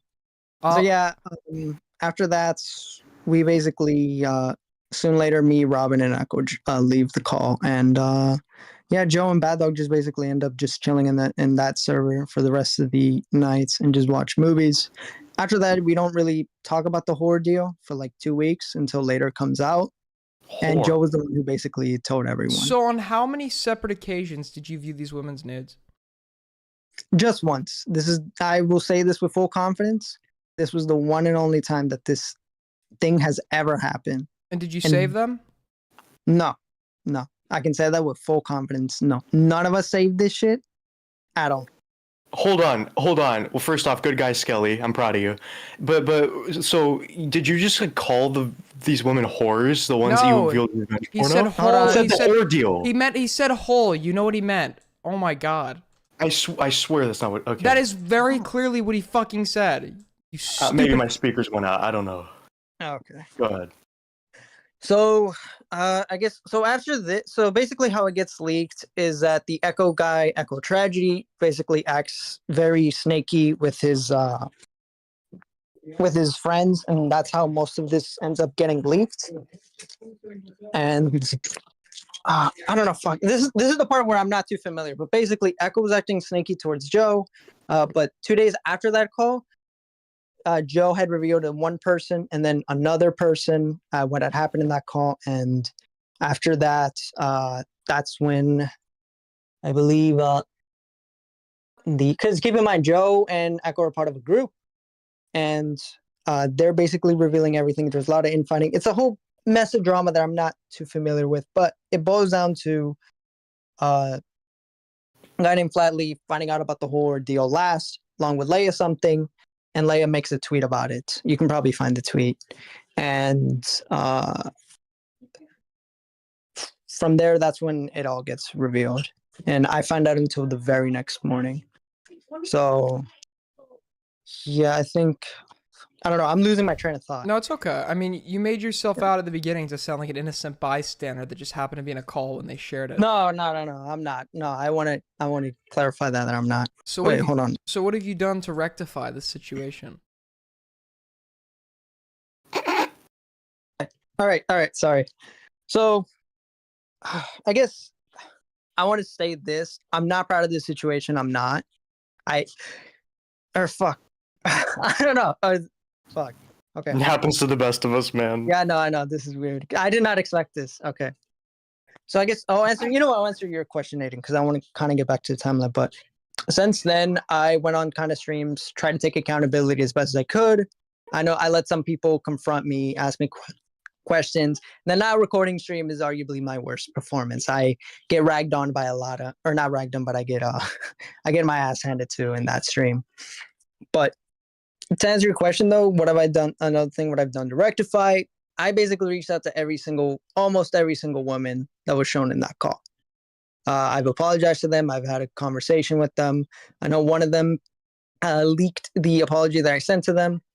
And yeah, they've pretty much told me that, yeah, what I did was stupid. And, they hope that I do better. But some of them, I was cool with. They told me, things will never be the same. Others told me, it is what it is. They made their money. Some of them did make their money off of him. You wouldn't believe how much this guy spent on them. They told me they forgave me. Some others just told me, hey, I don't really care. There's only 3 people that I haven't talked to. 2 of which I legit cannot reach out because one of them left the internet before all this stuff happened, so I legit cannot reach out. One of them, we're trying to work out when to talk, because we've been trying to work on having a proper conversation about this. So that's one. And then the other one, I literally cannot get a hold of her. She has me blocked. She has a lot of the community blocked. So I legit cannot talk to this person. Can't say I blame her. Yeah. Yeah. No, uh, no. If I told you who it was, you would not be surprised who it is. It was she blocked Maggot it before Edits? all of it. What? Is it Maggot Edits? No, Maggot. It's not Maggot Edits. No, she was actually one of the people that got paid by Echo, like a lot of money. I think $3,000. I could be wrong. She got. Oh, this guy's paying people $3,000 for nudes. Yeah. Yeah, he spent a lot. You have no idea how much money he spent. So yeah, dude, this is like the biggest fucking gooner in history. All right, well, I'm gonna hold on. I gotta go take a piss. You two talk. When I get back, I have some things I gotta ask you, Colton. All right. I'm excited now. I'm on trial. But yeah. Look. I know you. You wanted me to come on your stream. So why did you want me on your stream? Yeah, What were you no, I'm gonna- not streaming. No, I don't care anymore.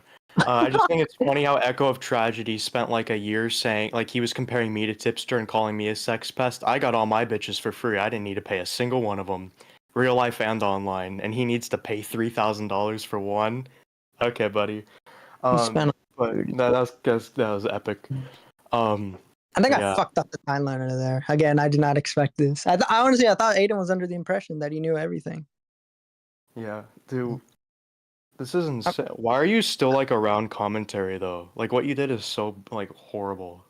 I don't understand it. Why am I still? Why are you still around? Yeah, I can ask because you. I didn't view revenge porn of women in a voice chat and play Who's That Pokemon with it. That's why I'm still here. I did nothing like this at all. All right, buddy. The worst thing I did was like, what is the worst thing I did? Be suicidal when I was 18. That was like the peak of like my evil arc. People in chat.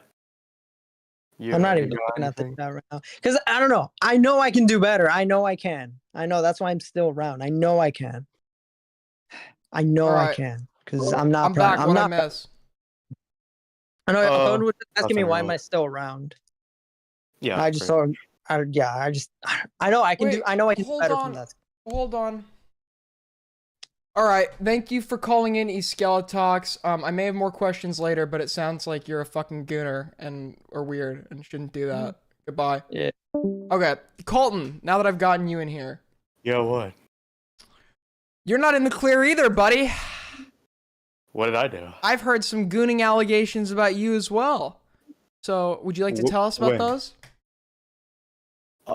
It depends on which. If you're talking about what I think you're talking about,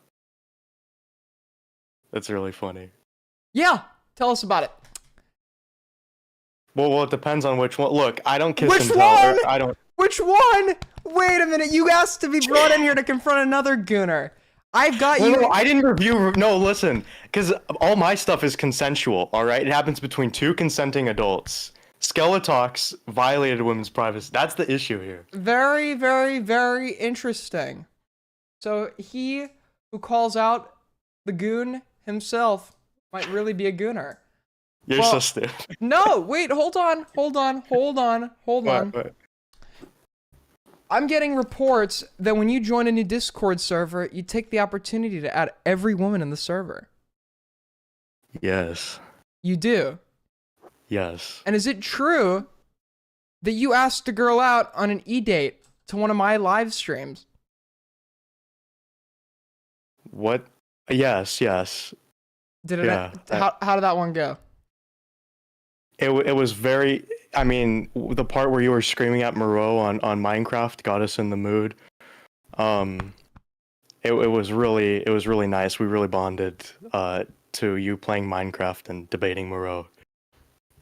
Very, very, very, very, very interesting. Now, didn't somebody make some like false allegations against you though too? A couple years ago, yeah, like 2 women did. It was. I don't like talking. Like the thing with that is like, and this is like my sort of thing with everyone online, is I don't really have bad feelings toward them. Like I wish them, and I guess I told Toastify this like a week or 2 ago, and he's like, "Why don't you like hate these people?" And I just like I don't know. Like I want people to do well. I don't hold things against people. Well, I think that is, you know what? I think that's good. I wanted to I wanted to ask also as well, what happened between you and MROW? This is gonna be a wonderful. Dude, are you ready to sign up for like 2 more weeks of this? You want to go into this? Yeah, come on, tell me. All right, so I'm gonna condense it really short because I gotta go soon. But here's the gist. Of it. No, you don't have to go. You're online all the time. I literally do. Dude, listen. So, in the span of 3 days, right, Moreau was like screaming at these people in a Discord server. I'm not gonna name who. All right, I'm not gonna name who. Moreau like screams at these people in Discord servers, and one person specifically, like every single day. And then one night it gets really bad to where he screams at someone until a mod, and he's like screaming at these mods to kick someone from a call. And then the mod actually does it so that Moreau stops like throwing a temper tantrum. And this has been going on, like he's been getting worse and worse over the past 2 months. This happened a few nights ago, and I knew this happened because 2 people DM'd me like, "Hey Colton, Moreau's freaking out again at this person really bad this time." Who? And About they explained what? the situation. Wait, who's who? He's Who's freaking on out at first? this person in VC. Moreau's freaking out at someone named Clover. Okay. And okay, so keep going with your story. Yeah. So they messaged me about what's going on, and I'm like, okay, I guess they want me to talk about it. So I talked to the owner of the server about it, and I'm like, hey, what's going on? Like, this guy needs to go. Like you've told me, like the owner of the server, I'm telling him, you told me about times in the past where you were struggling mentally because Moreau was like super mean to you. He's been annoying to me. He's like been super mean to just everyone. For like no reason, and he's not even like the funny kind of. He's just like Wait, constantly I gotta screaming bring at people. someone in here. I gotta bring someone in here while you tell your story. All right. It's because I don't want to be platforming allegations with no basis. So. All right. Who is it? I'm bringing him in here just for this occasion. Dude, I got like 2 minutes. Fuck. No, hurry up. you don't. You're online Oh, all Chris, the time. this motherfucker. What do you have to do? Colton. All right, Chris. No. Aiden, he's lying. He's lying out of his fucking teeth. He made false allegations on behalf of somebody else. Wait. Tell him. Explain what it is. Yeah, let Explain him finish what what were the allegations, Colton, that you made against MROW? So supposedly he was saying that MROW was sexually harassing somebody, which is not true. Person never made the allegation. Colton took incentive to make the allegation. That sounds pretty person bad, said doesn't that it? they had no issue with what was said. So, Colton, do you deny this? Well, this is what really happened, right? Because he's intentionally phrasing it. He's not denying Here it. we Wait, let go, him here we finish, go. Chris. Let him No, finish. that didn't I got happen. it. All right, that's not what happened. So in the voice chat, there was a voice chat we had a few days ago where what I thought, like what I remembered happened was him like constantly asking to see a woman's chest, which we know he does, obviously. And so I thought he did it in this case. We have no proof of that, by and the way. I guess I just what? I'm just saying to the chat, we have no proof of that, by the way. So just like take it as Yeah, you will. we have no proof. I know, except not that we, one not DM. we, not we. You have no proof of that. I'm not saying any of this is true, by the way. I'm just. Oh, of course. Well, no, I'm saying that he's like we literally have DMs, and people in the server will say that he does it at least as jokes. Like he says that a lot. Okay, keep going. What were you saying? So that's what I thought like happened, and apparently what actually happened is he told this one woman in a voice chat that like he asked for her bra size, and so then later on I was like telling someone like how he was a nuisance, and so like one of the mods, and so I brought up that he said, or he kept asking to see a woman's chest, and then later on in voice chat people were like, this woman said you lied. That never happened. And so I'm thinking I did something wrong. Like I just had a false memory. And they're like, but she did say what happened is he asked for her bra size. I'm like, okay, well, so then that's literally the mix up is that I said seeing her chest instead of asking her bra size, which she admitted happened. And then she said that she didn't feel harassed, correct? No, she didn't. And then after I heard that, I was like, okay, then I apologize for that. I thought she did feel bad about it. So I'm completely wrong there. But that was, again, there's like 50 other scenarios of this guy harassing He made a people in false other ways. allegation on behalf of somebody else, dude, and his It's about labels. It's about labels. Chris doesn't like me because he's Moreau's like pet.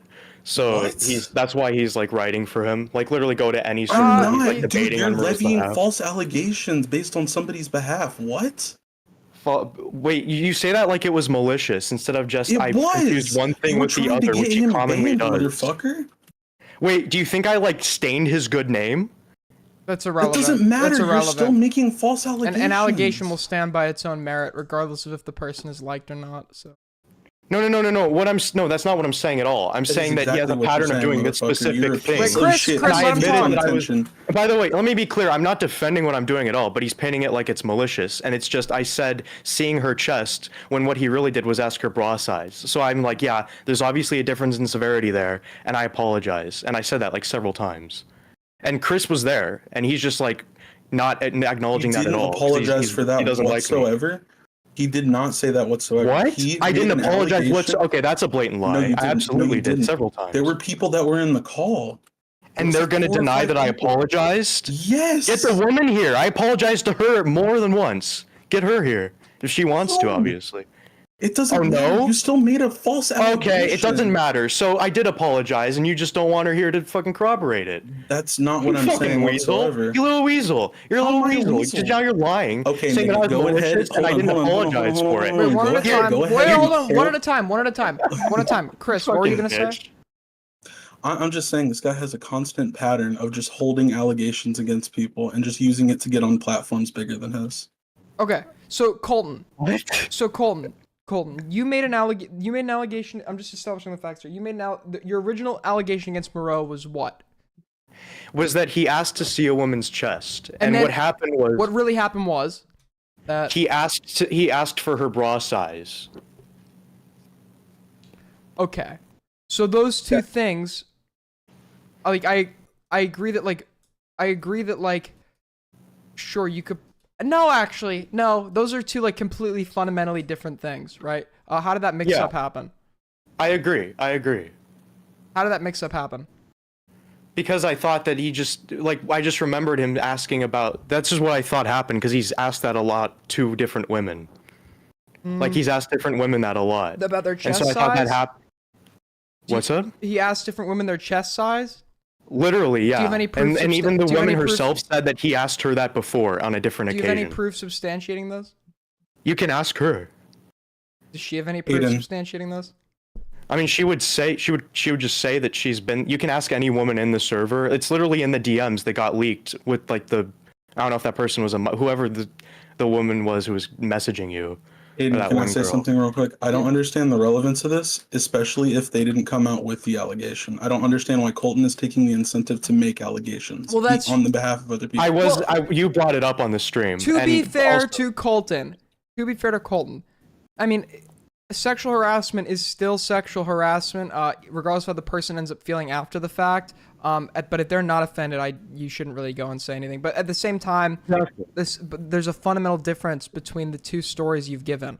One is like kind of like a unusual comment, but like not like anything, I guess, inherently wrong with it. And then the other one like it's the difference between like sexual harassment and not sexual harassment. The chest size like thing, like that's like obviously like two very fundamentally different things. I don't know how that or you're saying the mix-up happened because he genuinely did ask that in the past, correct? Yeah. But we don't have any proof of that, right? How are you going to make an unsubstantiated allegation without proof?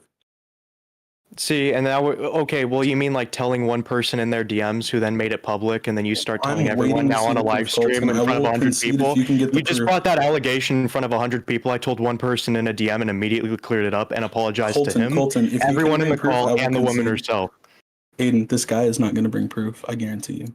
Okay. I literally admitted I was wrong. Okay, so you admit you're wrong. You admit the allegation was false. Yes, and I did like three nights ago when this happened. That's all I was trying to get. This guy is a fucking liar, Weasley Snake, who just wants to get on here to get. Okay, don't platform this motherfucker. All That's all right, I now have to say. Colton, what was your previous false allegation? Someone said this is your second one. What was the first? I'm gonna head out, Aiden. Yeah, take care. What was your other false allegation? That was useful. I don't know. What was it? I'm asking, is there another one? No, literally no. At least if there's something that I got wrong about someone else, I would have to be reminded of it. Okay. All right. That's okay. All right. Well, thank you for clearing that up. Yeah, no, of course. Like I genuinely do feel bad, and like that's why Chris didn't want to get it because he's like making like the rounds and trying to tell people I'm like a malicious person. Like him and the server owner are both doing this, where they're like now trying to say that every rumor about me is true, and like I'm a malicious like accuser of like false accuser, intentionally trying to accuse people of different things. How do you always instead get of in just these this one situations? mix-up? How do you always get in like situations where you're getting confronted on something? I'm like, I'm like a magnet. I attract very positive things and very negative at the same time, and it's inexplicable. I'm a force of the universe. I am Colton. Okay, Colton. Well, all the best in your endeavors, and maybe try and find like a real girlfriend instead of one on Discord. But that's not as easy. Okay. All right, that's the end of that.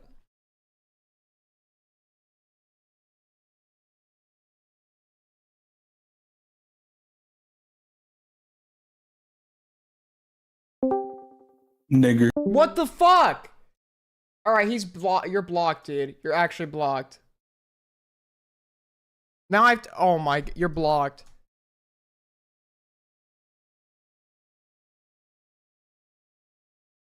Unironically, you're blocked. The one thing I ask you not to do. The one thing I ask you not to do.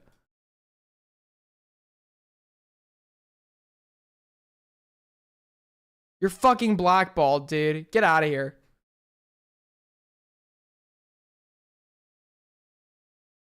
Alright, should we research Jar now? Okay. What should be the first piece of Jar tent we watch?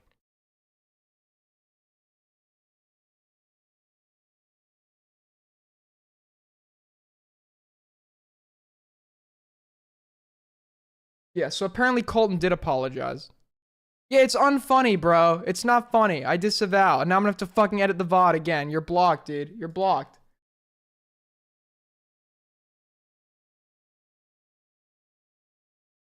Cope and Seethes video? Okay, we'll watch that.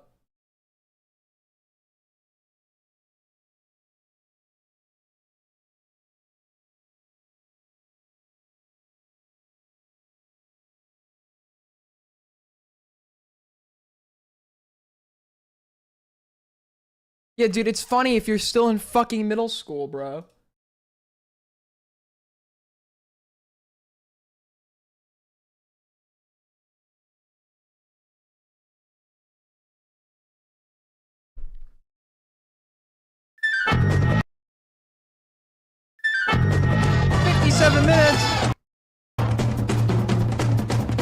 Jar is the personification of every terrible thing that has ever been said about the ACC. He is the snakiest, leechiest I have ever seen. Recently, in the wake of his video defending look at that.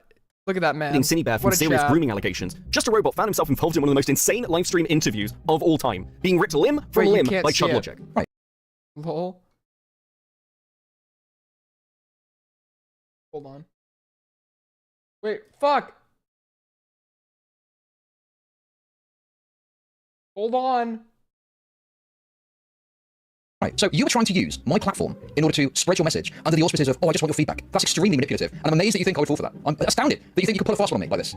Well, I did want your feedback. Who are you kidding? Now, you might be misled into thinking that Jar is some sort of new kid on the block, but his history on the internet goes way, way back, and it's wrapped up in multiple dramas and controversies. In fact, drama and controversy may be the one consistent thing about the guy, because his earliest content was wrapped up in the anti-SJW skeptic community. And while I've held off on talking about Jar for a while now, there was one moment in the Chud Logic interview that really caught my interest. If I am in the wrong, I will happily take down my video. I've been lied about plenty of times. I've always fought back against people slandering and lying about me. I'm not fighting back this time because I know, after chatting with you and watching through your video, that I am in the wrong here. Now that claim, that Jar has been lied about and slandered over the years, is a really, really interesting one. Because his history is so messy and convoluted, there's no comprehensive timeline that really exists for Jar. So alternatively, I've interviewed many of the people who've interacted or had issues with Jar over the years, because I think the best way to show you who Jar is to show you who Jar is. Thoughts on Jar?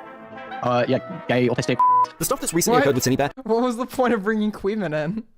isn't an outlier. It's part of a much larger pattern for the way he behaves with other creators online and presents himself to an audience. So what we're going to do here today is look through many of his previous actions and build a profile of one of the most crazy internet autists I think currently exists on YouTube. Wait, should I slow it down?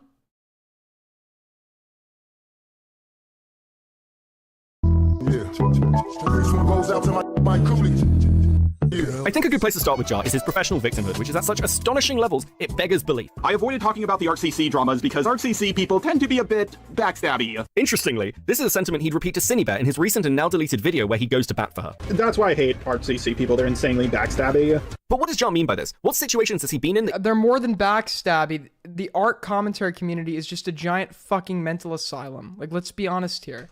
He just assumes everyone is out to stab him in the back. Well, this is most probably one of those cases where you just assume that others are going to do to you what you will do to them. Because if anybody is a backstabbing bitch, it's Jar. He's very willing to sort of like put the knife in and twist it. And from what I hear, it's because like he'll hold a grudge for like 5 years, 10 years, whatever. Yeah, I mean, let's say somehow his City Bear like affiliation alliance succeeded. Let's say the video goes off amazingly. Everyone's like, let's go. This is amazing. It's pretty likely that sometime in the future, when they have a falling out, JustARobot would forget all of that and then completely turn on his previous position just to go at City Bear for whatever reason. Like that's what that seems to be like what he's done. And everyone just kind of skirt past it because everyone just thinks like, oh, he's just got the right opinion. Why like, wasn't I interviewed for this? Where was my interview? The video we're currently watching clips from is his one on Hopeless Peaches, and like many other dramas in the past, the minute Jar has an opportunity to take a shot at somebody, regardless on what terms he is on with them, he will take it. Which makes this next bit incredibly ironic. It doesn't matter how many times you shout them out, defend them in a drama, or anything else. To them, you're just another potential target for them to make a video on. So Well, yeah, I think like any form of the commentary community or its variants, right? Like, he's right. I mean, he does the same thing, but like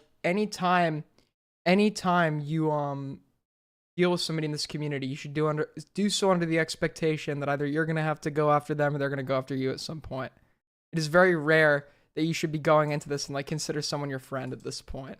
I've made that mistake all too often. Wait, are there baby fish in this game? I didn't realize you could get baby salmon.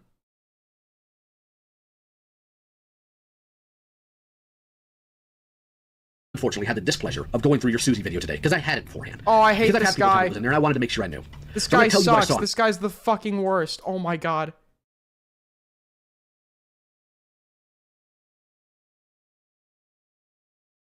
That video jar. I saw you dancing on the grave of somebody who, with the exception of voicing in a video, which you and her resolved between yourselves, dancing on the grave of somebody who'd been nothing but kind to you. Jar will say that the accusations against him have been long debunked. And while we'll look I hate into... Lyle Convoy. This guy sucks so much, dude. The lions roar. When I hear it, I seethe with rage. Why he's been able to make that claim, there's one particular accusation that I really want to hone in on because it deserves some analysis. Then to everybody in the RCC, guys, if your allegations about me being racist haven't worked the first 50 times, then they're not going to work this time. Like, seriously, I have been called racist by the RCC for doing an accent. Honestly, I relate to this point. I do. I get the false allegations of... He might actually be racist, though, so I don't relate. I'm not sure. But... yeah. Things are just getting petty. At the risk of making Jar sound dangerously based, let's just say the racism accusations are more than just doing some voices. Now, while I don't personally care, I think that there is more than enough here that if you wanted to make... Whoa! Jar, what the fuck? Jar? Dude did fucking robot blackface. That accusation, it is a reasonable one to make, and Jar getting so upset about it is absolutely insane. The only time I remember him saying it was when he said, say, but even then, that was Wait, did he actually say the word? Girl. Oh, so your thumbnail maker is either a racist white person or a according to you. I decided to reveal my true colors. I, JustARobot, am in fact black. Just to be clear, what the fuck? Jar, no! Fucker is like the whitest person I have ever seen. And let's not forget about the outro song to this dude's old videos. My eyes have seen the glory of the cleansing of YouTube, debunking SJWs and feminazis too. I cry to this song. Designs reactionist in hopes they get the boot. JustARobot marches on.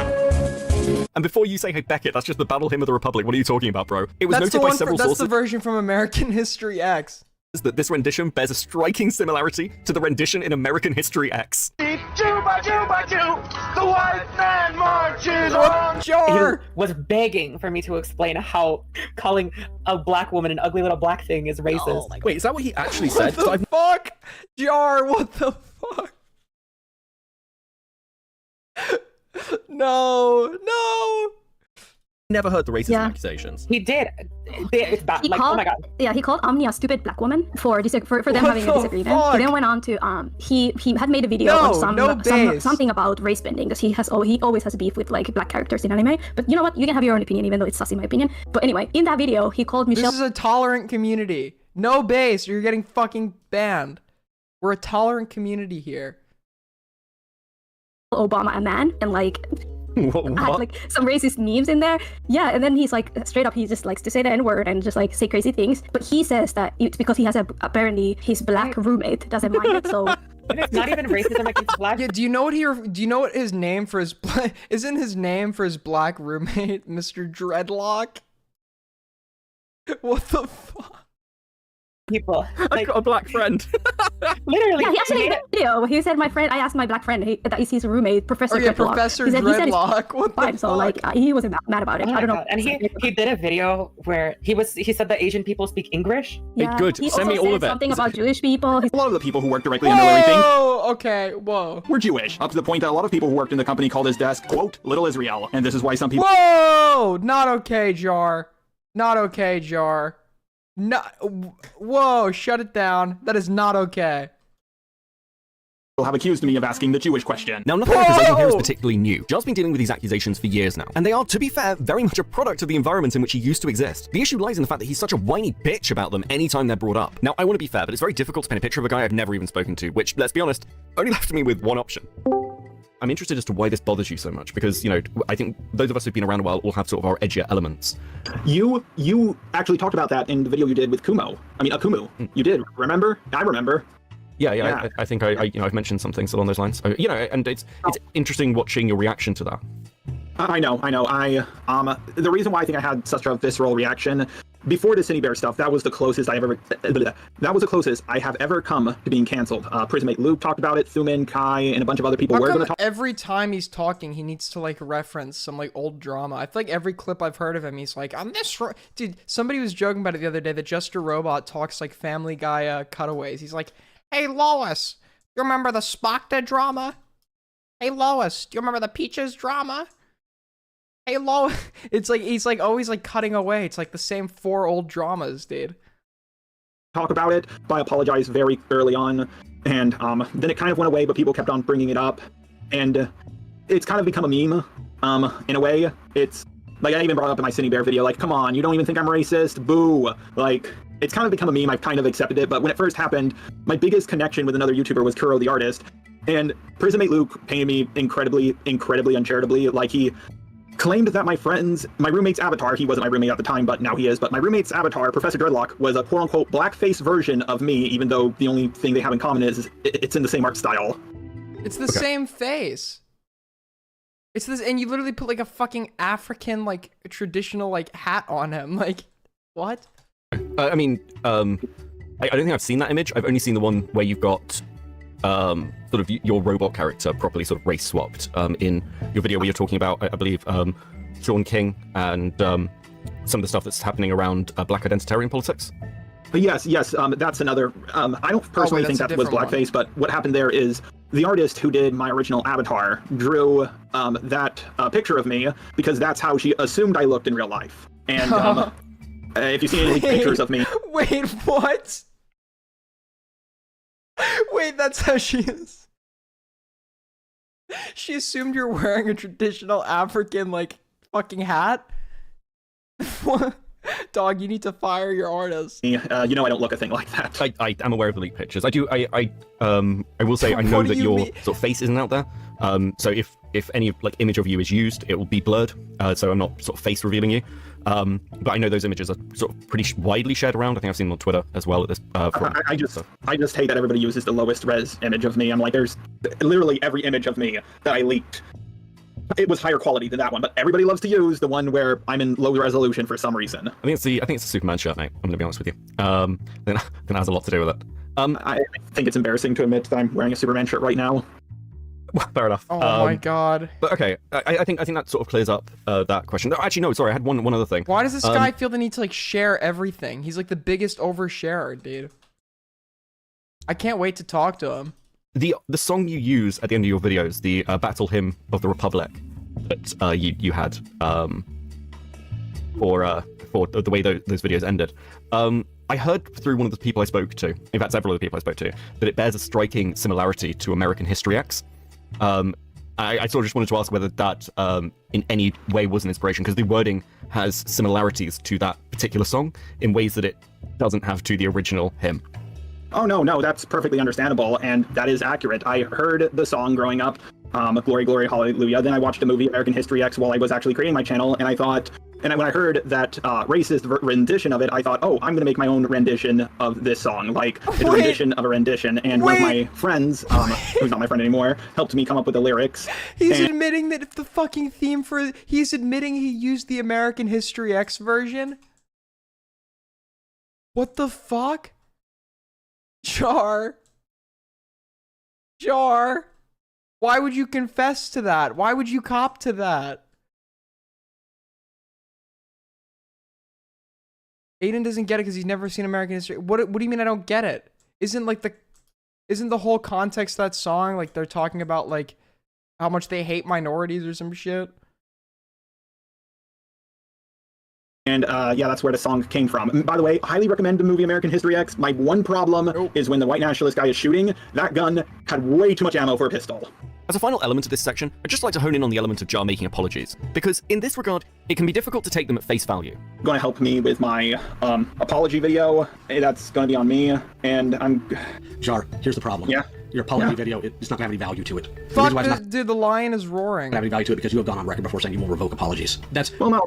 Well, I haven't revoked all of them, but like... And here lies a problem with a lot of the stuff with Jar. The dude has no spine and no conviction. However, I do have to thank Jar for one thing, because if I continue playing the clip that set up the racism segment, it brings us nicely onto our next section. Try calling me sexist next time. At least there's plenty of evidence for that allegation. What the fuck? Oh, that's a cool transition slide. That's actually sick as fuck. During the latter half of his conversation with Chud Logic, FPS Diesel would make an appearance and drop an unexpected bombshell. Right, what is this? Yo, you're all good. You can finish it up tomorrow, in fact. What? Yeah.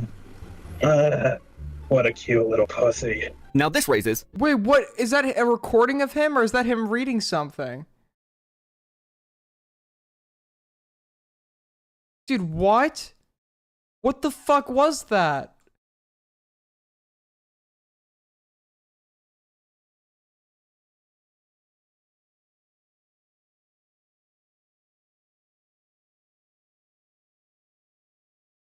An interesting question. Is this an outlier, or does Jar have some sort of well-known history in relation to his odd behavior towards women? I mean, look, I told you in DMs before, you throw a rock at a woman in this community, they'll tell you a story about Jar. It's like an instinctive reaction. And that's not an understatement. Basically, every woman I've spoken to has a story, and in some cases, people have heard about this project and are just sending me their DMs with Jar. Now, I'm gonna level with you. I want to limit this It was to the a conversations voice note thingy, and he sent that to somebody?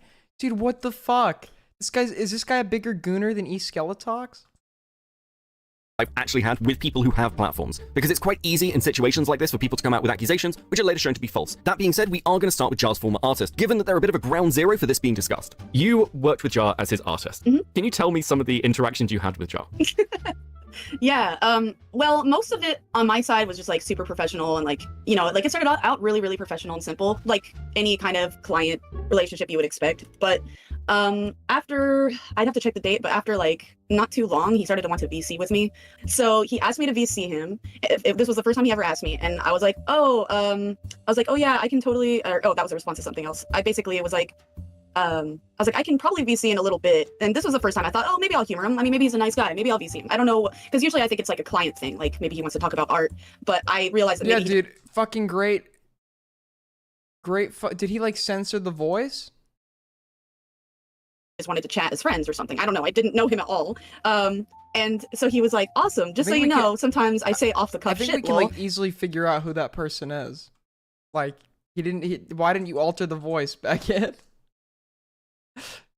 And I responded with, don't even sweat it. I'm the same way. I only censor myself if the other person isn't into the more edgy humor I'm into.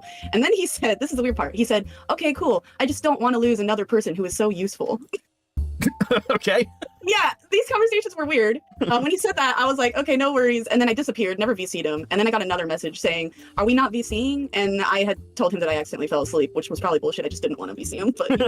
While requests to just jump into a voice call aren't unique to Jar within the ACC, he has certainly garnered a reputation kill all these villagers for being a little bit weird about the whole thing, even amongst that crowd. You all know me. I'd love to do the whole kind of concerned. I think this is a really serious problem. It's also just fucking hilarious. You said this to me before, that basically my surprise was surprising, because I kind of forget not everyone is just kind of used to it. Jar asking about women's pussies is nothing new. He did it all the time when we would VC. Like, oh god, back when Peaches was still around, he used to ask us all sorts of inappropriate shit, and people kind of just rolled their eyes, and it was like, it's just Jar. He's too stupid to be a problem, so like, just roll with the punches. Whoa! I mean, look, Jar crying. They're literally like exempting him from like sexual harassment because he's too stupid.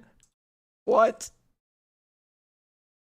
In VCs with people is really common. The cock joke is really common. What do you mean asking about? Oh. What do you mean by crying to get into VCs with people? My first ever interaction with Jar, the first time he ever DM'd me, he was like, hey, can you get into VC? I'm really sad. I want to talk to someone. And I was like, what? What? I'm like, so, and of course this was, God, how many years ago was this now? I had forgotten about this exchange. I only remember, but I just saw it because I went back into my DMs to find Dude, the you know stuff. you're dumb when like women are like willing to like look past like sexual harassment because of your stupidity. Like that's when you know you've reached like unprecedented levels of fucking stupid.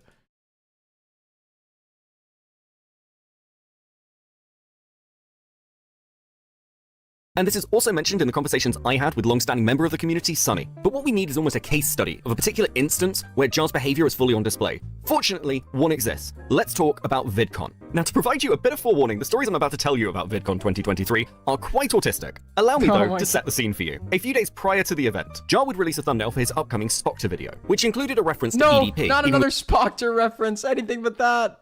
Dude, every clip I hear of him, he's like, this reminds me of the Spoctor drama.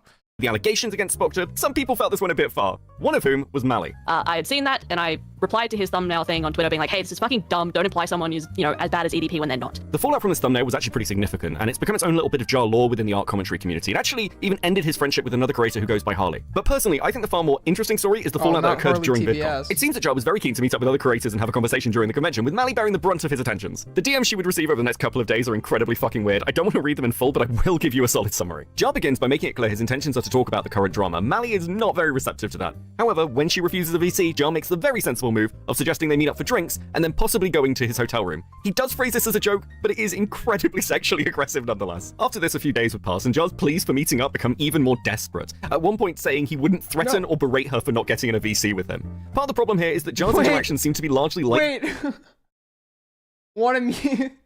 Wait, hold on, hold the phone. Wait. This with they meet up for bearing the brunt of his attentions. The DMs she would receive over the next couple of days are incredibly fucking weird. I don't want to read them in full, but I will give you a solid summary. Jar begins by making it clear his intention. Yeah, but Peaches and Lio and the others who you more than likely don't know, ask them why they gave me the go-ahead. I don't really think talking about your video with them makes sense because it's your video, but maybe they'll have it.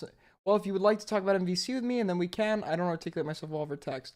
I'm still in transit at the moment. I haven't gotten to the Airbnb yet, but maybe once we're settled, although I'm not sure there'll be time for VC.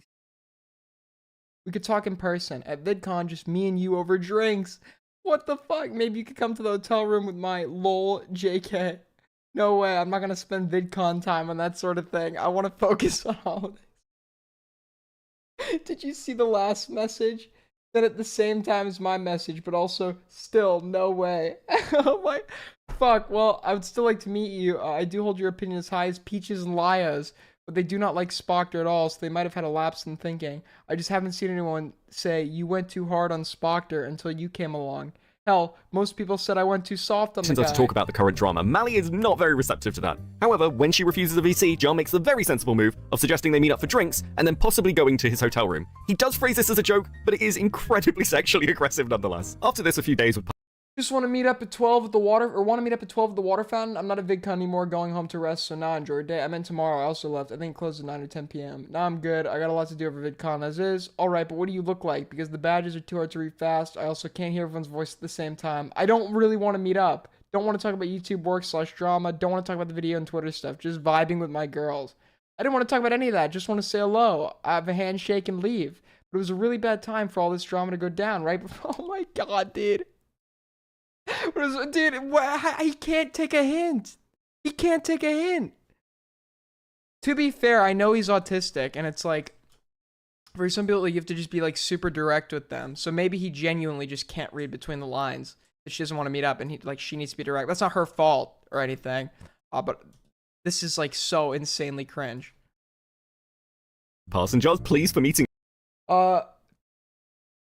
To be honest, not because of any drama. I just want to spend time with my friends, enjoying my VidCon, meet and greets and stuff. Don't think it's a drama thing, just doing my own thing on holiday. Okay, but please, no, I won't be like, bitch, you were too scared to come to VC now. You've nowhere to go. Run, I got a gun. Why would you? Dude, what is this Riz? I really just wanted to talk for 15 seconds, then fuck off. I mean, you did chat with Harley a little. Dude, this guy got cucked by Harley TBS. Okay, that's a bit freaky that you'd even yeah, it's like, yeah, why wouldn't you want to meet up? It's not like I'm gonna rape you or anything. Like, dude, why are you mentioning that? Why are you bringing that up?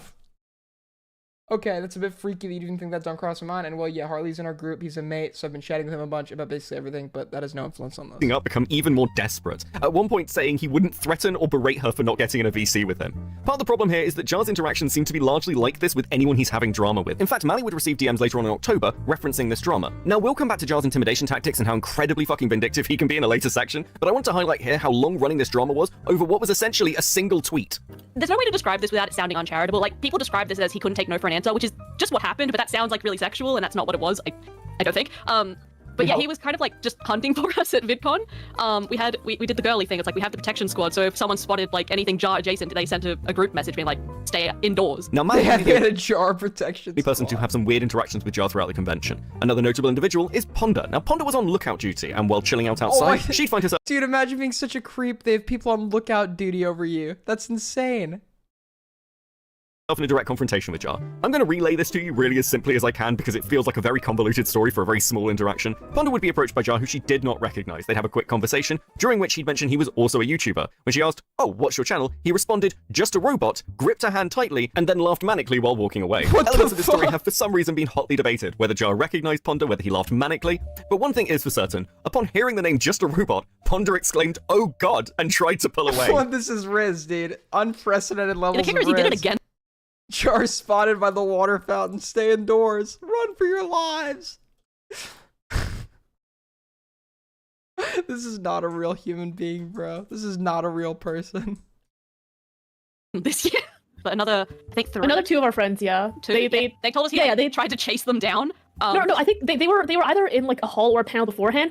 Jar spotted them, started coming towards them. Oh, wait, they started I was there. like running away. Okay, good. Julie, can you? Yeah.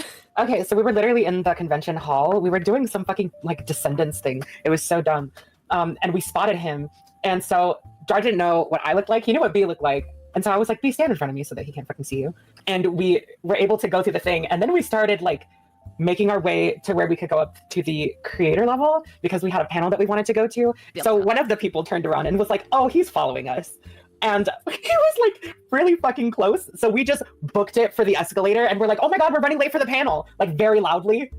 And we just ran. Yeah, and these are people as well, the other two creators that we aren't naming, that have already told Jar like to fuck off. And the thing that, bro, it's a Jarism at this point. He jumps up and down screaming about how no one is leaving him alone and everyone is like coming at him. But Jar's the only one that's like doing shit. Everyone else is like, go away. And he doesn't. VidCon 2020. I know that if you stand still around a goat, they'll ram you and you can get their horns. I'm gonna go. I just gotta grab something real quick. I'll be right back, but I'm gonna wait for this goat to ram me. Be right back.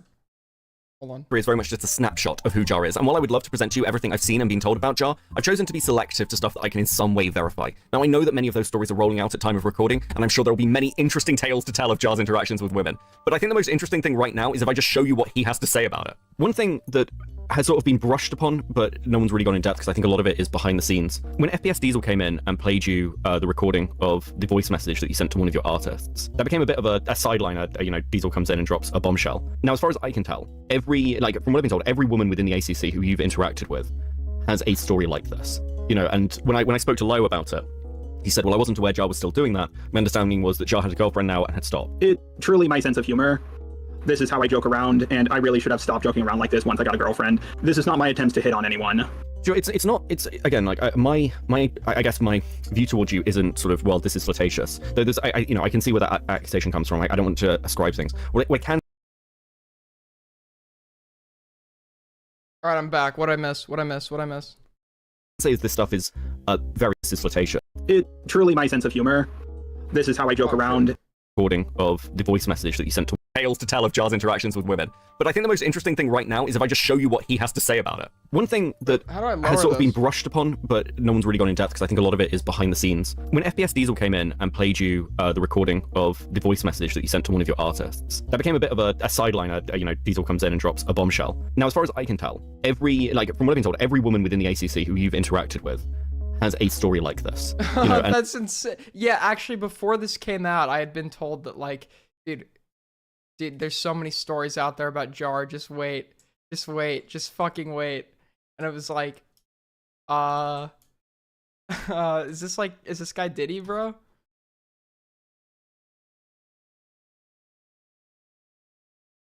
And when I spoke to Lo about it, he said, well, I wasn't aware Jar was still doing that. Beckett, stop talking to Lio, dude. You gotta cut off that friendship. This Lio guy is insane. And by the way, Lio's ducking the debate, just so you guys know. Lio's completely ducking the debate. My understanding was that Jar had a girlfriend now and had stopped. It's truly my sense of humor. This is how I joke around, and I really should have stopped joking around like this once I got a girlfriend. This is not my attempts to hit on anyone.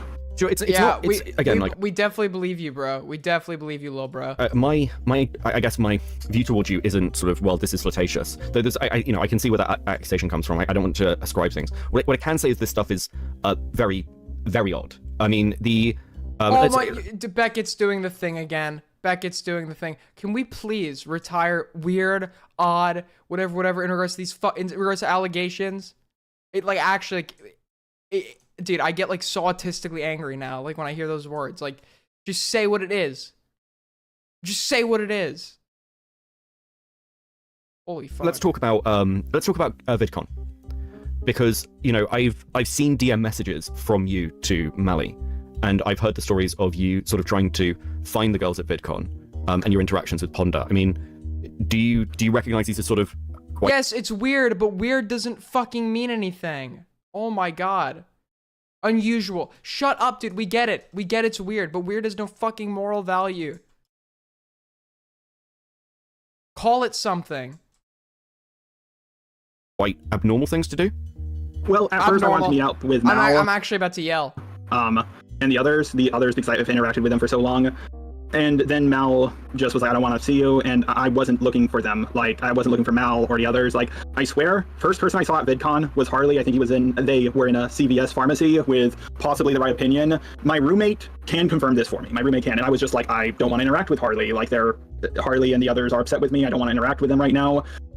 And as for the thing at VidCon with Ponder, do you want to give me your version of that? Because... Yeah, unironically, I saw these people in an IHOP. I'm not kidding. Yeah. The version I've heard is you sort of approaching her and shaking her hand, telling her who you were, and then laughing manically while walking away. Okay, yeah, I get that. So what actually happened was I sat down to eat some ice cream, and then I heard Ponder's voice, and I looked to my left, and I noticed, that person looks like Ponder. And then I read the name tag, and I was like, oh my god, this is Ponder. So I said, oh, are you Ponder Sprocket? She gave me a sticker. I shook her hand. I said, I'm also a YouTuber. And she says, oh, who? And I said, JustARobot. She yelled out, oh my god. And I immediately let go of her hand. She says I squeezed it, but I distinctly remember letting go. Like, just letting go immediately. Dude, Riz. Dude, the fucking Rizzler. I didn't want it to linger. And then I walked away. And then when I got inside, I kind of laughed about it because of her reaction.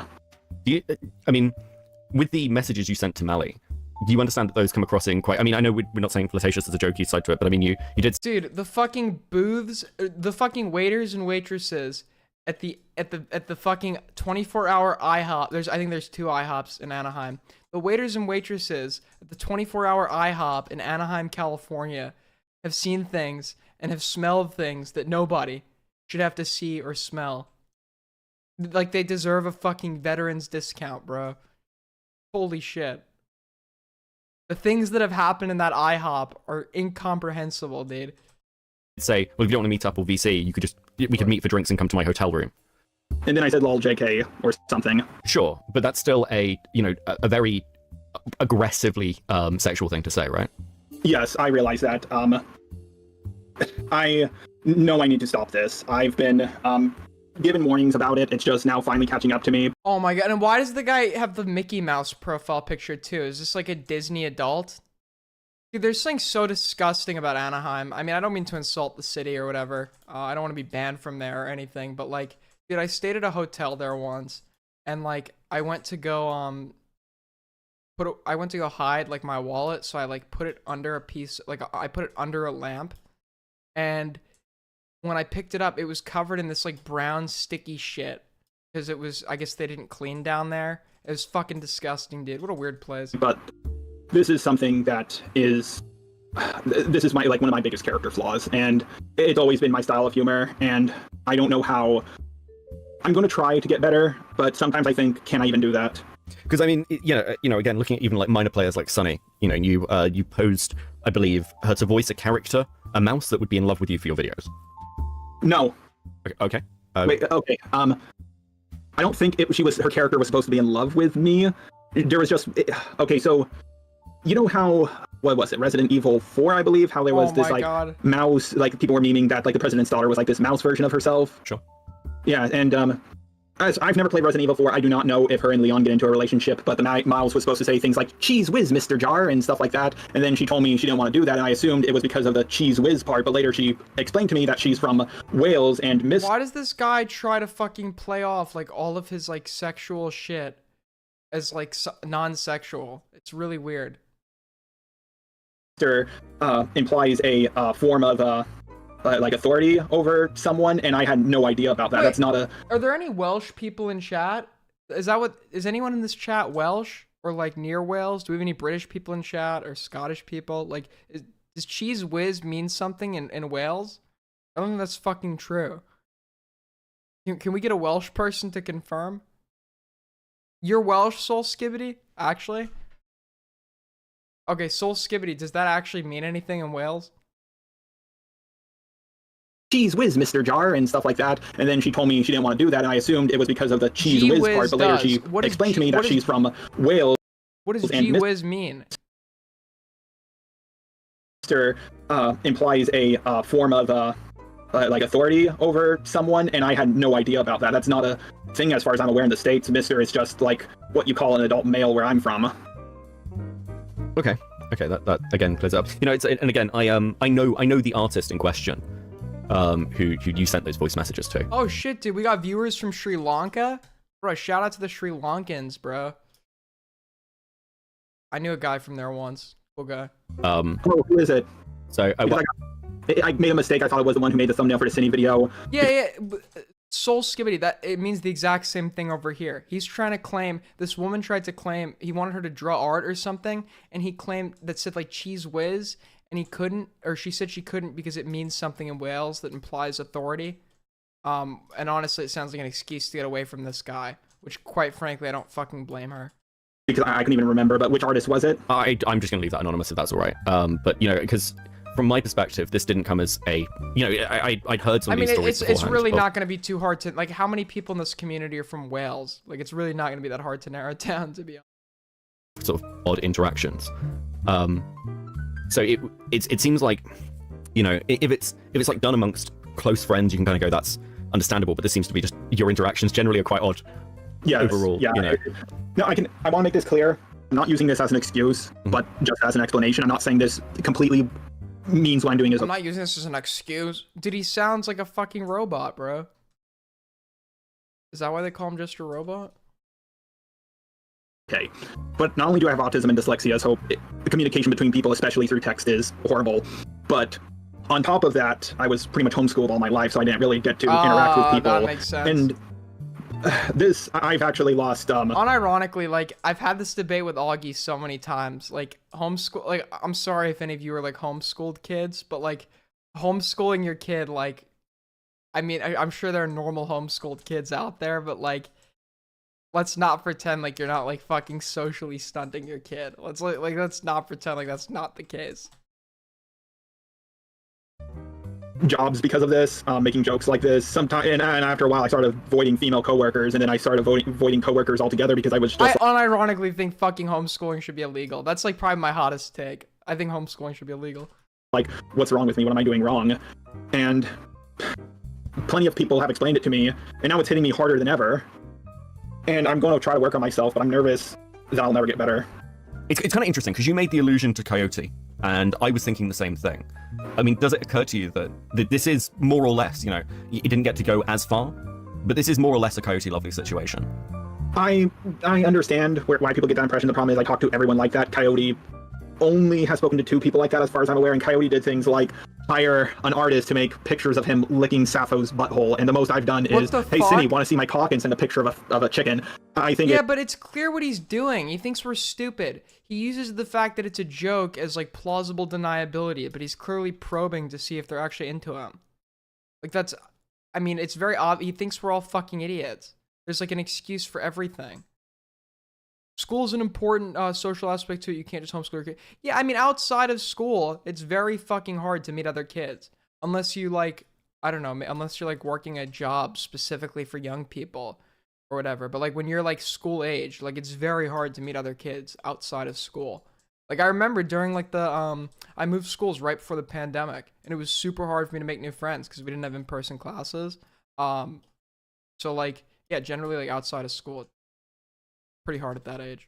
It's like, and also like, well, even if it's to a lesser extent, because we can argue the semantics, but you built a friendship with Cinebear, which, for whatever reason, you know, Coyote, this is how it started with Coyote. He went to try and get Sappho, but ended up building that friendship and then relationship with them, you know. Well, here's the thing, if people, there's no way we can know for sure if I would go further or not. I'm going to say I wasn't, but I can understand if people would think I would have gone further with it. The thing is, I've talked to almost everyone like this, and I need to stop it. It's an issue I have. Thank God I'm not doing it with you. Aiden, did you ever make friends? Unfortunately, and every friend you make is another liability. Cut them all off. No friends arc. Right now. You guys are all my friends. All 85 of you. You guys are my only friends. You know I need to avoid that. I'm not saying, here's my cock and sending you or hey, why don't you see a dick pic and I send you a picture of Dick Grayson. I want to keep the theme of Jar's interactions with people, but shift gears a little bit. These people disgust me. They don't care if what they did was wrong. They just care if they were caught. Also, I'm going to try and reach out to Logic. Ooh, I remember liking his stream. I think Hypnosis, Sappho, the zoo file, be a good topic to cover, not gonna lie. Send it to me, put it in topic suggestions. No, unironically, I met up with I got called last night while on stream by another friend, which I had to mute. But he like barely speaks English. So there's a bit of like a barrier when we hang out. Works out. With his help. I think with his help, along with the recording... You little fucking bitch! You little wretch! Is that what you thought, was it? It may come as absolutely no surprise to you that I don't speak Korean, unfortunately. I don't speak Korean. Exactly what Jar thought. Now, you may have noticed a little subscribe account number popping up when anybody's speaking, and that's because I wanted to give you an insight into how Jar sees the world. His relationships are almost entirely transactional. How much clout somebody has, how much influence they can hold, whether they can be of benefit to him, are the key things that he is thinking about. And when you fall from grace, you are of no use to him anymore. But I also can't get help from people like Lio, Peaches, and Doodletones. The last two left YouTube, and Lio's reputation is in the dirt. I've been there for you. I've done it for years now. You didn't even have the decency to come to me about this because I was, and I quote, canceled, which means somehow my information means nothing. That is not treating me like a friend, Jar. That's treating me like an asset. But I don't want to give you the dude, why would anyone want to be friends with you, Mr. Lion? You literally talk like a fucking anime protagonist and bully disabled women. You don't deserve any friends. Jar treating you like an asset is honestly one of the a rare fucking Jar W. Like, let's be honest here. Holy shit.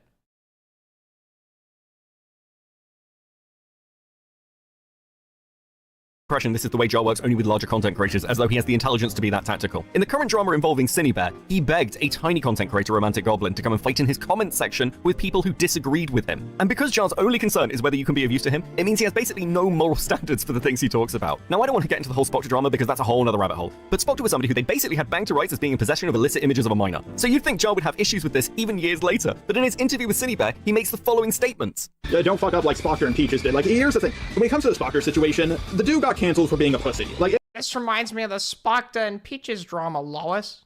Dude, he's literally like the Peter Griffin of like art commentary rape allegations. He does like all the fucking cutaways, bro.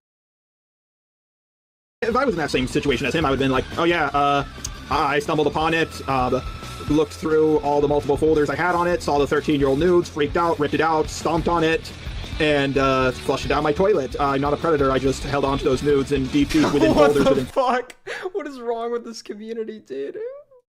Folders I had on it, saw the 13-year-old nudes, freaked out, ripped it out, stomped on it, and flushed it down my toilet. I'm not a predator, I just held onto those nudes and deep within folders, and that's what happened to me. Oh well, guess I'll keep uploading like I normally did. Now, I have been made aware of multiple images and instances where Jar has in some way downplayed relationships between adults and minors. However, from what I've seen at time of recording, I don't think Jar is running these plays and defenses because he in some way has some skeletons in his closet. I think he was probably just going along the common consensus, and for those of you aware of the Fruitcake server leaks and the Toby drama, he wasn't the only one. Though it is worth highlighting that if Jar has friends who have done serious things wrong, whether it be Cine or Spoctor, who bear some striking similarities, he will defend them because what's important to Jar is that his friends are useful, that his friends owe him, and ultimately that he is getting validation for the takes he gives. And please note that I'm saying takes he gives, not his takes, because Jar doesn't have any fucking opinions of his own. Jar's opinions are formed by committee. And what's insane about this statement is that isn't something I'm saying, it's something that Mally said to him when they were having drama. I've been insulted saying my videos are designed by committee instead of just me, and I think they're right. Jar is so incapable of having opinions of his own, he has to take criticism from years ago and rephrase it as self-reflection. I know this is going to sound petty as hell to some of you, but it really is a perfect example of what Jar does. The reason that JustARobot has been involved in so many fucking dramas is because as a drama is nearing its end, what Jar will do is jump in, waving his banner saying, "Don't worry guys, JustARobot's here," when the battle is already won. And the only way Jar has been able to continue the script is by parroting the takes that have already won the day. Which is exactly what happened in the Cinebear drama, by the way. JustARobot saw Chud Logic covering it and laughing at Birdie and assumed that meant public opinion was turning. And then he just simply stole Kumu's opinions. Unfortunately for him, Kumu's opinions on the topic were fucking retarded. And if it sounds like I'm losing my mind, it's because after hours of looking through this guy's history, it is infuriating how often this has happened. And by the way, just before you think I'm some sort of conspiracy theorist, I'm not the only one who's noticed this.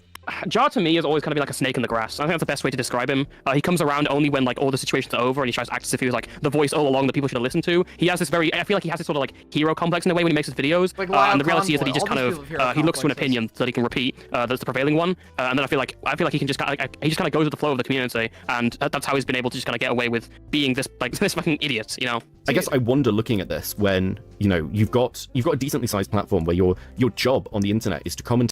Dude, Jar W. On things, where you're sort of saying to me, well, yes, I commentate on things, but I'm not actually sure I have any actual opinions, which is a bit of an odd I have no juxtaposition. opinions. I do have opinions. I do. It's just I want my opinion to be right. Well, I guess everybody does to a certain extent. It's just sometimes I'm trying to.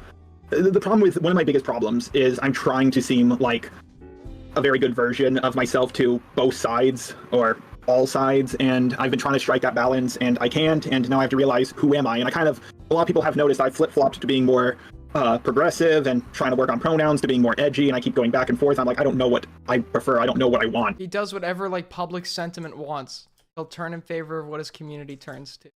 Really is a snake in the grass. Common Toastify W.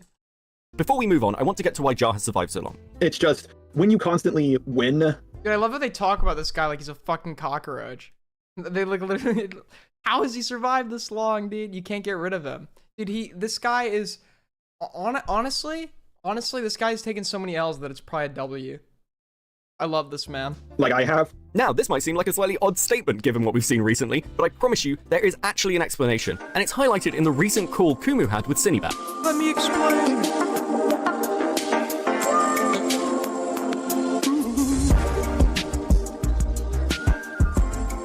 Like, I knew how this guy was. I warned you how he was. I told you what position you were in, and I was very conscious and scared on your behalf because of what position you're in. Jar could have raped you, and that's probably what he was trying to, that was probably his dream, his end goal. Jar's history includes some of the most insane false allegations. Honestly, he's like the winner of taking L's, and at some point, you kind of have to respect it, you know what I mean? Like, at some point, it kind of is a W. Allegations I have ever seen, including in one instance a grooming accusation against a niece who does not exist. And this has been to Jar's net benefit. Like, I knew how this guy was. I warned you how he was. I told you what position you were in, and I was very conscious and scared on your behalf because of what position you're in. Jar could have raped you, and that's probably what he was trying to, that was probably his dream, his end goal. Jar's history includes some of the most insane false allegations I have ever seen, including in one instance a grooming accusation against a niece who does not exist. And this has been to Jar's net benefit, because whenever people level criticism at him, he's able to point to those allegations and say they were false. So how can we trust these ones? What were the Fluffy Turbo allegations? Fluffy Turbo and Chaos 55T came out of hiding to I mean, this was some of my early criticism for lyrics, right? And Chud said it best, like, a situation will stand by its own merit. You don't need to, like, go and pull from other situations. You could pull from another situation once to, like, support the overall idea of, oh, it's okay to doubt, like, a story. But that's kind of a given. The problem is, like, you can go too extreme in the other direction. Like, believe all women, sure, that's a problem. But you can go so extreme in the other direction where you're, like, doubting every story as well. And I kind of feel like Jar, like, reached that point, to be honest. Like, that's kind of like, I'm sure someone said the same thing. But, like, he's kind of reached that point where he's just, like, doubting stories because other situations didn't turn out to be true. Make up false allegations about Jar grooming and sexually abusing his niece, who doesn't exist. What the fuck? So, for context, Chaos 55T was originally part of the people who drove Jar off of DeviantArt. This is like bits and pieces that I remember from his DeviantArt whatever story. She made up allegedly, she made up someone who doesn't exist and claimed that Jar drove this person to end themselves. When Jar came forward and talked about what he dealt with, obviously Chaos got a lot of flack from that. She dipped. A few months later, maybe a year later, I don't exactly remember the time frame, Fluffy Turbo, who was one of Chaos's friends, started going around to people, Laka Mokalaka and myself included, trying to pass off these screenshots as allegations that Jar was grooming a minor and that he had in the past sexually assaulted his niece. Like, I went over this stuff, and in the course of like 5 minutes, I told Fluffy Turbo to shove it. But I think 2 weeks after that, she brought the allegations to the public and tried to press them. So I did a stream going through them, basically being all like, this is fucking bullshit. And in the course of the stream, some of the allegations went over the idea that Jar was racist. And I basically shrugged it off and said, yeah, we know Jar's racist. I don't care about this stuff. Show me like the serious stuff. Whoa, I don't care. And as far as I'm aware, he's held that against me since. I mean, only in the ACC could you have a drama about sexual assault against somebody who's not real. Yeah. It's happened at least twice.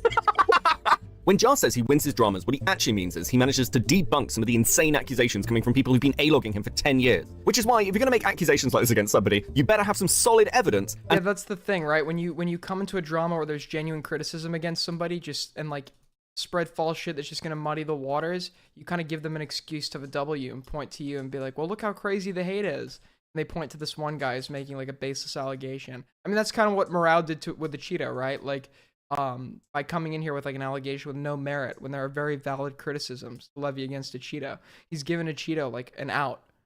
To be honest, which in my error, I kind of like let a Cheetah take that out, and he still fucked it for himself, so I still won at the end of the day. But like, you know, and some every time there's a drama against somebody, everybody feels they need to chime in with something. Reliable sources. Though I do want to be charitable. Many of you will be aware of my drama with known dentistry dodger Wick TV, who in early 2023 removed me from a panel so he could rizz up another member of said panel because she had more subscribers than me. Now, Wick's history of scumbaggery is well documented. We also clashed in early 2024 when it was discovered that he was working with Progressive Victory undisclosed to his audience while promoting them. And if you're confused as to why I'd bring up a completely unrelated person who has nothing to do with any of this in the middle of a video on Jar, I don't blame you. So please explain to me why every single JustARobot drama video has a section rehashing his grievances with people who are nothing to do with anything, and they're randomly inserted in the most awkward way possible. In his hit piece on Doodle Tones, he basically stops talking about her for 3 minutes so he can talk about how much better he is than all the other commentators he's fought with over the years. And in case you think this is an isolated incident, no, this is just how Jar works. In his recent conversation with Lyo Convoy, when his credibility and reputation is crumbling— I'm trying to breed a villager in the swamp so I could get a mending villager, and I'm also trying to max out the cartographer. So to do that, I'm gonna have to start building. He promises never to make a drama video again, though he does have one question. Quick question. I do have one drama video that is all finished, and I was thinking of just making it up. Core is mogging you in views. Who, Core Master?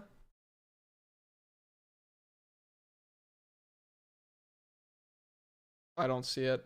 Patreon exclusive. Do you think I should do that? No. Jar has a pathological need to go after people who have slighted him in the past. And while he is talking about how he will never engage in drama content again, this is something I would be deeply skeptical of. This isn't the first time Jar has taken a break. And secondly, because deep down, Jar is deeply, deeply vengeful. Every time I go to bed and I'm about to fall asleep, I just feel angry about sometimes things that have happened 10 years ago, and sometimes I feel like revenge is the only thing that keeps— Dude, I need someone in my call to help me fall asleep. I remember that part. That was the best part of the Jar drama, dude. Will you stay in the call with me while I fall asleep, City? Going. And don't get me twisted, I personally love a little bit of vengeance, but one of the frustrating things about Jar is his need to be seen as the hero and never the villain. When I'm winning in a drama, I try to show my opponents mercy. I guarantee you, if the situation was— I try to show my opponents mercy. Dude, why do they all talk like anime protagonists? Fuck. Dude, every single one of them, that's how they talk. Flipped, Diaper Tones would not have done the same. I knew this from the beginning. Diaper Tones? What? Is that really somebody's name? Diaper Tones? I don't even want to know what that person's drama is, if they have any.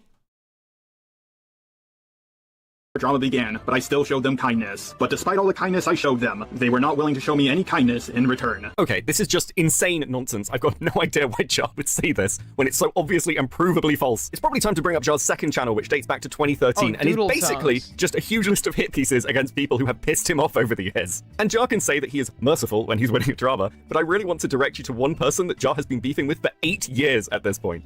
The creator in question is T-Moss Boss, who has over 100,000 subscribers and a dead channel. Even in the midst of the current drama as one of Jar's longest running detractors, still nobody gives a shit. Except for Jar. That final video that Jar wants to put up on Patreon is in fact on T-Moss Boss. You literally cannot make this insanity up. However, Timos does help us to answer some interesting questions. For example, why is it so many people are hesitant to even go after this guy? Now, I think it's reasonable to say that there are two separate components to this. Firstly, if you go after Jar, you will be dealing with Jar for the rest of your life, as he makes video after video after video on you. The next element is Jar's audience. Based as fuck, dude. Never let your haters never let your haters like have a moment of fucking rest, dude. Which Jar himself describes as quite toxic. And while he claims to have taken steps to try and get them to chill the fuck out of bed, the honest truth is, the only way to get your audience to stop You're still streaming playing. I don't have class tomorrow. It's basically my Friday right now, and it's not even midnight. I'm on the fucking West Coast. Why are you guys so worried about my sleep schedule?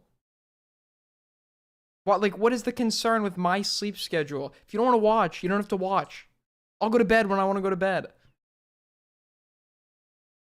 gunning for somebody is to just stop talking about them. I do these drama videos to bring justice. I have a big channel, which gives me a lot of power. Look, Jar is absolutely aware of the threat he poses to smaller content creators, and within the ACC, many people just don't want to deal with something like that. In fact, one of the common questions I was asked is, are you sure you want to go down this route? Because you are going to be hearing about it for the rest of your life online. Just as an aside on this topic, I want to note Jar's startling paranoia, which has managed to fuck him over in ways he wasn't even aware of. I'm aware that you were worried that the ACC girlies were going to go after you, and you seem to make allusions to this in the commentary video. Well, to be fair, they've been going after me. They're not just women. Do you know that there was only one video planned on you, and it was a defense video? No. I know that Jar has been allegedly paranoid that the ACC is like planning on making a video on him or whatever. Dude, he's worried he's gonna get kicked out of the house. Honestly, valid as fuck. Valid as fuck.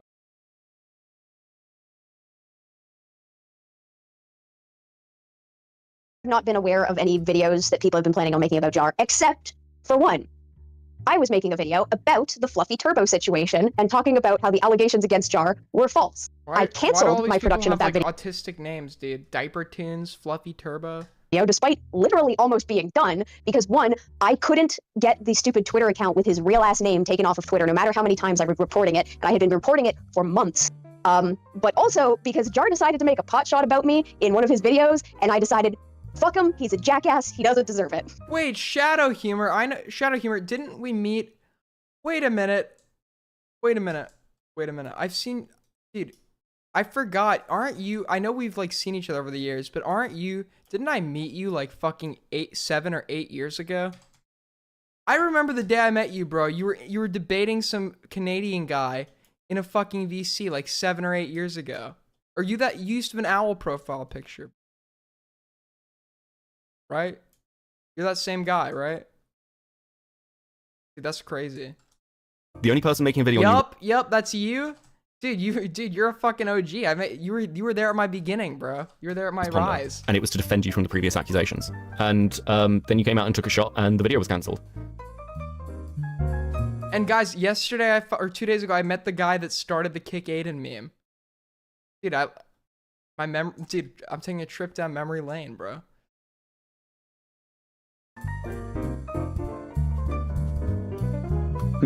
I mean, you do have an entire second channel, which does seem to be sort of vengeance responses to people. Yeah, I know. I mean, going back to 2013. Back to 2013? Yeah, I mean, that's... Oh, yeah. I thought you were talking about the recent stuff. Yeah, this is one issue I do have. I just have a very strong desire to get back at people. And the worst part is, once you do, it doesn't feel that great. I think Jar also has some other desires that he doesn't want to mention. A little good, but it doesn't feel nearly as great as you would think it does. And I was trying to respond to every single video ever made on me on my second channel at one point, but then I got bored. And now I realize like how silly and stupid that made me look, because I could have been making videos that people actually gave a shit about and got a lot more views.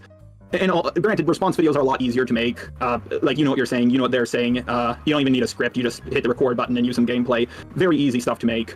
But now, with the amount of people I've pissed off, I realized that I kind of dug my own grave by acting the way I did. I kept on pissing people off one after another, and eventually I knew eventually it would come back to bite me in the ass, and it did. I mean, yeah. So the people I've spoken to who've had sort of issues with you in the past, one of the constant things I hear is they don't want to respond. They don't want to deal with kind of how vengeful you are.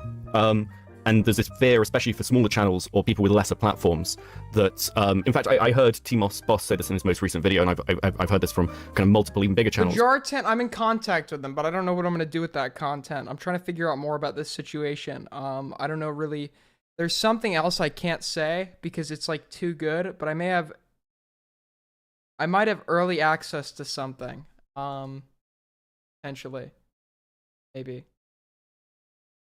You're not getting me to leak, dude. You guys do this to me every time, and then you get me to leak, and fuck this. Where there's this real worry that it's not just you that will come after them. You end up in a position of weaponizing an audience to come after them, potentially.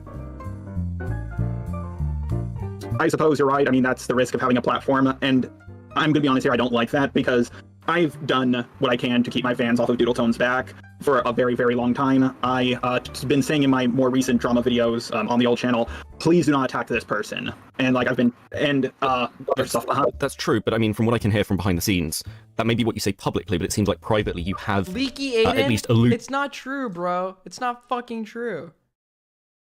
to that threat while having dramas with people. Well, I have said, like, listen, like, I think a good example is the Vincent Skullman stuff. Like, he made a video on me, and I wanted to talk things out with him instead of making a video, because he was a very sensitive guy, and I was like, my fans are so toxic, I didn't want them to go after him. And I tried to talk things out with him in private. Eventually, it did work. Unfortunately, that created issues with him, Lio, and Linlin, and I was like, oh my god, I did not want that to happen. I try Dude, my isn't it best. crazy? It's almost fucking 3 a.m. on the East Coast, and we still have like 84 viewers. That's kind of crazy. Because I remember a few nights ago, we wouldn't even have gotten over 20. Work things out with people, but I just sometimes don't feel like I know what I'm doing. Like, I do desire revenge, I do desire to get back at people, but I also desire to work things out with people and talk through them, things with them. And with Lio, for a long time, that he was a big help with that. I sat down and talked things out with multiple people instead of just, because as much as people fear my vengefulness, I also fear the vengefulness of others. Looking at where you're sat now, I know you said you're not going to make more drama videos, so you're going to take. Dude, JustARobot honestly would be like 10 times cooler if he just like owned it and was like, yeah, I defend pedos, but like, that's why I'm based. Maybe he'd be more respectable. Dude, this... I'm sorry, I don't know what I'm even saying anymore. I'm fucking starving. Take a step back from that because of Lio. So is that, you know, I suppose the question people will have is this you saying that now? But then in 6 months, 12 months, whatever, you'll be like, well, now it's died down, I can take a hit at the people who took shots at me.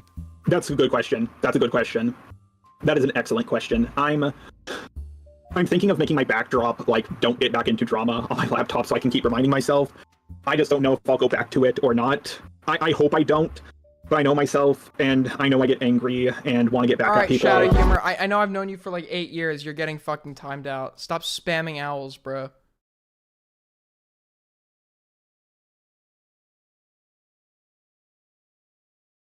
Holy fuck. I want to just tie this last bit back to the Cinebear drama we're currently embroiled in. Jar's choices and decision-making are highly questionable. I mean, what possessed you to go to Chud Logic of all people? And I like Chud, don't get me wrong, but like, if I was looking for somebody to kind of side up in a drama with me, or like if I needed somebody who I thought I could get, or I could use a platform for to like just even plant a seed of an idea, he would be the fucking last person I pick. Okay, Why two is that, reasons, but after this, I need to go for a little bit because I need to take a dump. Sure. Yeah, Why? okay, so Dude, it might just be this. why does he share so much, bro? Just say I gotta go use the fucking restroom, dude. I gotta go take a shit. Gotta go take a fucking massive shit, dude. It should just take 5 minutes. So don't like turn off the call or anything. I'll just mute myself and I'll grab a drink while you're doing it. Yeah. So one is I was suggested that he was more fair to Cine than anyone else. He seemed more skeptical. And two, Chud did a video on me back in, as he said it, his soy days. And out of any video I've ever seen on me, I thought it was the most fair and balanced. So I thought, oh, this seems like a guy who's fair and balanced. And, you know, maybe he is. Dude, Chud is fair. Chud is fair. He probably, like, when I got onto that stream and I saw how angry he was, I realized, oh no, I messed up. I think it's fair to say that Jar dangerously misjudged how wider commentary would react to something like the Cinebear story. Art commentary involves an extraordinary amount of things that happen behind the scenes in people's interpersonal relationships. This leads to long-standing beefs and feuds that go on for years in some cases. But let's be honest, wider commentary's intention is... He took the mic into the bathroom? There's no way, dude. I've been in a call... No, he did that in one of his calls and somebody called him for it on Twitter. They were like, yeah, one time I was in a call with JustARobot and he had to use the bathroom and he took the mic in and forgot to like mute it. So we heard, and he had the robot voice filter on. So when he took a piss, we could hear it. Dude, there's no way that's fucking real. quite different. No, I mean, like, it's just content, right? Yeah, for sure. Frankly, most stories we talk about as commentators, we don't have a deep emotional investment in. Most coverage is going to be pretty dispassionate. And I didn't make this video because I hate Jar, I did it because I lack impulse control in a social life. Honestly, the entire Cinebear drama highlights the issues with becoming overly invested in a story. The issues Jar and frankly anybody else even tangentially involved in this mess have faced should be a stark reminder to everyone of the flack you will catch if you make this mistake. Finally, I'd just like to thank everyone who's involved in helping with this project, from interviews to art assets. It's all really appreciated. No problem, Beckett. I hope you've enjoyed what we've gone over today and it's been useful to you in the future, because a video like this Always really happy to help, Beckett. Always did need happy to help. exist, frankly.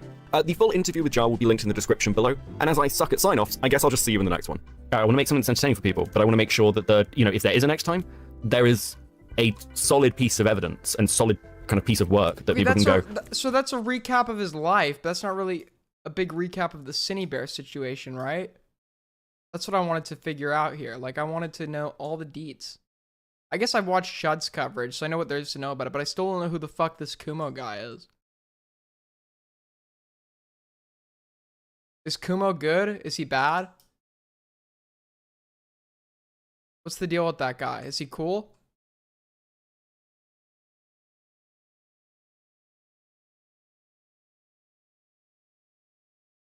Kumo's bad? Why is Kumo bad? What did Kumo do?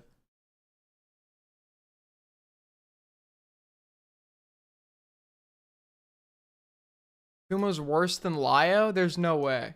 There's no way. Kumo wanted Cine for himself? Dude, why is everyone fucking hunting for the pedo ussy, dude? What the fuck?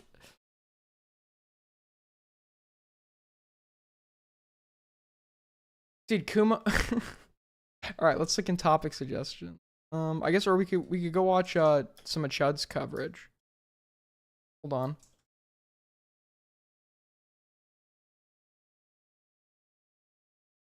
Let me just get away from these monsters first, and then we'll go look.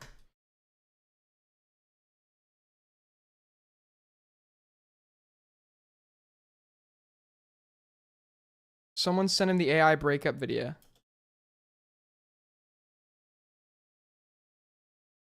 Alright, let's look. What is wrong with... Oh my...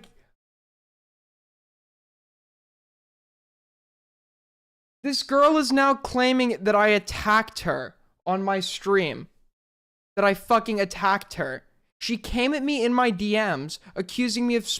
What are you talking about? You didn't come in my DMs looking for a conversation. You came in my DMs to fucking berate me. What are you talking about, you stupid bitch? I literally was responding. You want to know what an attack is? Do you want to know what an attack is? You dumb fucking bitch. An attack is telling you that you come in my DMs, try and get my attention on stream. You come in here trying to fucking accuse me of spreading misinfo. And then I go after you. And try and push you. What misinfo did I spread? What misinfo did I spread? What misinfo did I spread? And you know what you do? You're like, it's really weird. Ew, that's so weird. Why would you ask me that? And it's like, what do you mean? What do you mean why am I asking you that? Because you just fucking accused me of it, you dumb bitch. You just fucking accused me of it. How fucking stupid are you? Oh my god.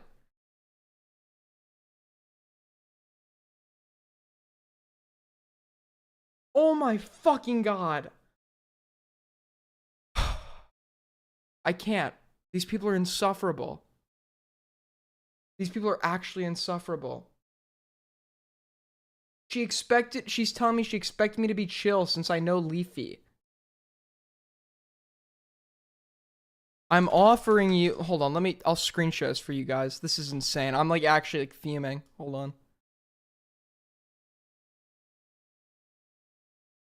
I don't know her, so I'm totally okay leaking. This is the girl who released the shit of like MROW, like saying stuff to her in DMs, which isn't even like true. But or isn't it was like a nothing burger. But I said bro, or she says bro, if my name is gonna be mentioned when talking about the MROW situation, at least talk to me in DMs first, Lamau. I said, who are you? The girl at MROW harassed. I said, do you want to call in? No, not everything is for your shitty stream views. So before we've even started a conversation, she's calling my fucking views shitty. How is that not? What are you talking about? Stop trying to spread misinformation when you're clearly not knowledgeable in the situation. So we haven't even started a dialogue, and she's already fucking coming at me. And then I said, what misinformation did I spread? Name one claim I made that was not true. Most what was said involving my name on all parties earlier in stream was misconstrued at the minimum. And this is from one commentator to another. You're not a commentator. Nobody knows you, lil bro. Name one claim I made that was not true. Or I said that. I'd love to talk about this when you're off stream. Yeah? Okay, cool. So you get my attention on stream, accuse me of spreading misinformation, and then cop out when I give you pushback. What, Lamau? Why are you arguing right now? So she comes at me and then plays the victim when I respond. I hate people that do this. I'm gonna treat you, I'll treat you the same, no matter who you are. And if you're coming in, if any guy came in my DMs and did this, actually, I think I'd be just as fucking harsh. She's literally here like, why are you arguing right now? I said, you came into my DMs, made an accusation against me, and she goes, ew, ew, ew, ew. I go, and I'm pushing back on it. Don't argue, this is weird. Should have known small comment, this has to be a troll. Should have known small commentators don't know how to handle things properly. Icky. Is this person a fucking idiot? What did I not handle properly? Name one claim that was not true. Just one. As I said, I'd love to talk about this when you're off stream. Not everything needs to be publicized. Again, something else that hasn't changed since I stopped making commentary. Then why come into my chat and DM me while I'm streaming? It's clear you made a claim you can't defend. Bizarre behavior. And she goes, I said hi and shout. Lamau, my bad, how dare I? And then DM me accusing me of spreading misinformation and won't specify what misinformation I spread. You wanted my attention, now you have it. Not everything needs to be publicized. We'll talk about this after stream, okay? Have a good stream. I won't talk to you if it isn't streamed in writing or recorded. Why, may I ask? If I was here to attack or insult you, what is she talk? Oh my god. Oh my god. This person is fucking delusional. If I was here to attack or insult you the way you did in your stream, I'd understand, but no way have I come here to attack. No, Lamau, not everything is for your shitty stream views. If I was here to attack or insult you the way you did in your stream, I'd understand. What are you talking about? Actual fucking subhuman IQ.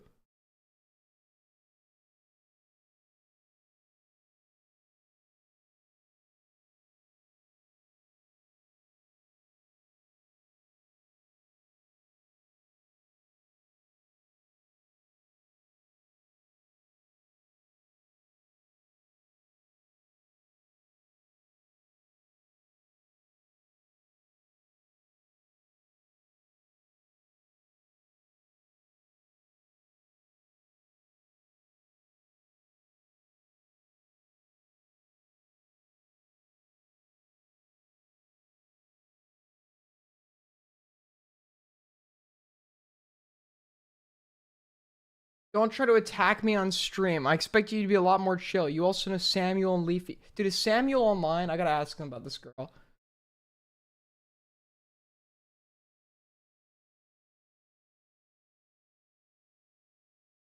Hold on.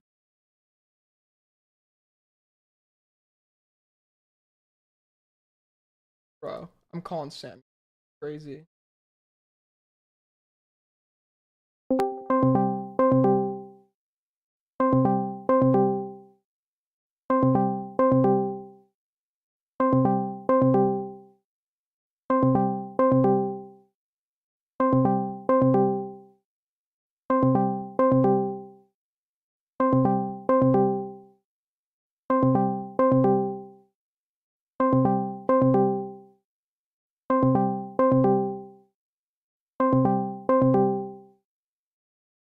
He didn't pick up. Try not to leak. I have no obligation not to leak for somebody I don't fucking know. What are you talking about? He's in my fucking DMs.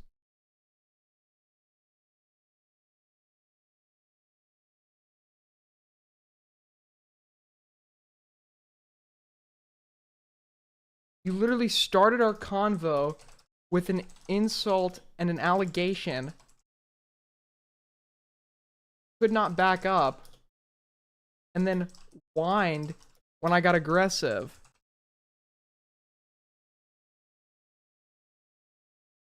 This is so pathetic.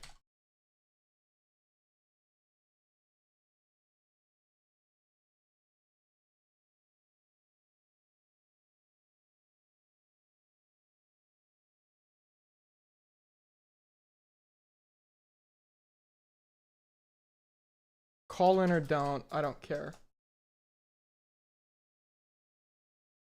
I don't. Dude, what a... Oh, dude, why are they like this? Why are they like this, bro? Fucking crazy. This is the one guy of the century? No, she's fucking accusing me of spreading misinformation about her. This isn't just a one guy. Are you kidding me?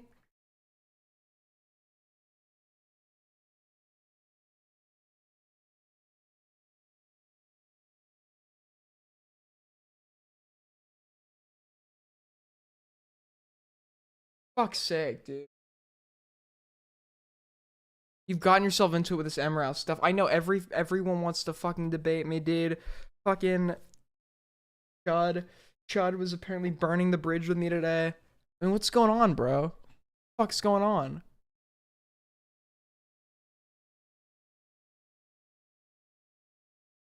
This guy came after me on my stream, bro. Then I responded.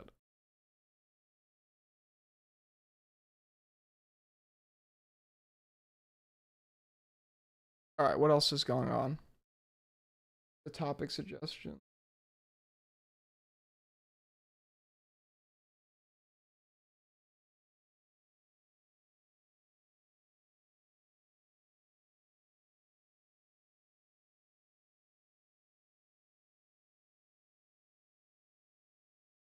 I took your bitch Kumo. You'll never have her back again. Don't even try to touch my precious kitten. She prefers me more than you. Now, come on, Cinny. Let's talk to minors. We can stop by to pick up R. Kelly from prison and attend a Diddy party with him. It'll be so much fun. Cinny. What? How could you cheat on me with Jar? Excuse me? After everything I did for you, you decided to leave me for him. I'm actually so fucking disgusted, Cinny. I'm so sorry, Kumo. He's just better than you. He loves minors just like I do. And we just relate so much in general. And plus, you never liked to goon with me. So it's over between us, Kumo. Goodbye. What the actual fuck, Cinny? You know what? Have fun with minors. I don't care anymore. I'm retiring from defending pedophiles from now on. By the way, I'm going to watch Chud Logic cook y'all's ass and sit here cute and innocent as if I didn't defend a pedophile. Good one, buddy. Alright, well, I have nothing else to talk about, and I'm really fucking hungry. So that's probably going to end stream for tonight. Thank you guys all for watching. Tomorrow, I think we have the mango shit to cover, so we're in for a buckle the fuck up, little bros. Take care, everybody. Thank you all for fucking all the fucking support recently. That's cool as fuck. Keep rocking in the free world. Peace, bitches. Good night.